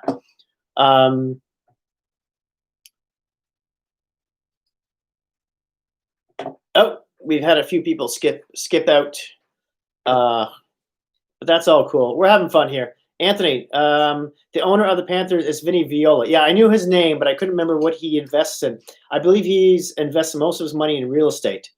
Right. So there is sort of your answer there, right? Like, what's the real estate market going right? For how's that in Florida at the moment, or worldwide for him? It's probably taken a big blow overall, because of the pandemic. A lot of people aren't making money, aren't paying off their mortgages, and so on and so forth. Mostly blue-collar workers, but it depends on what kind of real estate he's into. But yeah, K1W1 plays. I'm really hoping for Hall to sign with Montreal. José de Mello, bonne noite. Bonne noite, amigo. Thanks for joining us. Hola. K1 plays. I'm really hoping for Hall to sign with Montreal, but I'm really not sure it will happen. How are the chances, in your opinion, of Montreal to sign Hall? And if not Hall, how does Toffoli sound? Either of those players would probably be a nice addition to Montreal. I could see them, if they miss out on Hall, which I think Toffoli would be a good replacement, plan B, so to speak, for them. So there's that. Anthony, that's what I'm talking about. Teams like Florida and Tampa should have their own junior teams close enough to them so they don't have to be traveling to Canada or Finland or around the world. Well, usually the NHL teams, the NHL teams can choose to there's somewhat of a choice, anyways, when it comes to who they affiliate with their AHL team. There's also the ECHL, which is like a lower grade AHL. I want to say one of the Florida teams is now associated with the Orlando, the Solar Bears, who used to be associated with Toronto. Funny enough, quite a distance. So if an AHL team becomes available that's closer to them, I'm sure they would do that. But Anthony also says to scout players in the draft, they are not from the U.S. or Canada. To scout the players at the draft, they are not from the U.S. or Canada. Right. DeMello is asking, Jose is asking, Leafs need to trade Kerfoot or Johnson in order to sign Pietrangelo. Yep. Yeah, I think you're right there. At least one of those guys has got to go, right? Minimum. I know the Leafs are offering him apparently less than what he's asking for because they're saying, hey, this is what we got. This is the only thing we can do. Take it or leave it. We would love to see you here, obviously, but I'm sort of the opinion I still think he's going to end up in St. Louis myself, but, stranger things have happened. Yeah, I think Kerfoot and Johnson, Johnson is replaceable, right? Now that Nick Robertson is on the radar here, and the Leafs always seem to have a plethora of forwards that could pop in, especially in the minors. Not to mention if Spezza plays fourth line center, and they bump up Peter Engvall to the third line center. I'm not sure he's quite ready for that though. But I'm just saying if they sell Kerfoot, trade Kerfoot, that might be an option. Have Engvall be the third line center there. Anthony's also asking, so they have their players at the draft every year closer to them instead of having to worry about their development in another country.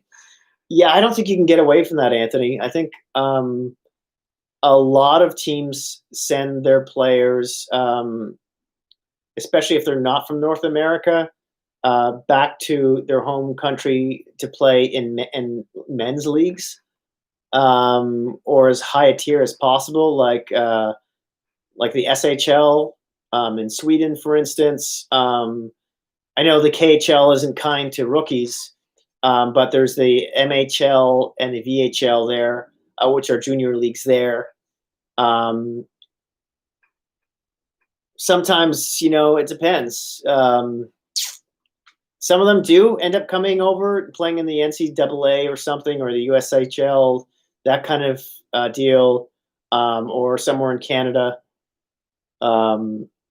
Yeah, it's a loaded question. That's like a whole video, really. That's a good question, though. Moving on, K1W1 plays. People are saying he could go to Vegas, too. Yeah. Yeah, obviously Vegas has got to get rid of some money, though, and I think Fleury's number one on that list. So they somehow got to probably retain at least a couple $1 million and trade away some prospects or something, or draft picks in order to get someone to play because of the cap. But, hey, Fleury's only signed for 2 more years, and he would be a great platoon goalie for any team to have.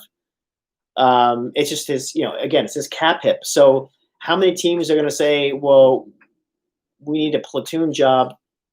They can't be taking him for more than 5. I think that's the thing, right?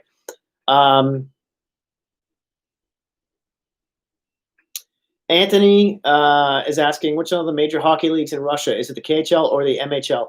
KHL is arguably the next best league, pro league besides the NHL, and that's the big one in Russia, the KHL, the Continental Hockey League. The MHL and VHL, I always confuse these, but one of them is like a lower league for the KHL, and one of them is a junior league. If you're following me there. Oh, wife is calling.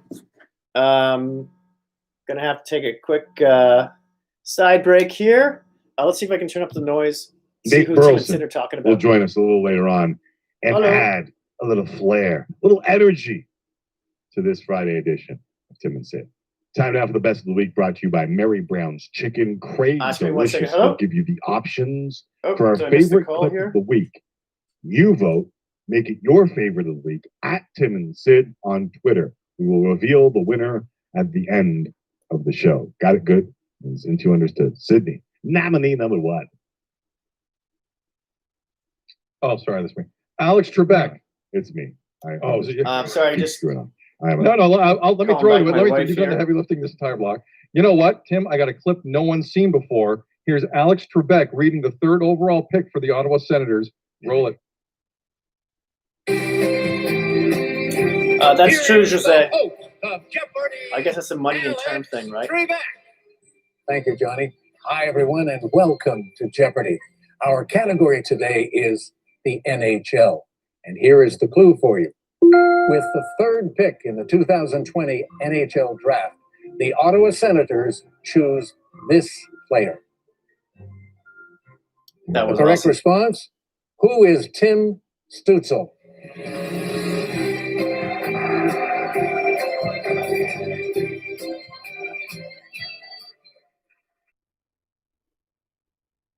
Tim, they were cheering like they knew all about Alex Trebek.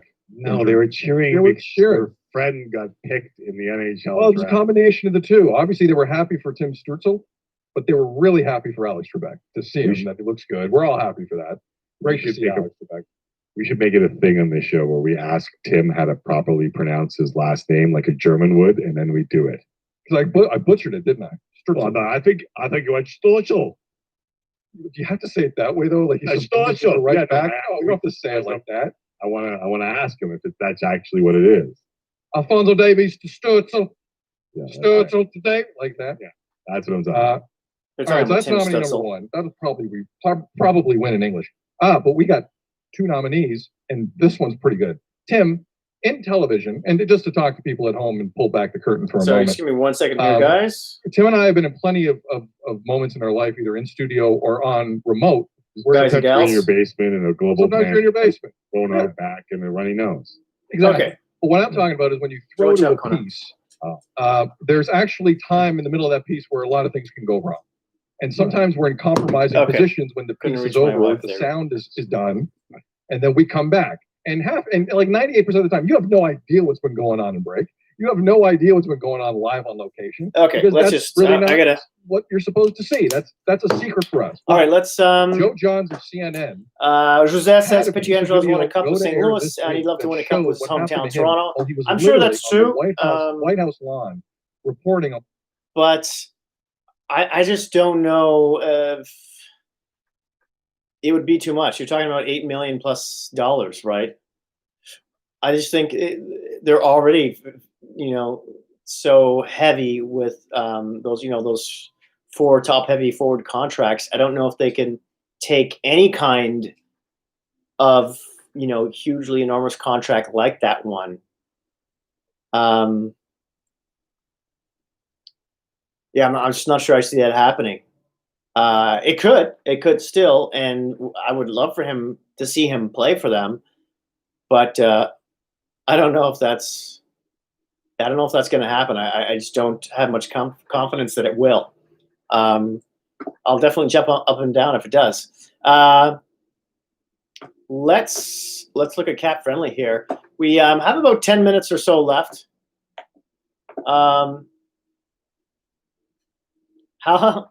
Hey, Ryan, welcome, senor. Good to have you here. My buddy Ryan from Vancouver Island. How long have you been staring into the camera and talking today? Not as long as today. 4 hours and almost 30 minutes. About that. Yeah, we're in the final 10-minute roll here. The death roll. Anthony says, I believe the MHL is Russia's version of the Midget Hockey League that they have in Canada in the US. Right. Oh, there's my wife calling again. Sorry, just give me a second here.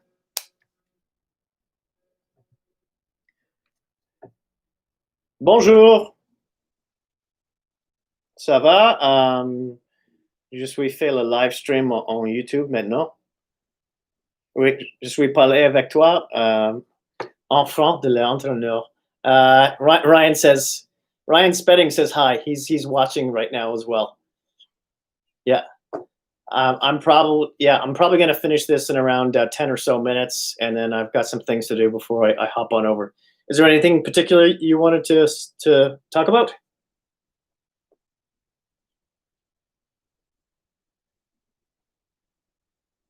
Okay, sure, no problem. Okay. Oh, okay, no problem. Just bye-bye. Okay, sorry about that. Okay, what's happening? Let's update Cat Friendly here. We have a little bit of movement. Stefan Noesen has re-signed with the Calgary Flames. He's a 27-year-old winger, plays both sides. Has re-signed with the San Jose Sharks. Did I say Wings? Has re-signed with the San Jose Sharks for a 1-year, $925,000 contract.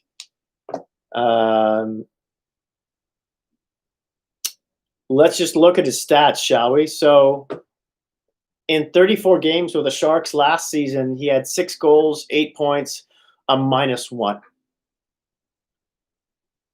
Ho-hum. He also played 22 games in the AHL, 14 goals, 22 points, +8. He's a depth guy, nothing big here. He's already 27 years old. So yeah, it's kind of flattening out a bit now. When it comes to the movement, perhaps, well, it is, if you're looking at Eastern time, it's close to 6 p.m. So I would think naturally that would happen. I won't be around tomorrow on Saturday, but I will be around Sunday. Maybe I'll be doing a live chat on Sunday, talking about the same thing, and what happened on the previous day, meaning tomorrow. Or I might be doing videos, one of the two. If it goes as fast as it did, at least the first half of today, I'll probably just do a live chat. Mike Mazzarone, I hope I said that properly. I enjoyed saying it, though, I gotta say. He says, out of the remaining goalies on the market and in play, what do you think the New Jersey Devils, what do you think they do?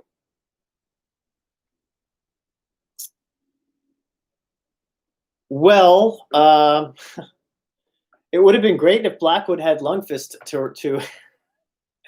to mentor, but that would be odd. Just going across the bridge. I don't think Lundqvist would feel good about doing that. Not because it's the Devils, but because it's New Jersey. Because it's what I mean. We can look at the remaining goalie UFAs here. Players.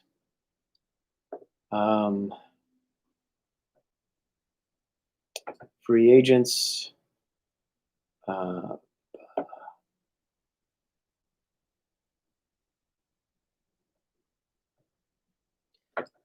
Let's give me a second here. Okay. Okay. Here we go. Got a list of goalies in front of me that are still available. Let's see. And let's also look at let's just revisit New Jersey's situation quickly, because they obviously bought out, for those of you who didn't know, they bought out Corey Schneider. So he's no longer with them. Yeah, Ryan Spedding says he's not looking forward to Markstrom's revenge tour against the Canucks next year. Yeah, I'm sure you're sad to see him go, obviously, but I mean, Holtby isn't bad at all, and I think he'll be a good mentor to Demko. So I'm very curious to see how that pans out. And Markstrom had his best year last year after being with Vancouver for years. So can he continue to repeat that, or was this sort of the peak for him, right? back to looking at New Jersey's lineup here. They're near the bottom of the list here.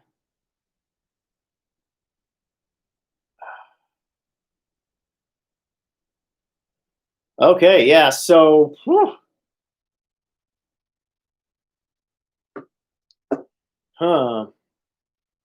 yeah, I would think Jersey would want a veteran goalie in there to play with Blackwood. I mean, he's only 23 years old. He's an RFA as well this year, by the way. We'll see what they end up paying him. Quickly looking at his stats, yeah, he's 6'4", 225 pounds. As I said, 23. Had a .915 save percentage last season in 47 games playing for Jersey, who weren't that great in the goal against category / defense category, and a .918 in the year before that. This kid looks like the real deal. So, did I just? All right, so back to the goalie market here. You know who might be a good fit for Jersey? Might be Corey Crawford. I think that would be a nice sort of fill. I mean, Corey Crawford would obviously have to be okay with taking a step back and playing only, around 30 games, maximum probably out of an 82-game schedule. But he would be a great mentor for Blackwood. So there's one. Thomas Greiss is an option. He's a really good backup option. I'm not sure, and maybe to a certain degree in mentorship as well. I mean, there's other guys like Mike Smith that I'm not as crazy about. Aaron Dell, Ryan Miller, if he even wants, does he even want to play another year? I mean, his numbers aren't fantastic, but if he wants to play just one more year, I don't think Jersey is contending next year. I think they still have got another couple of years or so before that happens. And if Ryan Miller wants to play one more year, he might be a good guy to mentor under Blackwood as well, even though his numbers aren't that fantastic. And that's about it. I'm not going to go way down this list. Yeah, I think Crawford would probably be the most ideal as a mentor. Maybe Ryan Miller after that. Maybe even Mike Smith. But quality-wise, after Crawford, you're probably looking at a Thomas Greiss as well. So just some things to think about for New Jersey, for a second goalie for New Jersey. Ryan's saying, yeah, it was the right decision for sure for them not to pay Markstrom $6 million. They just couldn't afford it with Pedersen, et cetera, Hughes that they have to re-sign. They're just not going to have the money. So there's that. And remember, Calgary's taken a bit of a risk too, handing 6 years to Markstrom, even though he had a terrific season last season. They'll probably get at least 3 good seasons, but have we already seen the best of him? That's my question for you. You can say, give me a yay or nay when it comes to that. Let's go back to the trade tracker here. We're just about winding down. Just about winding down. It doesn't look like there's anything new happening off the tracker. I'm just going to check a bunch of other sources at the same time here, just to be sure. There's talk about how there's other Canadian clubs in on Tyson Barrie. We mentioned that earlier before.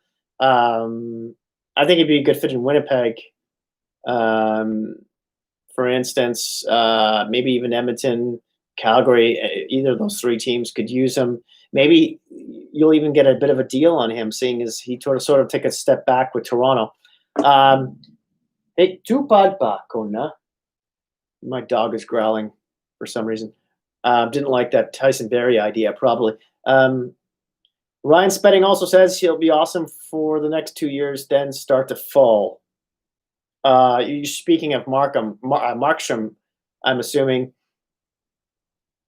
Yeah. Yeah, Ryan Spedding does not want Barrie in Vancouver. Yeah, I think he would be good in Winnipeg. I think Winnipeg has some good defensive defensemen who would pair up nicely with Barrie, and he could be a good power play guy.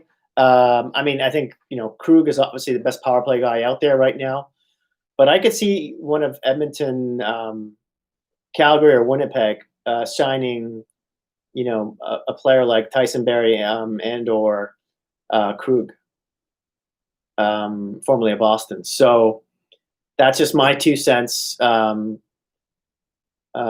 you have any ideas where you think Barrie would land, let me know. Kona tu palpa. The dog is probably growling at someone near the elevator. Hey, come on. Palpa. Palpa.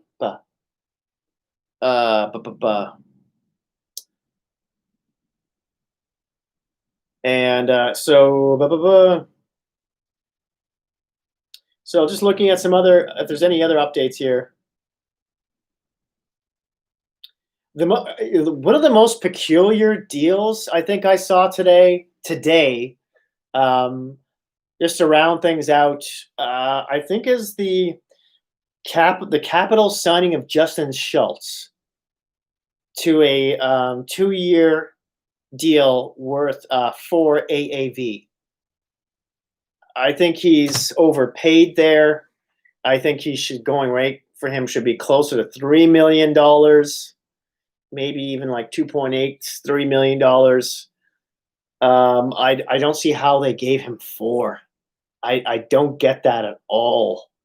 I mean, it's only a 2-year contract, but still, that just confounds me there. I don't get that one. I think their money would have been more well spent elsewhere, at least to that amount, right? That was the strangest move I saw today.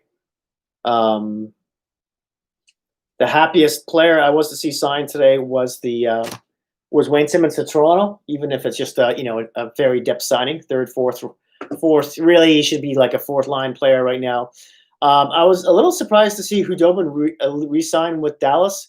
I always thought he would, but when he said he was going to market, I was like, oh, okay. Well, he could definitely get a raise. He could probably get anywhere between as much as $4.5 million, I would think, on the open market, and easily, I think. And he ended up signing a 3-year, $3.33 million with Dallas. He could have easily gotten $1 million more on the open market. So, yeah, that was surprising there. In any case, we're winding down here. That looks like it might be it for the day. Maybe something will pop in here and there. Maybe I'll make a video. I won't be around really for the rest of today or tomorrow. I might be around tomorrow evening. We'll see. Definitely, I'll be here on Sunday. Probably on Monday. You have a good Thanksgiving too, Ryan Spedding. I hope to talk to you soon as well. And happy Thanksgiving to the rest of you Canadians out there. It's this weekend or this Monday or whatever it is coming up. But I'll be around Sunday. I should be making some videos on that day for sure. So it could be something live like this, or it may just be some independent little videos about other trades. Thank you so much again for joining me. If you're new to the channel, please consider subscribing, liking, hitting that notification bell.